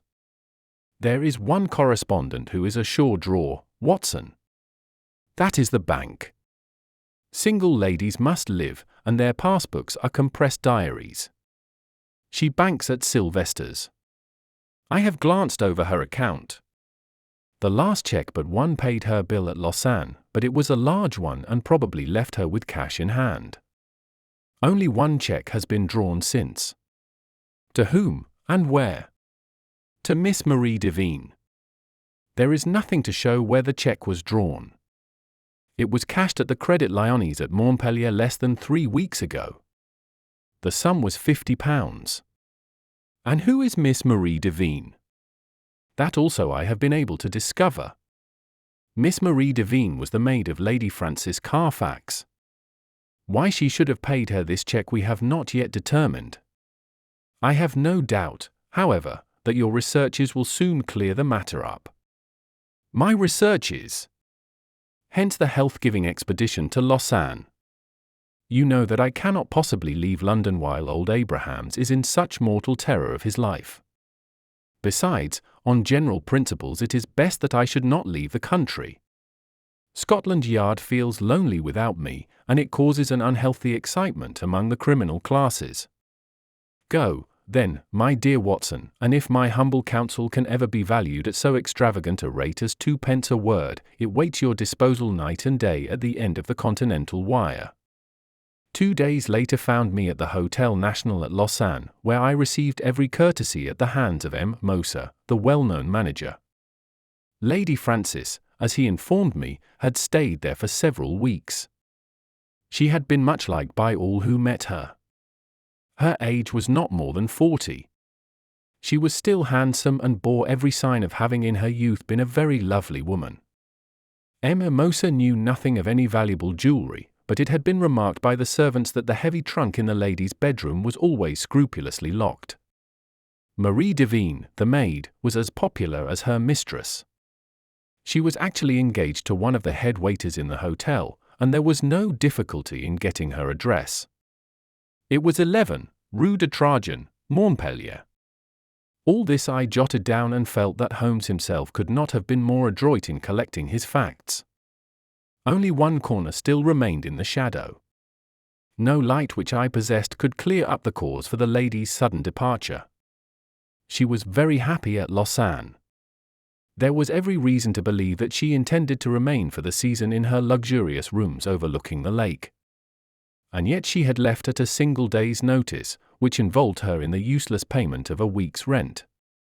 Only Jules Vibart, the lover of the maid, had any suggestion to offer. He connected the sudden departure with the visit to the hotel a day or two before of a tall, dark, bearded man. "UN sauvage, UN veritable sauvage," cried Jules Vibart. The man had rooms somewhere in the town.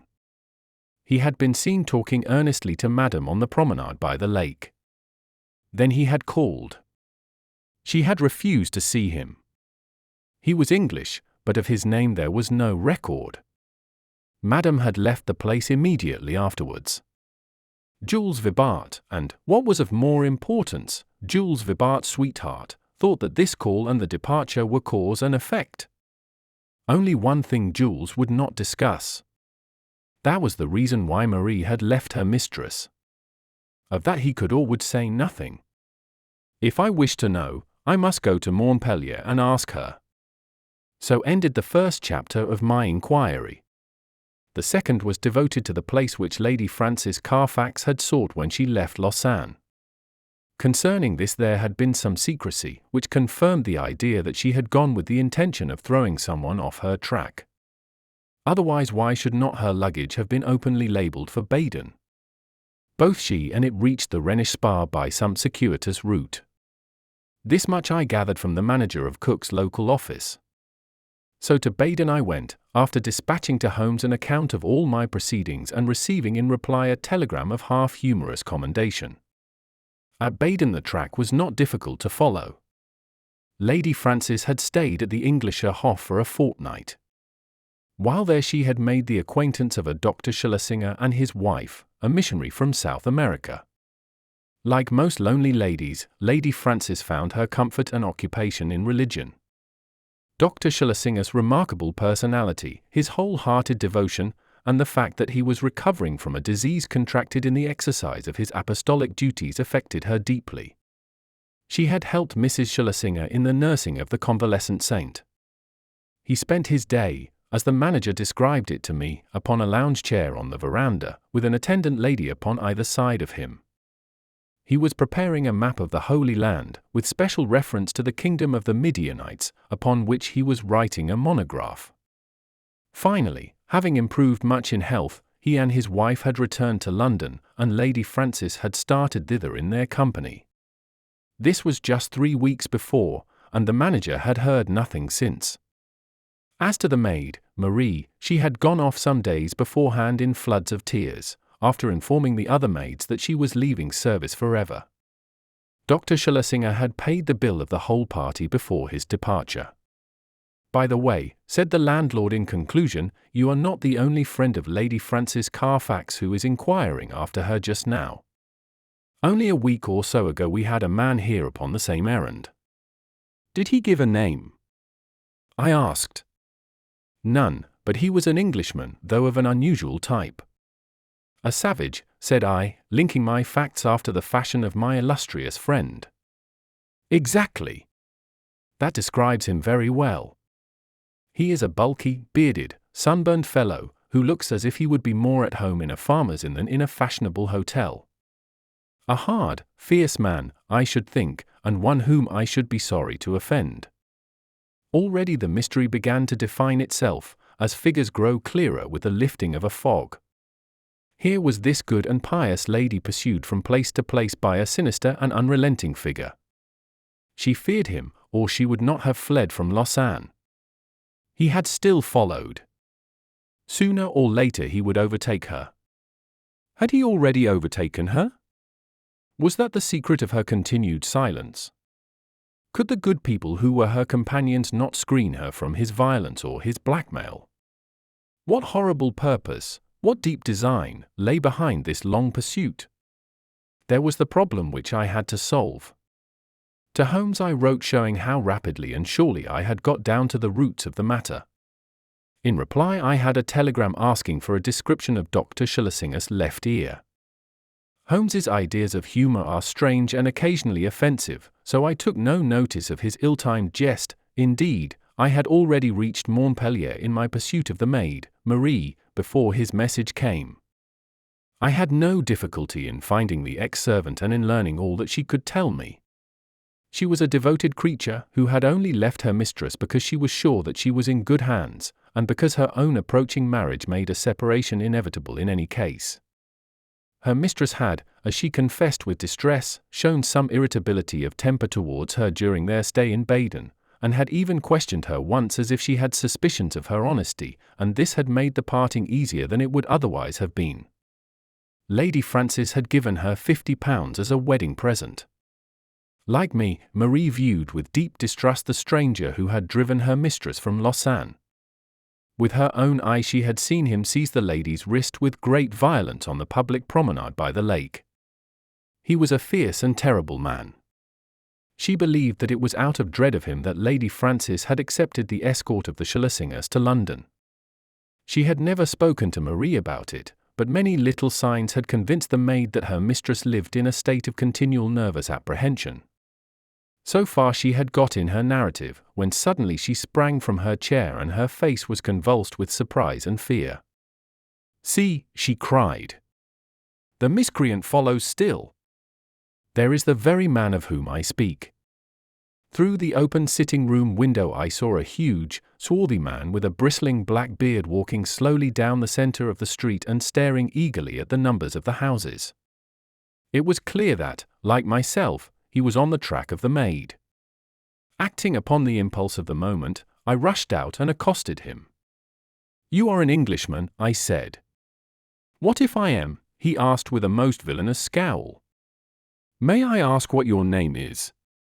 "No, you may not," said he with decision. The situation was awkward, but the most direct way is often the best. "Where is the Lady Frances Carfax?" I asked. He stared at me with amazement. "What have you done with her? Why have you pursued her?" "I insist upon an answer," said I. The fellow gave a bellow of anger and sprang upon me like a tiger. I have held my own in many a struggle, but the man had a grip of iron and the fury of a fiend. His hand was on my throat and my senses were nearly gone before an unshaven French ouvrier in a blue blouse darted out from a cabaret opposite, with a cudgel in his hand, and struck my assailant a sharp crack over the forearm, which made him leave go his hold. He stood for an instant fuming with rage and uncertain whether he should not renew his attack.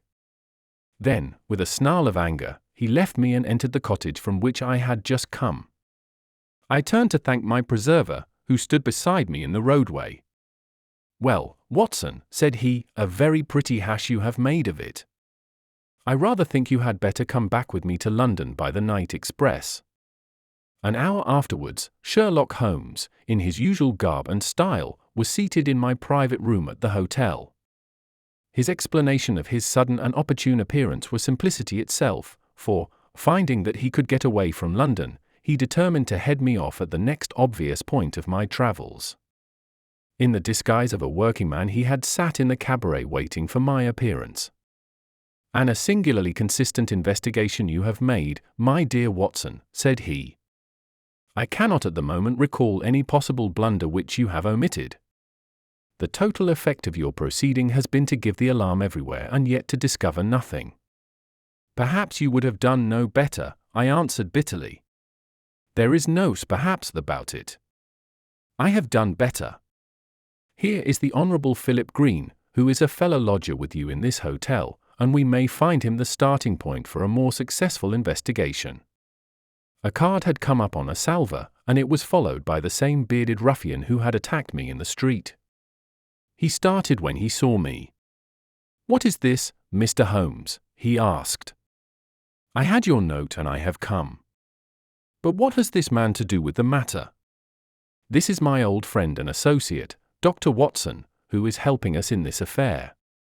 The stranger held out a huge, sunburned hand, with a few words of apology. "I hope I didn't harm you. When you accused me of hurting her, I lost my grip of myself. Indeed, I'm not responsible in these days. My nerves are like live wires.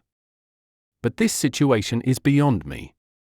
What I want to know, in the first place, Mr. Holmes, is how in the world you came to hear of my existence at all. I am in touch with Miss Daubeny, Lady Frances's governess. Old Susan Daubeny with the mob cap. I remember her well. And she remembers you.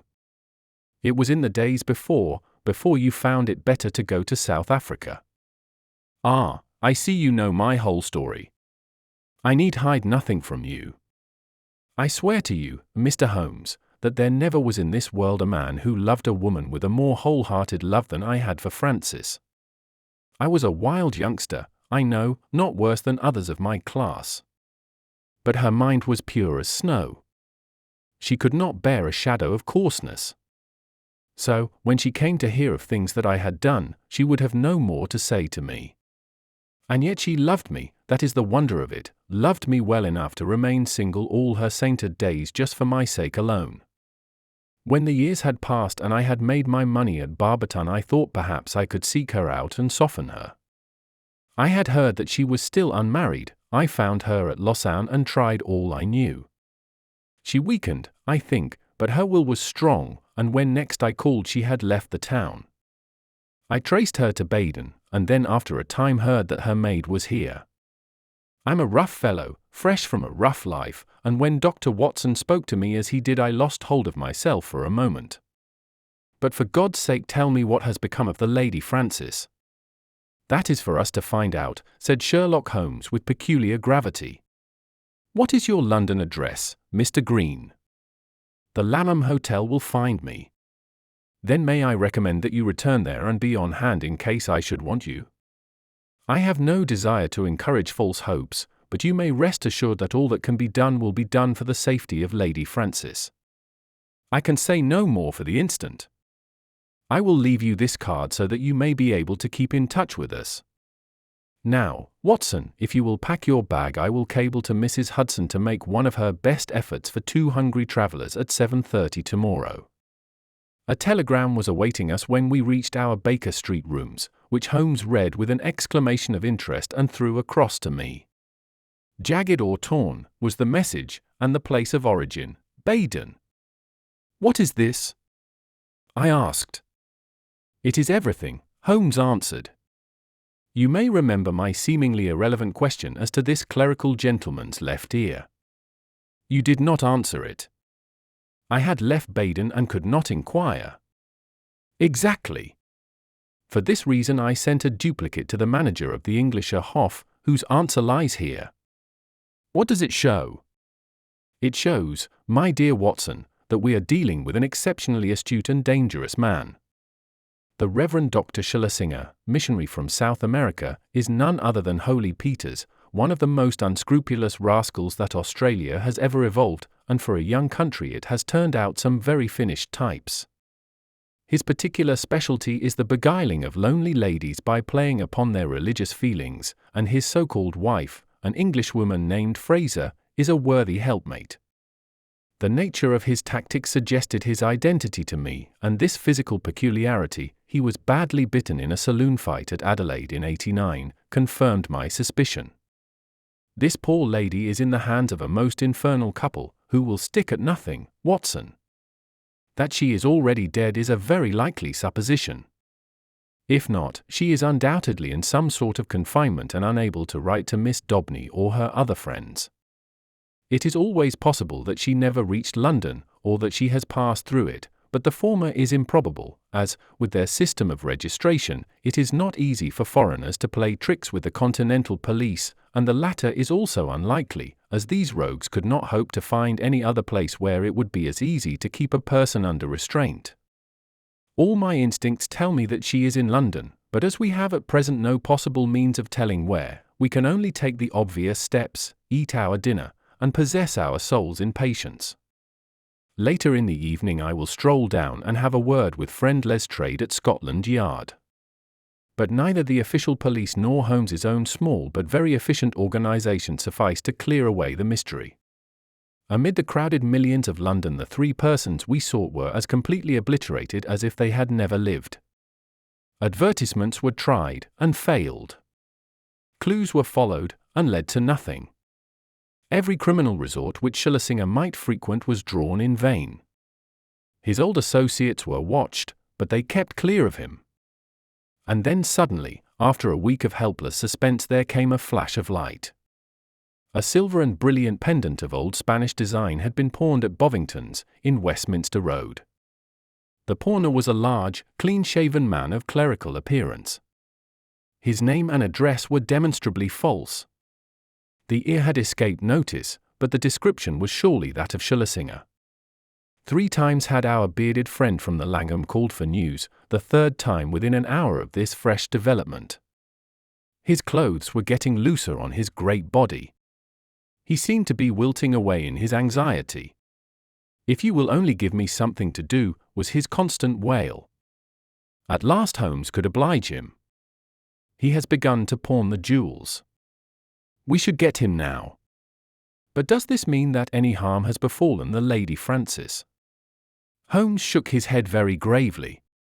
"Supposing that they have held her prisoner up to now, it is clear that they cannot let her loose without their own destruction. We must prepare for the worst." "What can I do?" "These people do not know you by sight. No, it is possible that he will go to some other pawnbroker in the future. In that case, we must begin again. On the other hand, he has had a fair price and no questions asked, so if he is in need of ready money he will probably come back to Bovington's. I will give you a note to them, and they will let you wait in the shop.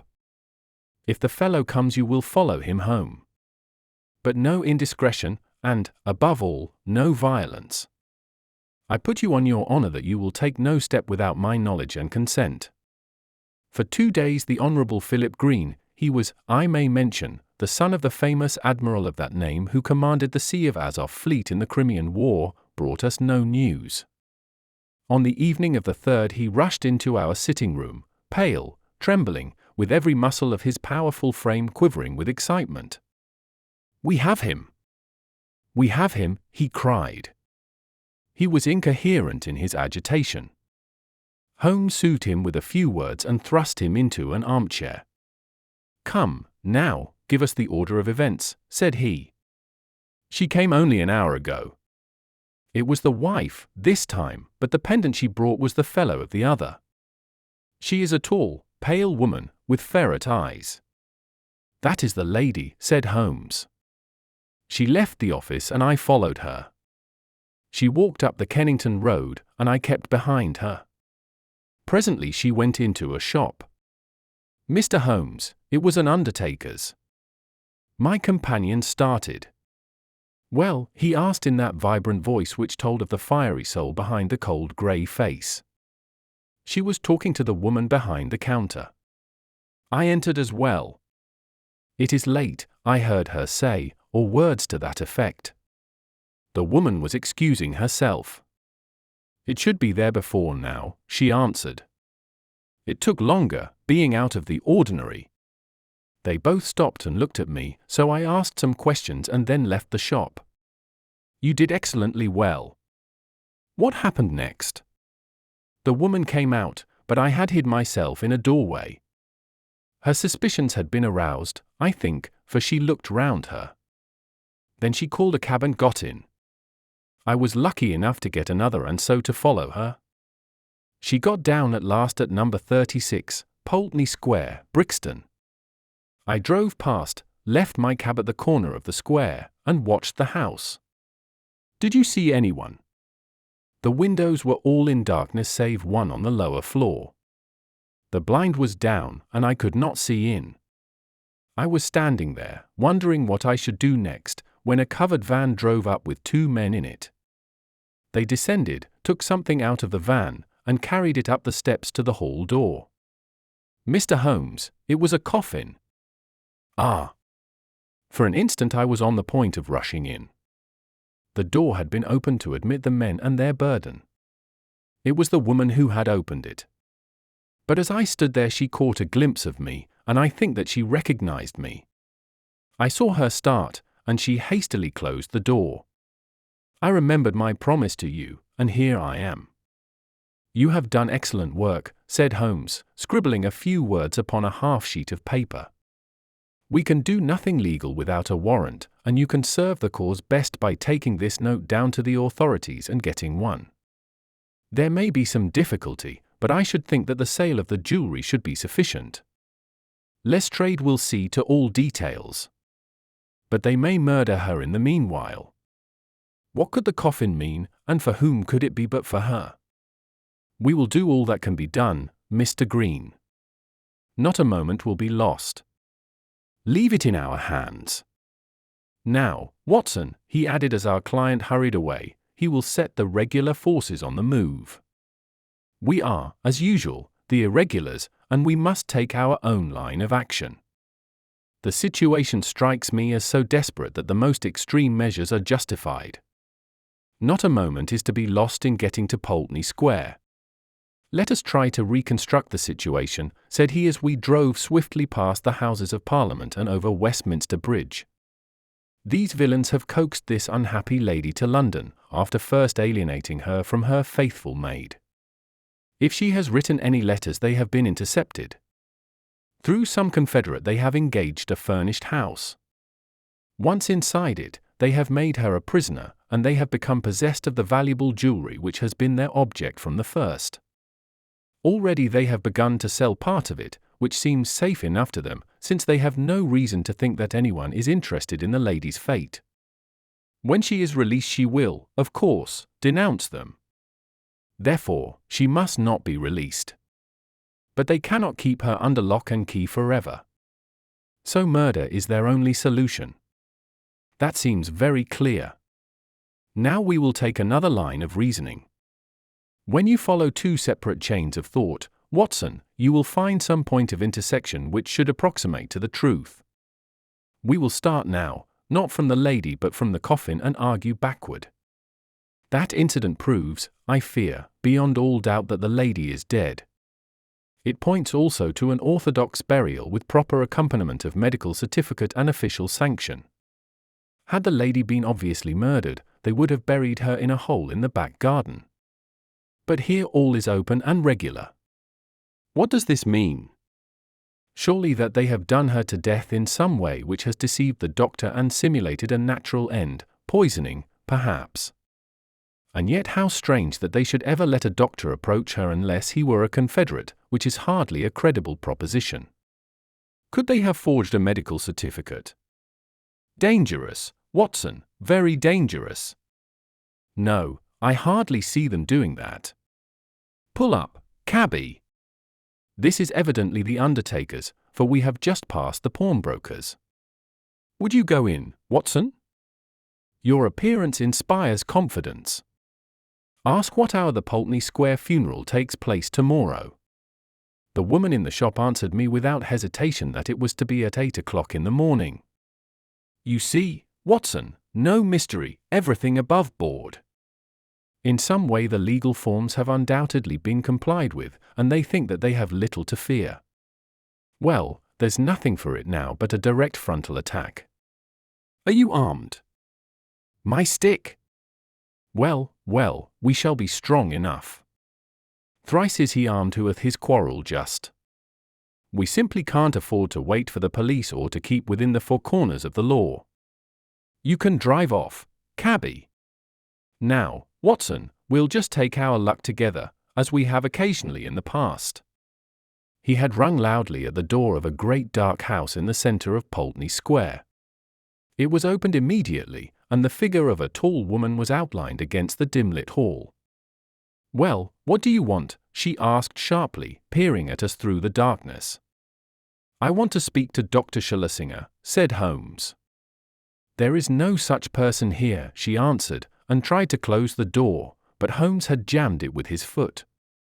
Well, I want to see the man who lives here, whatever he may call himself, said Holmes firmly. She hesitated. Then she threw open the door. Well, come in, said she. My husband is not afraid to face any man in the world. She closed the door behind us and showed us into a sitting room on the right side of the hall, turning up the gas as she left us. Mr. Peters will be with you in an instant, she said. Her words were literally true, for we had hardly time to look around the dusty and moth-eaten apartment in which we found ourselves before the door opened and a big, clean-shaven, bald-headed man stepped lightly into the room. He had a large red face, with pendulous cheeks, and a general air of superficial benevolence which was marred by a cruel, vicious mouth. There is surely some mistake here, gentlemen, he said in an unctuous, make-everything-easy voice. I fancy that you have been misdirected. Possibly if you tried farther down the street, that will do, we have no time to waste, said my companion firmly. You are Henry Peters, of Adelaide, late the Reverend Dr. Schlesinger, of Baden and South America. I am as sure of that as that my own name is Sherlock Holmes. Peters, as I will now call him, started and stared hard at his formidable pursuer. I guess your name does not frighten me, Mr. Holmes, said he coolly. When a man's conscience is easy you can't rattle him. What is your business in my house? I want to know what you have done with the Lady Frances Carfax, whom you brought away with you from Baden. I'd be very glad if you could tell me where that lady may be, Peters answered coolly. I've a bill against her for nearly £100, and nothing to show for it but a couple of trumpery pendants that the dealer would hardly look at. She attached herself to Mrs. Peters and me at Baden. It is a fact that I was using another name at the time, and she stuck on to us until we came to London. I paid her bill and her ticket. Once in London, she gave us the slip, and, as I say, left these out-of-date jewels to pay her bills. You find her, Mr. Holmes, and I'm your debtor. I mean to find her, said Sherlock Holmes. I'm going through this house till I do find her. Where is your warrant? Holmes half drew a revolver from his pocket. This will have to serve till a better one comes. Why, you're a common burglar. So you might describe me, said Holmes cheerfully. My companion is also a dangerous ruffian. And together we are going through your house. Our opponent opened the door. Fetch a policeman, Annie, said he. There was a whisk of feminine skirts down the passage, and the hall door was opened and shut. Our time is limited, Watson, said Holmes. If you try to stop us, Peters, you will most certainly get hurt. Where is that coffin which was brought into your house? What do you want with the coffin? It is in use. There is a body in it. I must see the body. Never with my consent. Then without it. With a quick movement Holmes pushed the fellow to one side and passed into the hall. A door half open stood immediately before us. We entered. It was the dining room. On the table, under a half-lit chandelier, the coffin was lying. Holmes turned up the gas and raised the lid. Deep down in the recesses of the coffin lay an emaciated figure. The glare from the lights above beat down upon an aged and withered face. By no possible process of cruelty, starvation, or disease could this worn-out wreck be the still beautiful Lady Frances. Holmes's face showed his amazement, and also his relief. "Thank God," he muttered. "It's someone else." "Ah, you've blundered badly for once, Mr. Sherlock Holmes," said Peters, who had followed us into the room. "Who is the dead woman?" "Well, if you really must know, she is an old nurse of my wife's, Rose Spender by name, whom we found in the Brixton Workhouse infirmary. We brought her round here, called in Dr. Horsam, of 13, Furbank Villas, mind you take the address, Mr. Holmes, and had her carefully tended, as Christian folk should. On the 3rd day she died, certificate says senile decay, but that's only the doctor's opinion, and of course you know better. We ordered her funeral to be carried out by Stimpson and Company, of the Kennington Road, who will bury her at 8 o'clock tomorrow morning. Can you pick any hole in that, Mr. Holmes? You've made a silly blunder, and you may as well own up to it. I'd give something for a photograph of your gaping, staring face when you pulled aside that lid expecting to see the Lady Frances Carfax and only found a poor old woman of 90. Holmes's expression was as impassive as ever under the jeers of his antagonist, but his clenched hands betrayed his acute annoyance. "I am going through your house," said he. "Are you, though?" cried Peters as a woman's voice and heavy step sounded in the passage. "We'll soon see about that. This way, officers, if you please. These men have forced their way into my house, and I cannot get rid of them. Help me to put them out." A sergeant and a constable stood in the doorway. Holmes drew his card from his case. "This is my name and address. This is my friend, Dr. Watson." "Bless you, sir, we know you very well," said the sergeant, "but you can't stay here without a warrant." "Of course not. I quite understand that." "Arrest him," cried Peters. "We know where to lay our hands on this gentleman if he is wanted," said the sergeant majestically, "but you'll have to go, Mr. Holmes." "Yes, Watson, we shall have to go." A minute later we were in the street once more. Holmes was as cool as ever, but I was hot with anger and humiliation. The sergeant had followed us. "Sorry, Mr. Holmes, but that's the law." "Exactly, Sergeant, you could not do otherwise. I expect there was good reason for your presence there. If there is anything I can do, it's a missing lady, Sergeant, and we think she is in that house. I expect a warrant presently. Then I'll keep my eye on the parties, Mr. Holmes. If anything comes along, I will surely let you know." It was only 9 o'clock, and we were off full cry upon the trail at once. First we drove to Brixton Workhouse Infirmary, where we found that it was indeed the truth that a charitable couple had called some days before, that they had claimed an imbecile old woman as a former servant, and that they had obtained permission to take her away with them. No surprise was expressed at the news that she had since died. The doctor was our next goal. He had been called in, had found the woman dying of pure senility, had actually seen her pass away, and had signed the certificate in due form. "I assure you that everything was perfectly normal and there was no room for foul play in the matter," said he. Nothing in the house had struck him as suspicious save that for people of their class it was remarkable that they should have no servant. So far and no further went the doctor. Finally we found our way to Scotland Yard. There had been difficulties of procedure in regard to the warrant. Some delay was inevitable. The magistrate's signature might not be obtained until next morning. If Holmes would call about 9 he could go down with Lestrade and see it acted upon. So ended the day, save that near midnight our friend, the sergeant, called to say that he had seen flickering lights here and there in the windows of the great dark house, but that no one had left it and none had entered.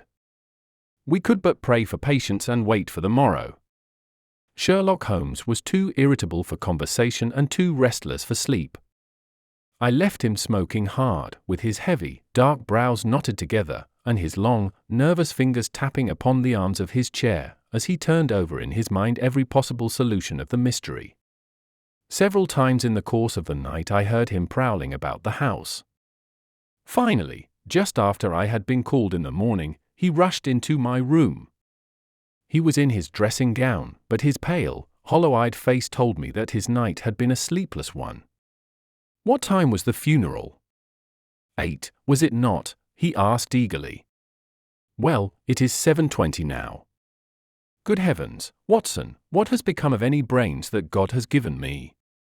Quick, man, quick! It's life or death, 100 chances on death to 1 on life. I'll never forgive myself, never, if we are too late." 5 minutes had not passed before we were flying in a hansom down Baker Street. But even so it was 25 to 8 as we passed Big Ben, and 8 struck as we tore down the Brixton Road. But others were late as well as we. 10 minutes after the hour the hearse was still standing at the door of the house, and even as our foaming horse came to a halt the coffin, supported by 3 men, appeared on the threshold. Holmes darted forward and barred their way. "Take it back," he cried, laying his hand on the breast of the foremost. "Take it back this instant." "What the devil do you mean?" "Once again I ask you, where is your warrant?" shouted the furious Peters, his big red face glaring over the farther end of the coffin. "The warrant is on its way. The coffin shall remain in the house until it comes." The authority in Holmes's voice had its effect upon the bearers. Peters had suddenly vanished into the house, and they obeyed these new orders. "Quick, Watson, quick! Here is a screwdriver," he shouted as the coffin was replaced upon the table. "Here's one for you, my man. A sovereign if the lid comes off in a minute. Ask no questions, work away. That's good. Another. And another. Now pull all together. It's giving. It's giving. Ah, that does it at last." With a united effort we tore off the coffin lid. As we did so there came from the inside a stupefying and overpowering smell of chloroform. A body lay within, its head all wreathed in cotton wool, which had been soaked in the narcotic. Holmes plucked it off and disclosed the statuesque face of a handsome and spiritual woman of middle age. In an instant he had passed his arm round the figure and raised her to a sitting position. "Is she gone, Watson? Is there a spark left? Surely we are not too late." For half an hour it seemed that we were. What with actual suffocation, and what with the poisonous fumes of the chloroform, the Lady Frances seemed to have passed the last point of recall. And then, at last, with artificial respiration, with injected ether, and with every device that science could suggest, some flutter of life, some quiver of the eyelids, some dimming of a mirror, spoke of the slowly returning life. A cab had driven up, and Holmes, parting the blind, looked out at it. "Here is Lestrade with his warrant," said he. "He will find that his birds have flown. And here," he added as a heavy step hurried along the passage, "is someone who has a better right to nurse this lady than we have.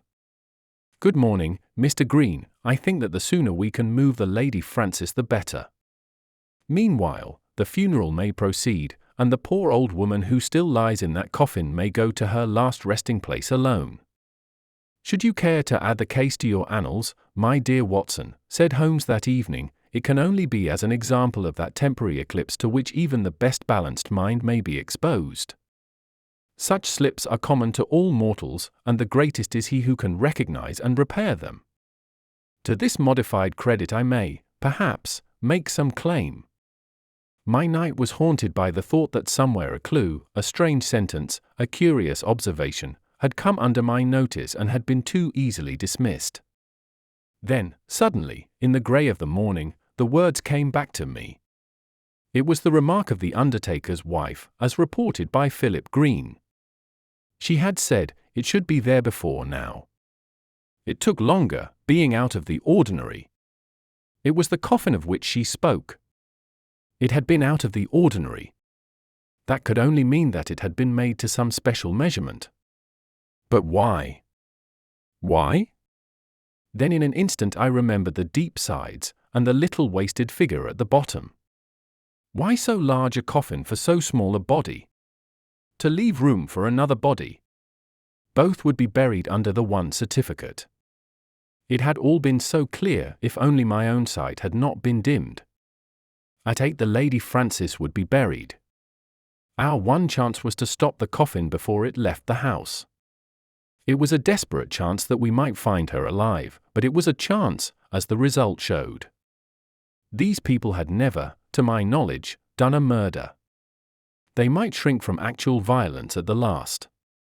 They could bury her with no sign of how she met her end, and even if she were exhumed there was a chance for them. I hope that such considerations might prevail with them. You can reconstruct the scene well enough. You saw the horrible den upstairs, where the poor lady had been kept so long. They rushed in and overpowered her with their chloroform, carried her down, poured more into the coffin to ensure against her waking, and then screwed down the lid. A clever device, Watson.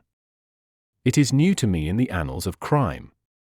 If our ex-missionary friends escape the clutches of Lestrade, I shall expect to hear of some brilliant incidents in their future career. The Adventure of the Dying Detective. Mrs. Hudson, the landlady of Sherlock Holmes, was a long-suffering woman. Not only was her first-floor flat invaded at all hours by throngs of singular and often undesirable characters, but her remarkable lodger showed an eccentricity and irregularity in his life which must have sorely tried her patience. His incredible untidiness, his addiction to music at strange hours, his occasional revolver practice within doors, his weird and often malodorous scientific experiments, and the atmosphere of violence and danger which hung around him made him the very worst tenant in London. On the other hand, his payments were princely. I have no doubt that the house might have been purchased at the price which Holmes paid for his rooms during the years that I was with him. The landlady stood in the deepest awe of him and never dared to interfere with him, however outrageous his proceedings might seem. She was fond of him, too, for he had a remarkable gentleness and courtesy in his dealings with women. He disliked and distrusted the sex, but he was always a chivalrous opponent. Knowing how genuine was her regard for him, I listened earnestly to her story when she came to my rooms in the second year of my married life and told me of the sad condition to which my poor friend was reduced. "He's dying, Dr. Watson," said she. "For 3 days he has been sinking, and I doubt if he will last the day. He would not let me get a doctor. This morning when I saw his bones sticking out of his face and his great bright eyes looking at me, I could stand no more of it. With your leave or without it, Mr. Holmes, I am going for a doctor this very hour," said I. "Let it be Watson, then," said he. "I wouldn't waste an hour in coming to him, sir, or you may not see him alive." I was horrified, for I had heard nothing of his illness. I need not say that I rushed for my coat and my hat. As we drove back I asked for the details. "There is little I can tell you, sir. He has been working at a case down at Rotherheath, in an alley near the river, and he has brought this illness back with him. He took to his bed on Wednesday afternoon and has never moved since. For these 3 days neither food nor drink has passed his lips." "Good God! Why did you not call in a doctor?" "He wouldn't have it, sir. You know how masterful he is. I didn't dare to disobey him. But he's not long for this world, as you'll see for yourself the moment that you set eyes on him." He was indeed a deplorable spectacle. In the dim light of a foggy November day the sick room was a gloomy spot, but it was that gaunt, wasted face staring at me from the bed which sent a chill to my heart. His eyes had the brightness of fever, there was a hectic flush upon either cheek, and dark crusts clung to his lips, the thin hands upon the coverlet twitched incessantly, his voice was croaking and spasmodic. He lay listlessly as I entered the room, but the sight of me brought a gleam of recognition to his eyes. "Well, Watson, we seem to have fallen upon evil days," said he in a feeble voice, but with something of his old carelessness of manner. "My dear fellow," I cried, approaching him. "Stand back." "Stand right back," said he with the sharp imperiousness which I had associated only with moments of crisis. "If you approach me, Watson, I shall order you out of the house." "But why?" "Because it is my desire." "Is that not enough?" Yes, Mrs. Hudson was right. He was more masterful than ever. It was pitiful, however, to see his exhaustion. "I only wished to help," I explained. "Exactly. You will help best by doing what you are told." "Certainly, Holmes." He relaxed the austerity of his manner.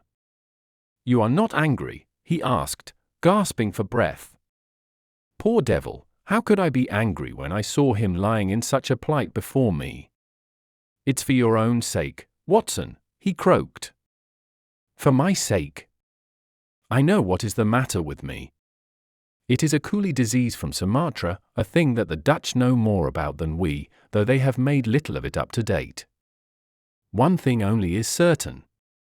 It is infallibly deadly, and it is horribly contagious." He spoke now with a feverish energy, the long hands twitching and jerking as he motioned me away. "Contagious by touch, Watson, that's it, by touch. Keep your distance and all is well." Good heavens, Holmes! Do you suppose that such a consideration weighs with me of an instant? It would not affect me in the case of a stranger. Do you imagine it would prevent me from doing my duty to so old a friend?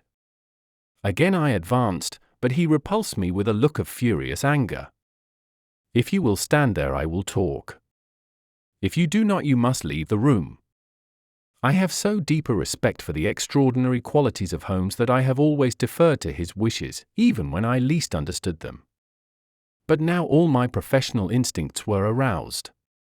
Let him be my master elsewhere, I at least was his in a sick room. "Holmes," said I, "you are not yourself.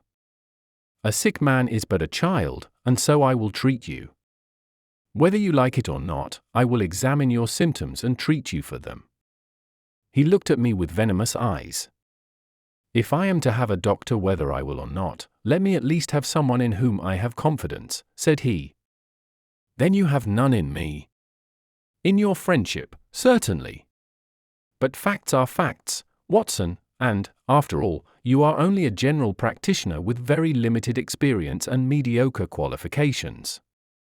It is painful to have to say these things, but you leave me no choice." I was bitterly hurt. Such a remark is unworthy of you, Holmes. It shows me very clearly the state of your own nerves. But if you have no confidence in me, I would not intrude my services. Let me bring Sir Jasper Meek or Penrose Fisher, or any of the best men in London. But someone you must have, and that is final. If you think that I am going to stand here and see you die without either helping you myself or bringing anyone else to help you, then you have mistaken your man." "You mean well, Watson," said the sick man with something between a sob and a groan. "Shall I demonstrate your own ignorance? What do you know, pray, of Tapanuli fever? What do you know of the Black Formosa corruption? I have never heard of either. There are many problems of disease, many strange pathological possibilities, in the East, Watson." He paused after each sentence to collect his failing strength. "I have learned so much during some recent researches which have a medico-criminal aspect. It was in the course of them that I contracted this complaint. You can do nothing." "Possibly not. But I happen to know that Dr. Ainstree, the greatest living authority upon tropical disease, is now in London. All remonstrance is useless, Holmes, I am going this instant to fetch him." I turned resolutely to the door. Never have I had such a shock. In an instant, with a tiger spring, the dying man had intercepted me. I heard the sharp snap of a twisted key. The next moment he had staggered back to his bed, exhausted and panting after his one tremendous outflame of energy. "You won't take the key from me by force, Watson. I've got you, my friend. Here you are, and here you will stay until I will otherwise. But I'll humor you." All this in little gasps, with terrible struggles for breath between. You've only my own good at heart. Of course I know that very well. You shall have your way, but give me time to get my strength. Not now, Watson, not now. It's 4 o'clock. At 6 you can go. This is insanity, Holmes. Only 2 hours, Watson.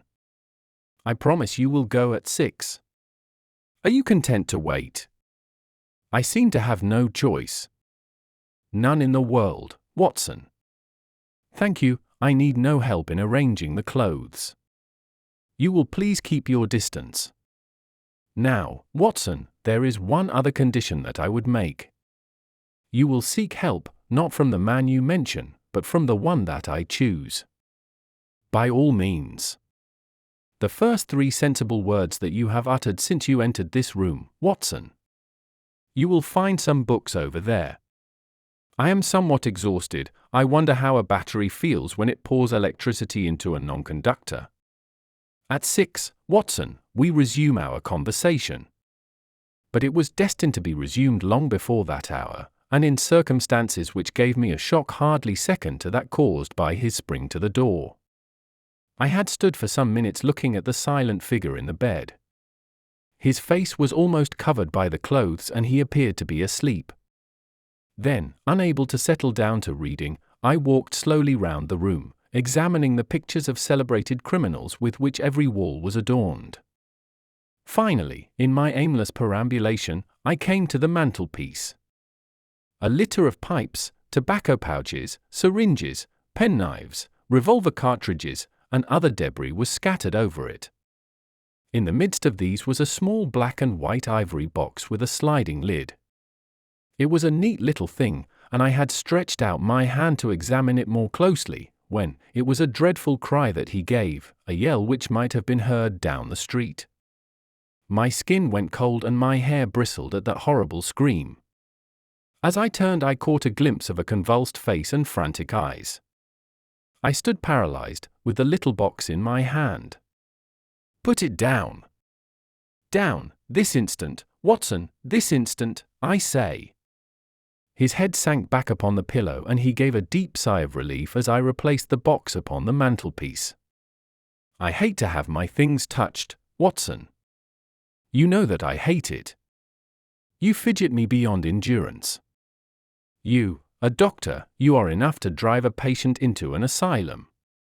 Sit down, man, and let me have my rest. The incident left a most unpleasant impression upon my mind. The violent and causeless excitement, followed by this brutality of speech, so far removed from his usual suavity, showed me how deep was the disorganization of his mind. Of all ruins, that of a noble mind is the most deplorable. I sat in silent dejection until the stipulated time had passed. He seemed to have been watching the clock as well as I, for it was hardly 6 before he began to talk with the same feverish animation as before. Now, Watson, said he. Have you any change in your pocket? Yes. Any silver? A good deal. How many half-crowns? I have 5. Ah, too few. Too few. How very unfortunate, Watson. However, such as they are, you can put them in your watch pocket. And all the rest of your money in your left trouser pocket. Thank you. It will balance you so much better like that. This was raving insanity. He shuddered, and again made a sound between a cough and a sob. You will now light the gas, Watson, but you will be very careful that not for one instant shall it be more than half on. I implore you to be careful, Watson. Thank you, that is excellent. No, you need not draw the blind. Now you will have the kindness to place some letters and papers upon this table within my reach. Thank you. Now some of that litter from the mantelpiece. Excellent, Watson. There is a sugar tongs there. Kindly raise that small ivory box with its assistance.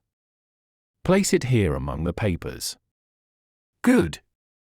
You can now go and fetch Mr. Culverton Smith, of 13, Lower Burke Street. To tell the truth, my desire to fetch a doctor had somewhat weakened, for poor Holmes was so obviously delirious that it seemed dangerous to leave him. However, he was as eager now to consult the person named as he had been obstinate in refusing. "I never heard the name," said I. "Possibly not, my good Watson. It may surprise you to know that the man upon earth who is best versed in this disease is not a medical man, but a planter. Mr. Culverton Smith is a well-known resident of Sumatra, now visiting London. An outbreak of the disease upon his plantation, which was distant from medical aid, caused him to study it himself, with some rather far-reaching consequences. He is a very methodical person, and I did not desire you to start before 6, because I was well aware that you would not find him in his study. If you could persuade him to come here and give us the benefit of his unique experience of this disease, the investigation of which has been his dearest hobby, I cannot doubt that he could help me." I gave Holmes's remarks as a consecutive whole and will not attempt to indicate how they were interrupted by gaspings for breath and those clutchings of his hands which indicated the pain from which he was suffering. His appearance had changed for the worse during the few hours that I had been with him. Those hectic spots were more pronounced, the eyes shone more brightly out of darker hollows, and a cold sweat glimmered upon his brow. He still retained, however, the jaunty gallantry of his speech.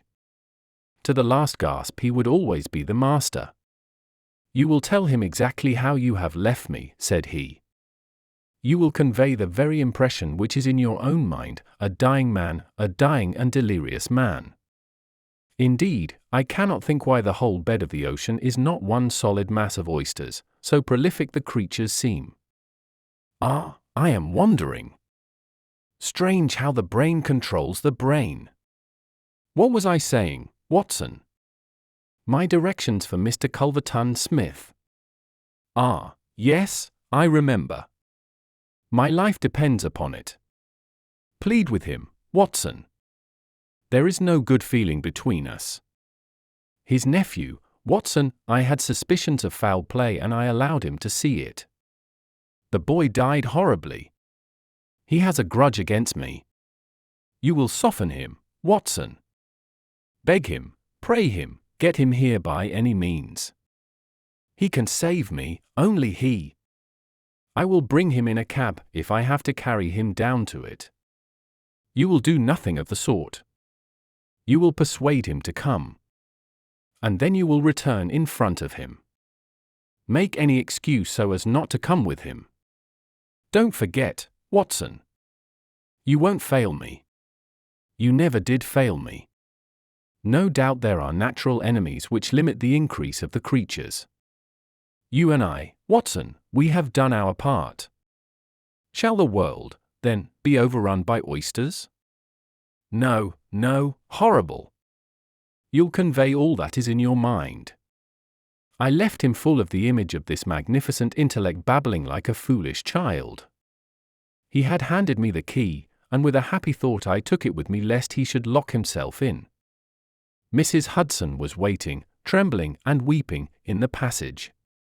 Behind me as I passed from the flat I heard Holmes's high, thin voice in some delirious chant.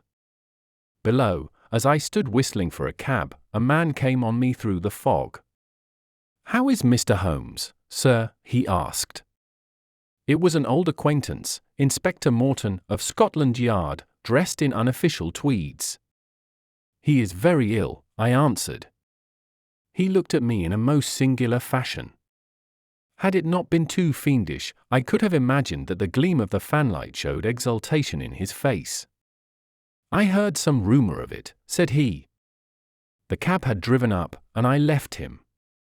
Lower Burke Street proved to be a line of fine houses lying in the vague borderland between Notting Hill and Kensington. The particular one at which my cabman pulled up had an air of smug and demure respectability in its old-fashioned iron railings, its massive folding door, and its shining brasswork. All was in keeping with a solemn butler who appeared framed in the pink radiance of a tinted electrical light behind him. "Yes, Mr. Culverton Smith is in." "Dr. Watson." "Very good, sir, I will take up your card."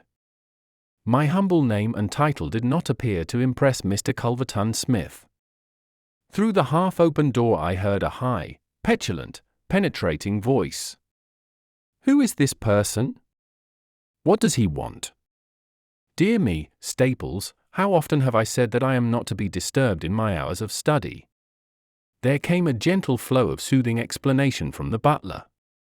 "Well, I won't see him, Staples. I can't have my work interrupted like this. I am not at home." "Say so. Tell him to come in the morning if he really must see me." Again the gentle murmur. "Well, well, give him that message. He can come in the morning, or he can stay away. My work must not be hindered." I thought of Holmes tossing upon his bed of sickness and counting the minutes, perhaps, until I could bring help to him. It was not a time to stand upon ceremony. His life depended upon my promptness. Before the apologetic butler had delivered his message, I had pushed past him and was in the room. With a shrill cry of anger, a man rose from a reclining chair beside the fire. I saw a great yellow face, coarse-grained and greasy, with heavy, double chin, and two sullen, menacing grey eyes which glared at me from under tufted and sandy brows. A high bald head had a small velvet smoking cap poised coquettishly upon one side of its pink curve. The skull was of enormous capacity, and yet as I looked down I saw to my amazement that the figure of the man was small and frail, twisted in the shoulders and back like one who has suffered from rickets in his childhood. "What's this?" he cried in a high, screaming voice. "What is the meaning of this intrusion? Didn't I send you word that I would see you tomorrow morning?" "I am sorry," said I, "but the matter cannot be delayed." Mr. Sherlock Holmes, the mention of my friend's name had an extraordinary effect upon the little man. The look of anger passed in an instant from his face. His features became tense and alert. "Have you come from Holmes?" he asked. "I have just left him." "What about Holmes? How is he?" "He is desperately ill. That is why I have come." The man motioned me to a chair, and turned to resume his own. As he did so I caught a glimpse of his face in the mirror over the mantelpiece. I could have sworn that it was set in a malicious and abominable smile. Yet I persuaded myself that it must have been some nervous contraction which I had surprised, for he turned to me an instant later with genuine concern upon his features. "I am sorry to hear this," said he. "I only know Mr. Holmes through some business dealings which we have had, but I have every respect for his talents and his character. He is an amateur of crime, as I am of disease. For him the villain, for me the microbe. There are my prisons," he continued, pointing to a row of bottles and jars which stood upon a side table. "Among those gelatine cultivation some of the very worst offenders in the world are now doing time. It was on account of your special knowledge that Mr. Holmes desired to see you. He has a high opinion of you and thought that you were the one man in London who could help him." The little man started, and the jaunty smoking cap slid to the floor. "Why?" he asked. "Why should Mr. Holmes think that I could help him in his trouble?" "Because of your knowledge of Eastern diseases." "But why should he think that this disease which he has contracted is Eastern?" "Because, in some professional inquiry, he has been working among Chinese sailors down in the docks." Mr. Culverton Smith smiled pleasantly and picked up his smoking cap. "Oh, that's it, is it?" said he. "I trust the matter is not so grave as you suppose. How long has he been ill?" "About 3 days." "Is he delirious?" "Occasionally." "Tut, tut! This sounds serious. It would be inhuman not to answer his call. I very much resent any interruption to my work, Dr. Watson, but this case is certainly exceptional. I will come with you at once." I remembered Holmes's injunction. "I have another appointment," said I. "Very good. I will go alone. I have a note of Mr. Holmes's address. You can rely upon my being there within half an hour at most." It was with a sinking heart that I re-entered Holmes's bedroom. For all that I knew, the worst might have happened in my absence. To my enormous relief, he had improved greatly in the interval. His appearance was as ghastly as ever, but all trace of delirium had left him, and he spoke in a feeble voice, it is true, but with even more than his usual crispness and lucidity. "Well, did you see him, Watson?" "Yes, he is coming." "Admirable, Watson. Admirable. You are the best of messengers." "He wished to return with me." "That would never do, Watson. That would be obviously impossible." "Did he ask what ailed me?" "I told him about the Chinese in the East End." "Exactly." "Well, Watson, you have done all that a good friend could. You can now disappear from the scene. I must wait and hear his opinion, Holmes." "Of course you must. But I have reasons to suppose that this opinion would be very much more frank and valuable if he imagines that we are alone. There is just room behind the head of my bed, Watson." "My dear Holmes." "I fear there is no alternative, Watson. The room does not lend itself to concealment, which is as well, as it is the less likely to arouse suspicion. But just there, Watson, I fancy that it could be done." Suddenly he sat up with a rigid intentness upon his haggard face. "There are the wheels, Watson. Quick, man, if you love me. And don't budge, whatever happens, do you hear? Don't speak. Don't move. Just listen with all your ears." Then in an instant his sudden access of strength departed, and his masterful, purposeful talk droned away into the low, vague murmurings of a semi-delirious man. From the hiding place into which I had been so swiftly hustled I heard the footfalls upon the stair, with the opening and the closing of the bedroom door. Then, to my surprise, there came a long silence, broken only by the heavy breathings and gaspings of the sick man. I could imagine that our visitor was standing by the bedside and looking down at the sufferer. At last that strange hush was broken. "Holmes," he cried. Holmes, in the insistent tone of one who awakens a sleeper. "Can't you hear me, Holmes?" There was a rustling, as if he had shaken the sick man roughly by the shoulder. "Is that you, Mr. Smith?" Holmes whispered. "I hardly dared hope that you would come." The other laughed. "I should imagine not," he said. "And yet, you see, I am here. Coals of fire, Holmes, coals of fire. It is very good of you, very noble of you. I appreciate your special knowledge." Our visitor sniggered. "You do. You are, fortunately, the only man in London who does. Do you know what is the matter with you?" "The same," said Holmes. "Ah. You recognize the symptoms?" "Only too well." "Well, I shouldn't be surprised, Holmes. I shouldn't be surprised if it were the same. A bad lookout for you if it is.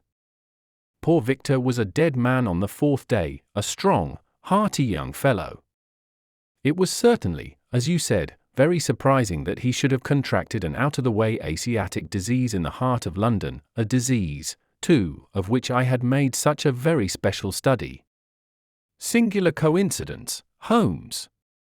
Very smart of you to notice it, but rather uncharitable to suggest that it was cause and effect. I knew that you did it." "Oh, you did you? Well, you couldn't prove it, anyhow. But what do you think of yourself spreading reports about me like that, and then crawling to me for help the moment you are in trouble? What sort of a game is that, eh?" I heard the rasping, labored breathing of the sick man. "Give me the water," he gasped. "You're precious near your end, my friend, but I don't want you to go till I have had a word with you. That's why I give you water. There, don't slop it about. That's right.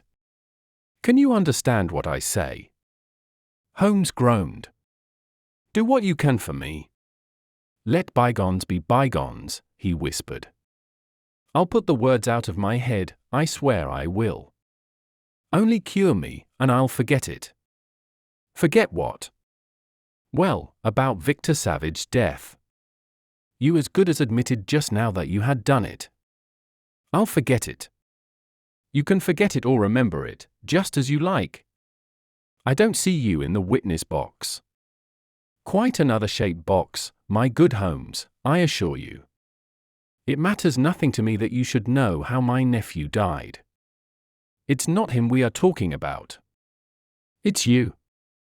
Yes, yes. The fellow who came for me, I've forgotten his name, said that you contracted it down in the East End among the sailors. I could only account for it so. You are proud of your brains, Holmes, are you not? Think yourself smart, don't you? You came across someone who was smarter this time. Now cast your mind back, Holmes. Can you think of no other way you could have got this thing? I can't think. My mind is gone. For heaven's sake, help me. Yes, I will help you. I'll help you to understand just where you are and how you got there. I'd like you to know before you die. Give me something to ease my pain. Painful, is it? Yes, the coolies used to do some squealing towards the end. Takes you as cramp, I fancy. Yes, yes, it is cramp. Well, you can hear what I say, anyhow. Listen now. Can you remember any unusual incident in your life just about the time your symptoms began? No, nothing. Think again. I'm too ill to think. Well, then, I'll help you. Did anything come by post? By post? A box by chance? I'm fainting, I'm gone. Listen, Holmes. There was a sound as if he was shaking the dying man, and it was all that I could do to hold myself quiet in my hiding place. You must hear me. You shall hear me. Do you remember a box? It's an ivory box? It came on Wednesday. You opened it, do you remember? Yes, I opened it. There was a sharp spring inside it. Some joke, it was no joke, as you will find to your cost. You fool, you would have it and you have got it. Who asked you to cross my path? If you had left me alone I would not have hurt you. I remember, Holmes gasped. The spring.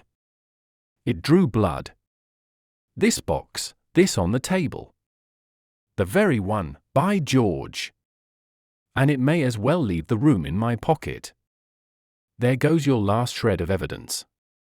But you have the truth now, Holmes, and you can die with the knowledge that I killed you. You knew too much of the fate of Victor Savage, so I have sent you to share it.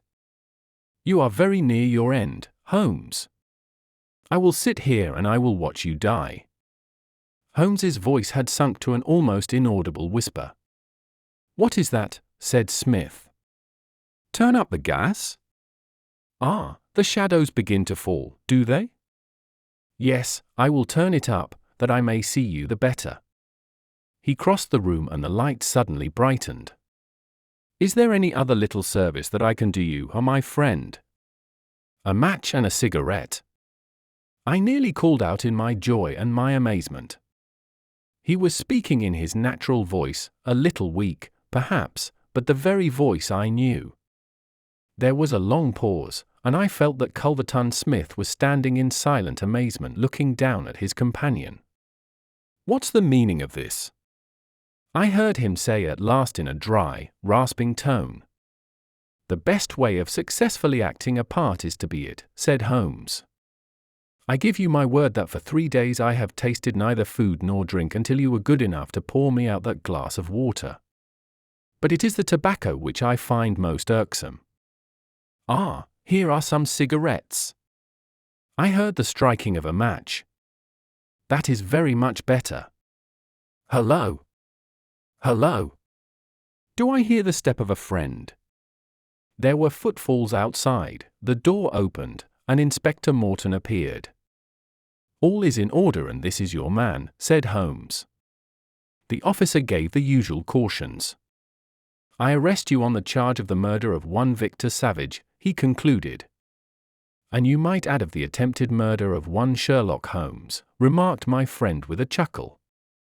To save an invalid trouble, Inspector, Mr. Culverton Smith was good enough to give our signal by turning up the gas.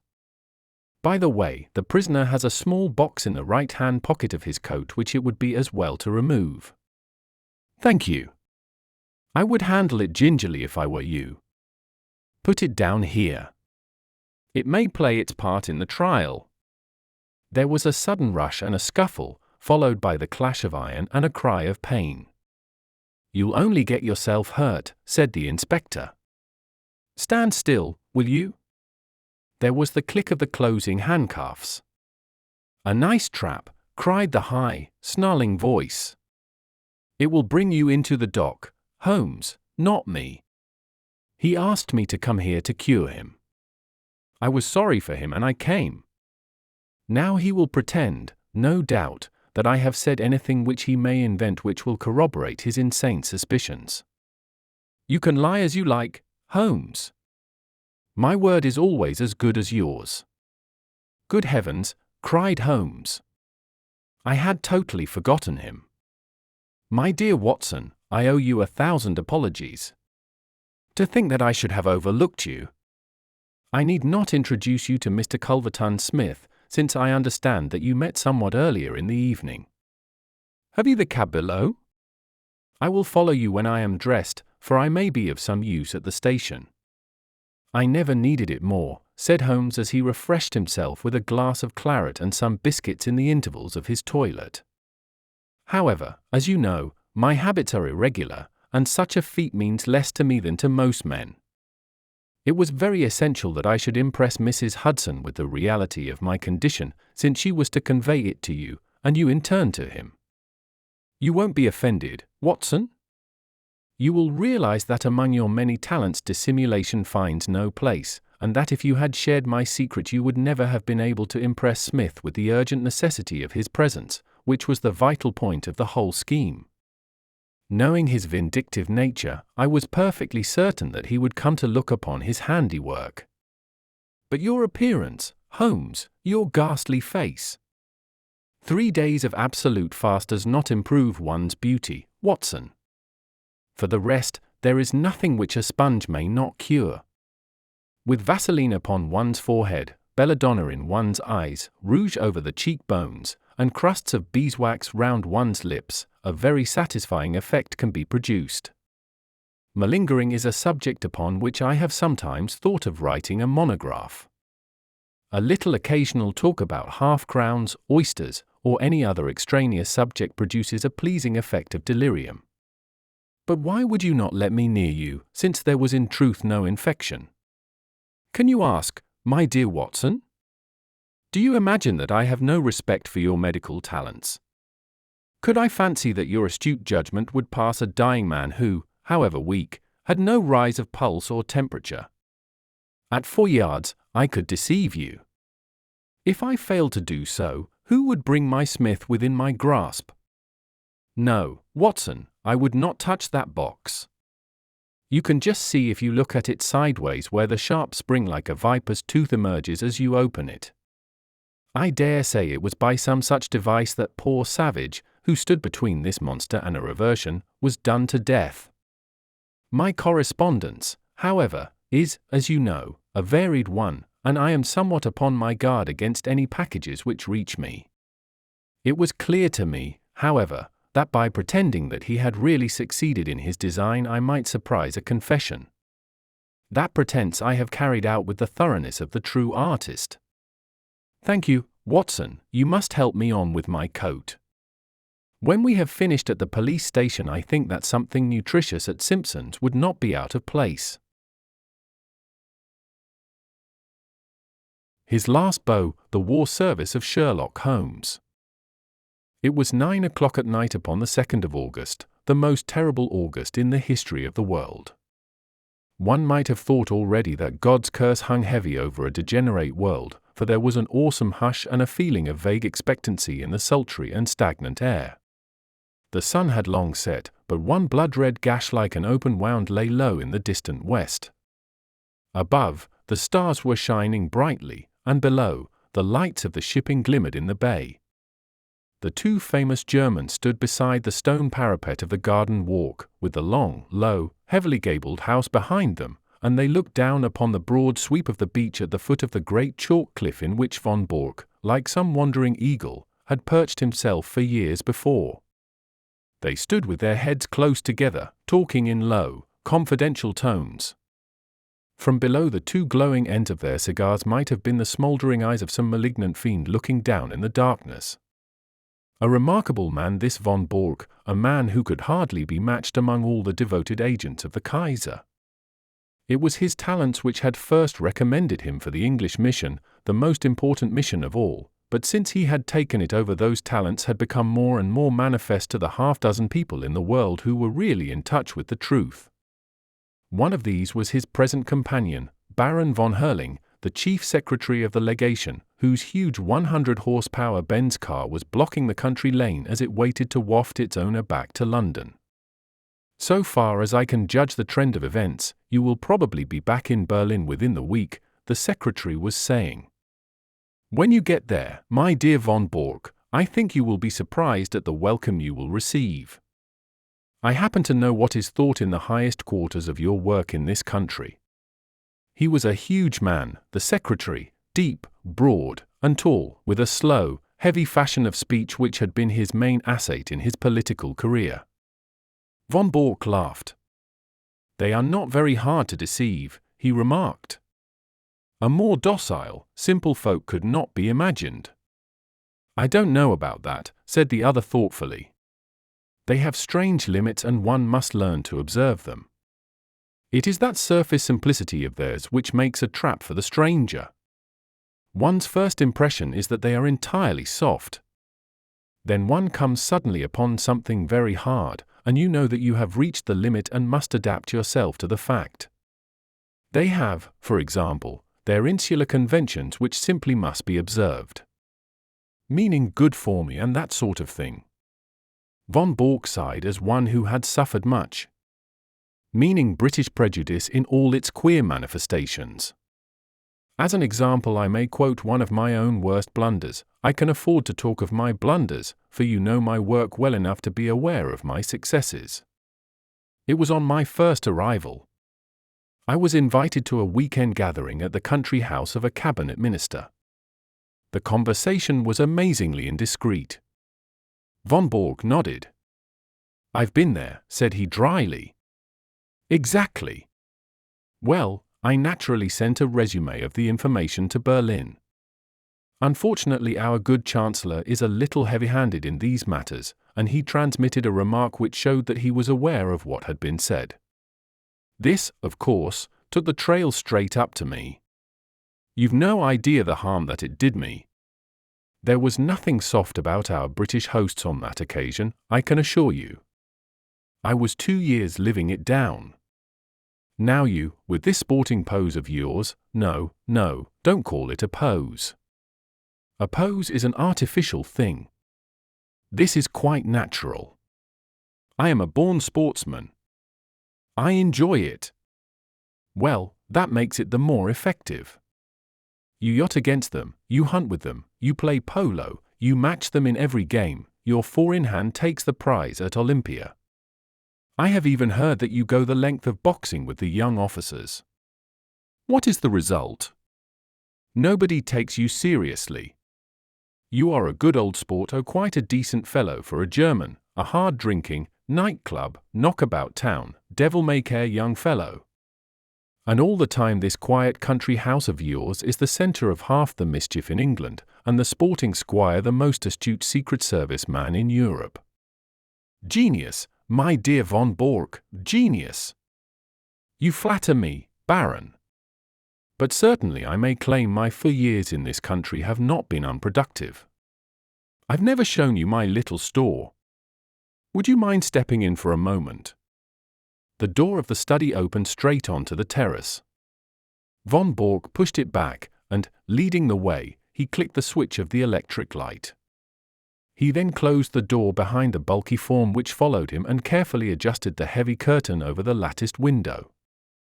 Only when all these precautions had been taken and tested did he turn his sunburned aquiline face to his guest.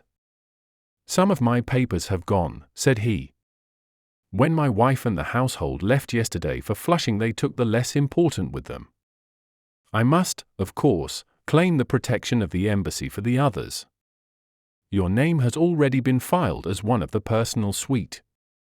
There will be no difficulties for you or your baggage. Of course, it is just possible that we may not have to go. England may leave France to her fate. We are sure that there is no binding treaty between them. And Belgium." "Yes, and Belgium, too." Von Borg shook his head. "I don't see how that could be. There is a definite treaty there. She could never recover from such a humiliation. She would at least have peace for the moment. But her honor? Tut, my dear sir, we live in a utilitarian age. Honor is a medieval conception. Besides, England is not ready. It is an inconceivable thing, but even our special war tax of 50 million, which one would think made our purpose as clear as if we had advertised it on the front page of the Times, has not roused these people from their slumbers. Here and there one hears a question. It is my business to find an answer. Here and there also there is an irritation. It is my business to soothe it. But I can assure you that so far as the essentials go, the storage of munitions, the preparation for submarine attack, the arrangements for making high explosives, nothing is prepared. How, then, can England come in, especially when we have stirred her up such a devil's brew of Irish civil war, window-breaking furies, and God knows what to keep her thoughts at home? She must think of her future. Ah, that is another matter. I fancy that in the future we have our own very definite plans about England, and that your information will be very vital to us. It is today or tomorrow with Mr. John Bull. If he prefers today, we are perfectly ready. If it is tomorrow, we shall be more ready still. I should think they would be wiser to fight with allies than without them, but that is their own affair. This week is their week of destiny. But you were speaking of your papers." He sat in the armchair with the light shining upon his broad bald head while he puffed sedately at his cigar. The large oak-panelled, book-lined room had a curtain hung in the further corner. When this was drawn, it disclosed a large, brass-bound safe. Von Bork detached a small key from his watch chain, and after some considerable manipulation of the lock he swung open the heavy door. "Look," said he, standing clear, with a wave of his hand. The light shone vividly into the open safe, and the secretary of the embassy gazed with an absorbed interest at the rows of stuffed pigeonholes with which it was furnished. Each pigeonhole had its label, and his eyes as he glanced along them read a long series of such titles as Fords, Harbour Defences, Aeroplanes, Ireland, Egypt, Portsmouth Forts, the Channel, Rositha, and a score of others. Each compartment was bristling with papers and plans. "Colossal," said the secretary. Putting down his cigar, he softly clapped his fat hands. "And all in 4 years, Baron. Not such a bad show for the hard-drinking, hard-riding country squire. But the gem of my collection is coming, and there is the setting all ready for it." He pointed to a space over which a naval signals was printed. "But you have a good dossier there already. Out of date and waste paper. The Admiralty in some way got the alarm and every code has been changed. It was a blow, Baron, the worst setback in my whole campaign. But thanks to my checkbook and the good Altamont, all will be well tonight."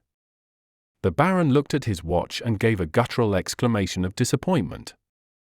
"Well, I really can wait no longer.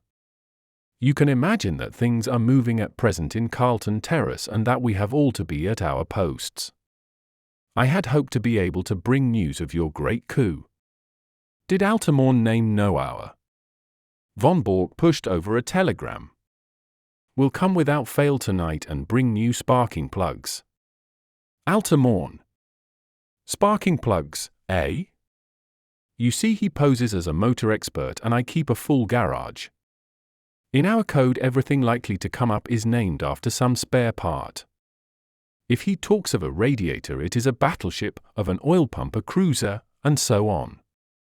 Sparking plugs are naval signals. From Portsmouth at midday, said the secretary, examining the superscription. By the way, what do you give him? £500 for this particular job. Of course he has a salary as well. The greedy rogue. They are useful, these traitors, but I grudge them their blood money. I grudge Altamont nothing. He is a wonderful worker. If I pay him well, at least he delivers the goods, to use his own phrase. Besides, he is not a traitor. I assure you that our most Pangermanic junker is a sucking dove in his feelings towards England as compared with a real bitter Irish American.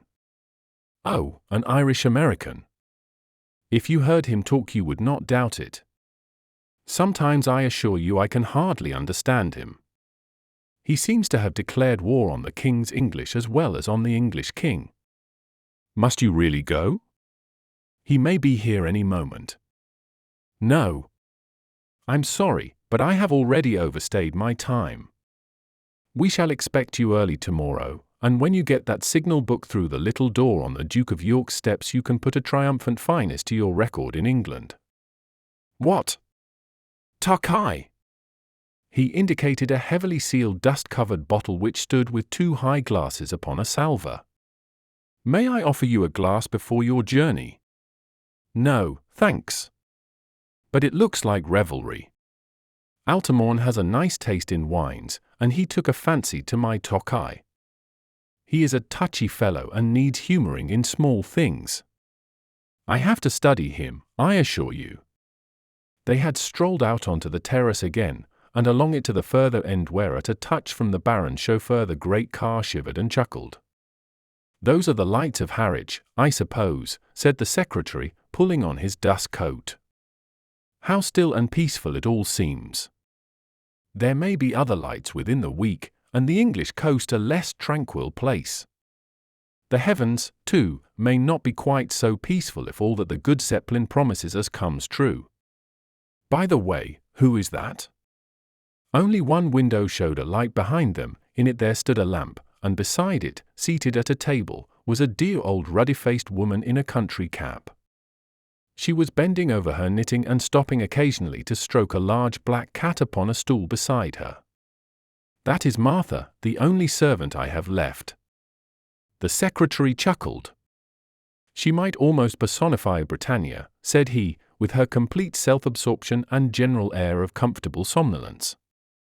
Well, au revoir, von Bork.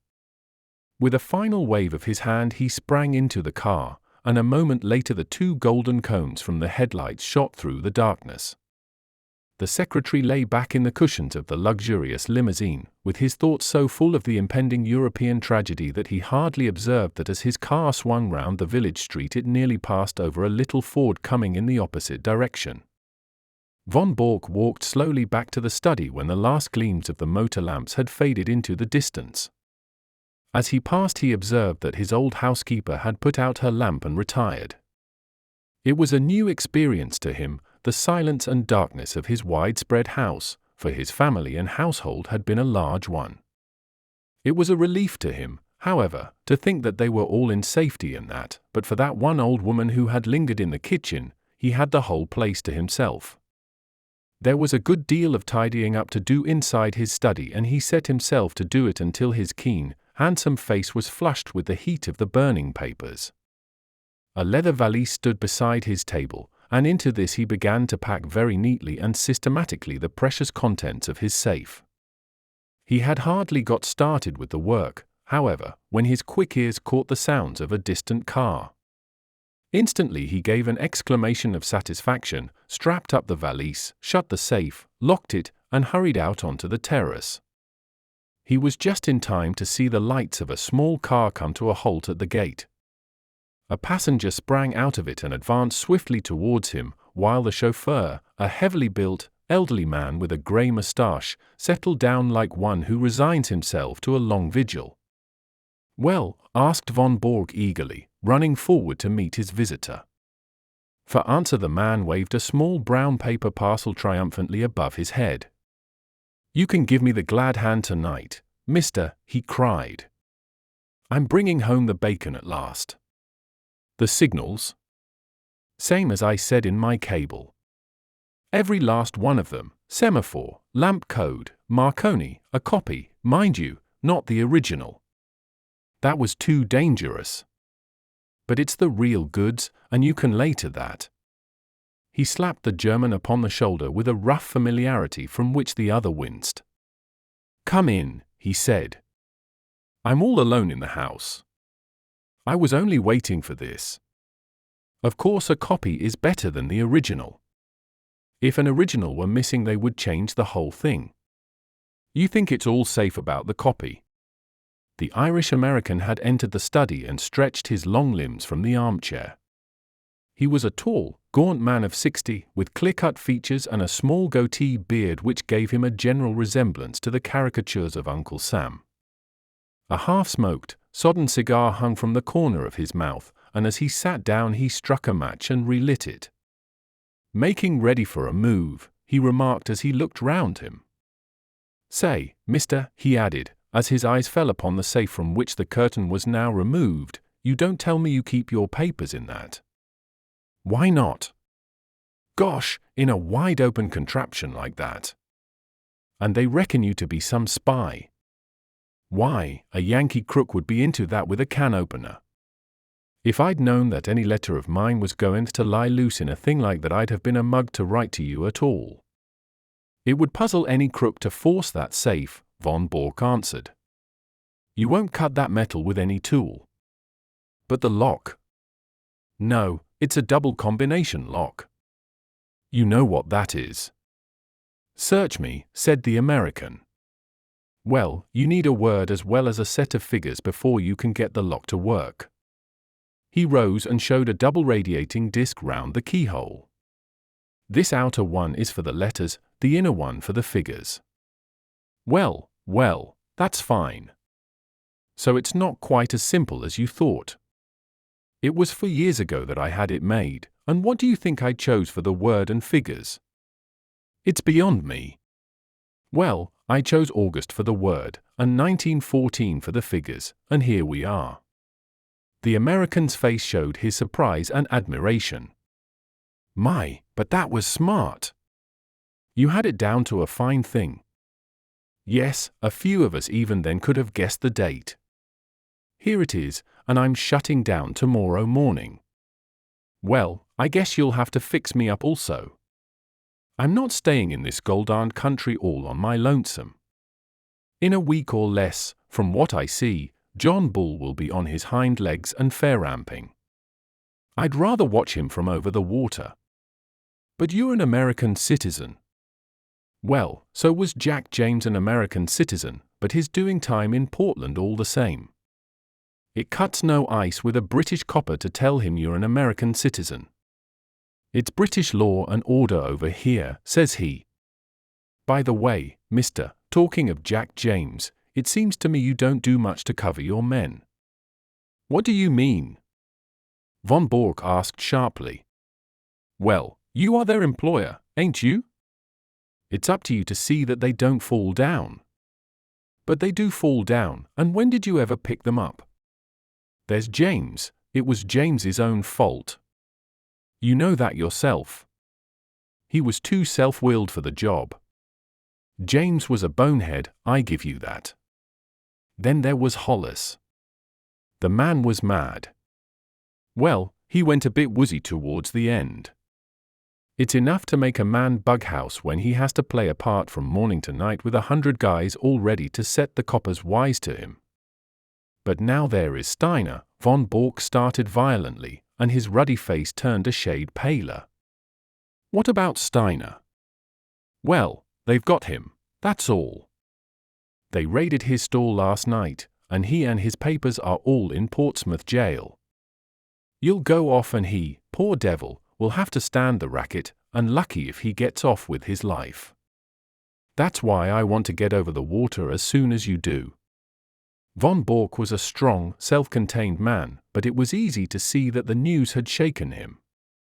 How could they have got onto Steiner? He muttered. That's the worst blow yet. Well, you nearly had a worse one, for I believe they are not far off me. You don't mean that? Sure thing. My landlady down Fratton Way had some inquiries, and when I heard of it I guessed it was time for me to hustle. But what I want to know, mister, is how the coppers know these things. Steiner is the 5th man you've lost since I signed on with you, and I know the name of the 6th if I don't get a move on. How do you explain it, and ain't you ashamed to see your men go down like this? Von Bork flushed crimson. How dare you speak in such a way? If I didn't dare things, mister, I wouldn't be in your service. But I'll tell you straight what is in my mind. I've heard that with you German politicians, when an agent has done his work you are not sorry to see him put away. Von Bork sprang to his feet. Do you dare to suggest that I have given away my own agents? I don't stand for that, mister, but there's a stool pigeon or a cross somewhere, and it's up to you to find out where it is. Anyhow, I am taking no more chances. It's me for Little Holland, and the sooner the better. Von Bork had mastered his anger. We have been allies too long to quarrel now at the very hour of victory, he said. You've done splendid work and taken risks, and I can't forget it. By all means go to Holland, and you can get a boat from Rotterdam to New York. No other line will be safe a week from now. I'll take that book and pack it with the rest. The American held the small parcel in his hand, but made no motion to give it up. What about the dough? He asked. The what? The boodle. The reward. The £500. The gunner turned damned nasty at the last, and I had to square him with an extra $100 or it would have been knit sky for you and me. Nothing doing, says he, and he meant it, too, but the last 100 did it.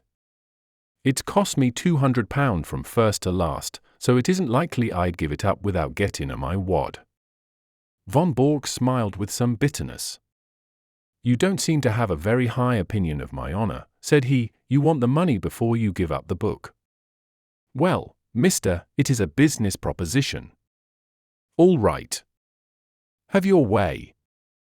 He sat down at the table and scribbled a check, which he tore from the book, but he refrained from handing it to his companion. After all, since we are to be on such terms, Mr. Altamont, said he, I don't see why I should trust you any more than you trust me.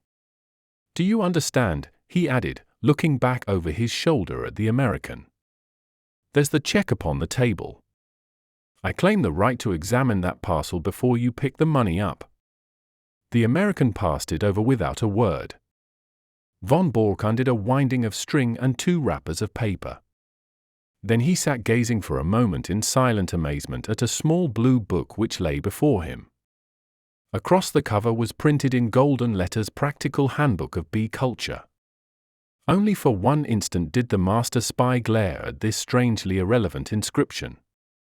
The next he was gripped at the back of his neck by a grasp of iron, and a chloroformed sponge was held in front of his writhing face. Another glass, Watson, said Mr. Sherlock Holmes as he extended the bottle of Imperial Tokay. The thick-set chauffeur, who had seated himself by the table, pushed forward his glass with some eagerness. It is a good wine, Holmes. A remarkable wine, Watson.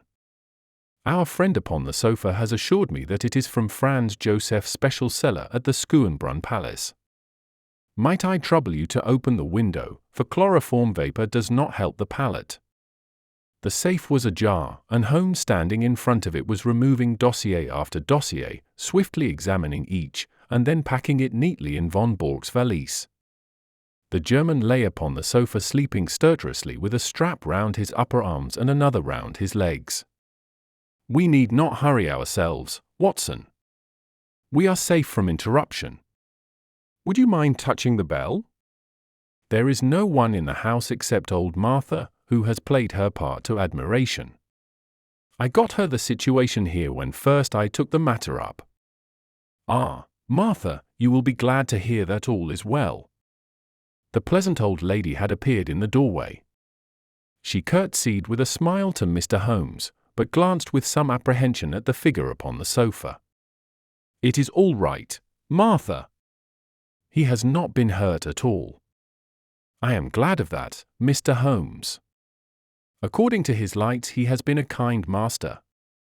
He wanted me to go with his wife to Germany yesterday, but that would hardly have suited your plans, would it, sir?" "No, indeed, Martha. So long as you were here, I was easy in my mind. We waited some time for your signal tonight." "It was the secretary, sir." "I know. His car passed ours. I thought he would never go. I knew that it would not suit your plans, sir, to find him here." "No, indeed." "Well, it only meant that we waited half an hour or so until I saw your lamp go out and knew that the coast was clear. You can report to me tomorrow in London, Martha, at Claridge's Hotel." "Very good, sir. I suppose you have everything ready to leave?" "Yes, sir. He posted 7 letters today." "I have the addresses as usual." "Very good, Martha. I will look into them tomorrow. Good night." "These papers," he continued as the old lady vanished, "are not of very great importance, for, of course, the information which they represent has been sent off long ago to the German government. These are the originals which could not safely be got out of the country. Then they are of no use. I should not go so far as to say that, Watson.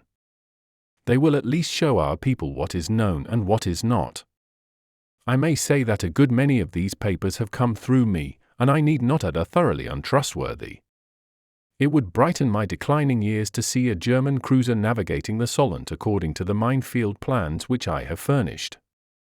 But you, Watson," he stopped his work and took his old friend by the shoulders, "I've hardly seen you in the light yet.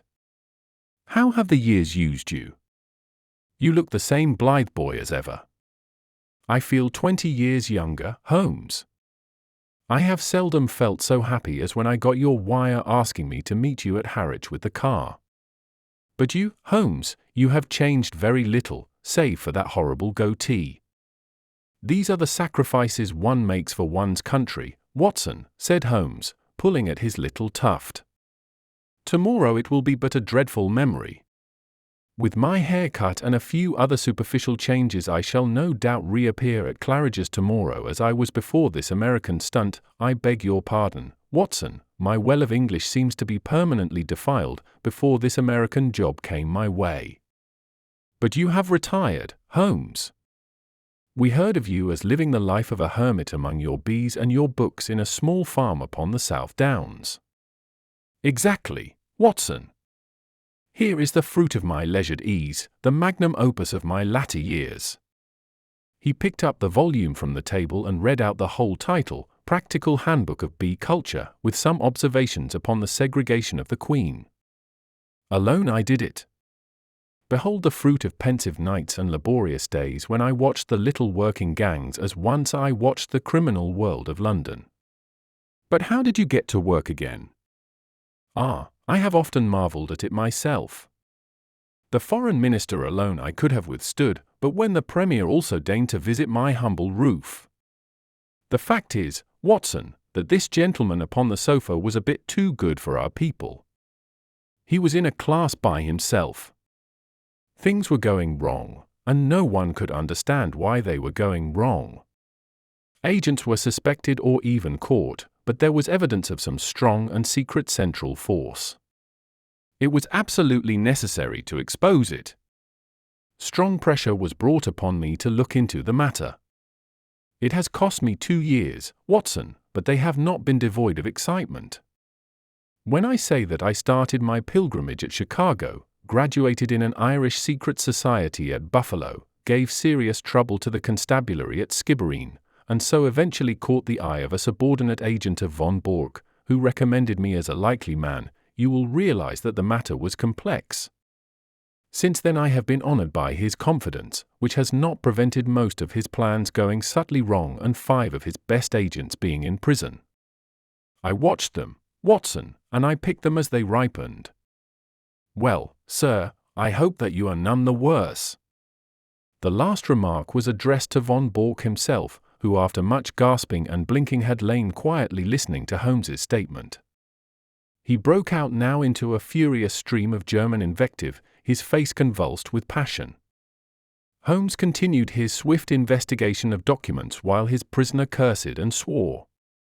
Though unmusical, German is the most expressive of all languages, he observed when von Bork had stopped from pure exhaustion. "Hello! Hello," he added as he looked hard at the corner of a tracing before putting it in the box. "This should put another bird in the cage.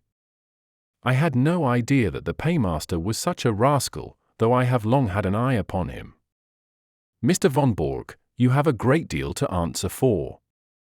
The prisoner had raised himself with some difficulty upon the sofa and was staring with a strange mixture of amazement and hatred at his captor. "I shall get level with you, Altamont," he said, speaking with slow deliberation.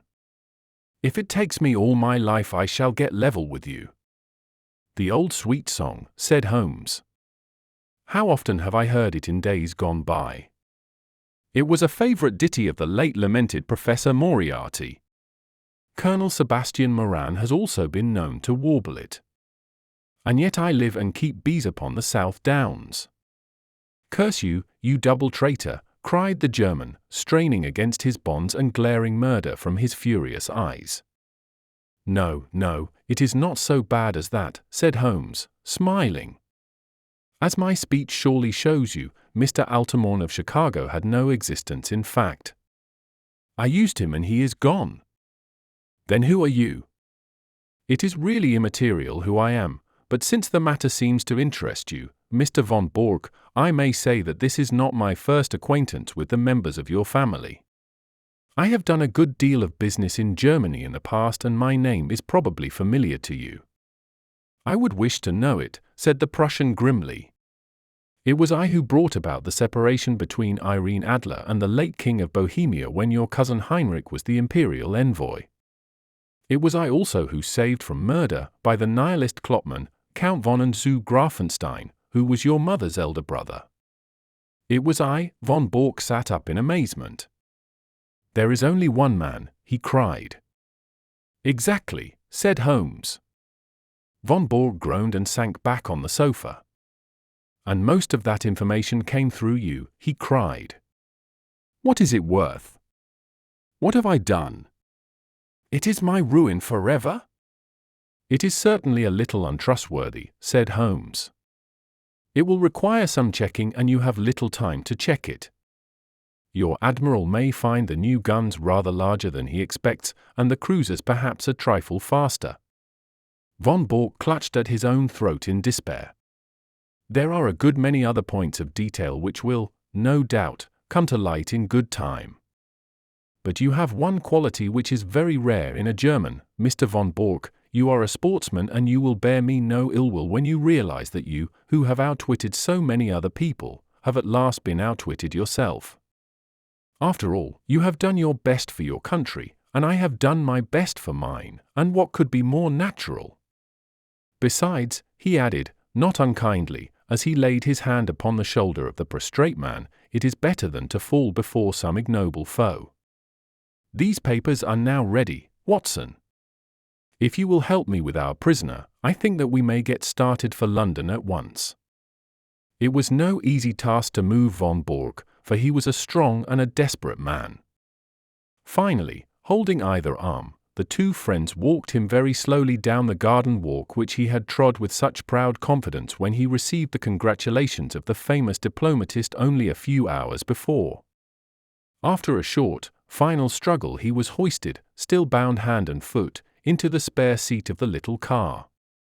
His precious valise was wedged in beside him. "I trust that you are as comfortable as circumstances permit," said Holmes when the final arrangements were made. "Should I be guilty of a liberty if I lit a cigar and placed it between your lips?" But all amenities were wasted upon the angry German. "I suppose you realize, Mr. Sherlock Holmes," said he, "that if your government bears you out in this treatment it becomes an act of war." "What about your government and all this treatment?" said Holmes, tapping the valise. You are a private individual. You have no warrant for my arrest. The whole proceeding is absolutely illegal and outrageous. Absolutely, said Holmes. Kidnapping a German subject. And stealing his private papers. Well, you realize your position, you and your accomplice here. If I were to shout for help as we pass through the village, my dear sir, if you did anything so foolish you would probably enlarge the 2 limited titles of our village inns by giving us the dangling Prussian as a signpost.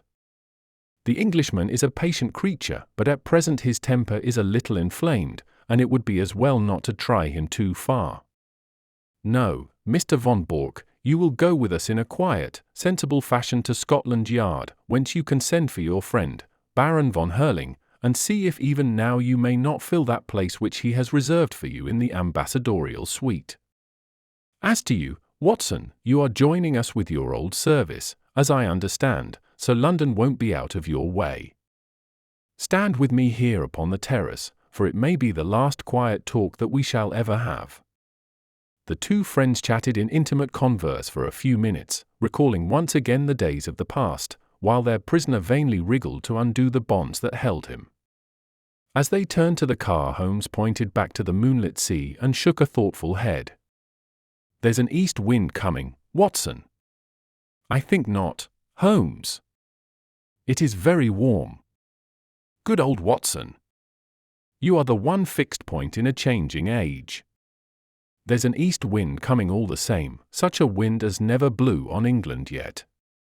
It will be cold and bitter, Watson, and a good many of us may wither before its blast.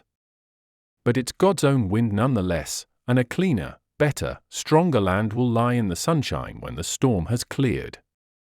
Start her up, Watson, for it's time that we were on our way. I have a cheque for £500 which should be cashed early, for the drawer is quite capable of stopping it if he can. Closing credits. The end. This concludes the audiobook of His Last Beau. Written by Arthur Conan Doyle. Narrated by Wilfred, UK. The original text of this work is in the public domain. This audio production, sound engineering, and digital master is copyright 2026 by Tranquil Study. All rights reserved. Thank you for listening. Cheerio!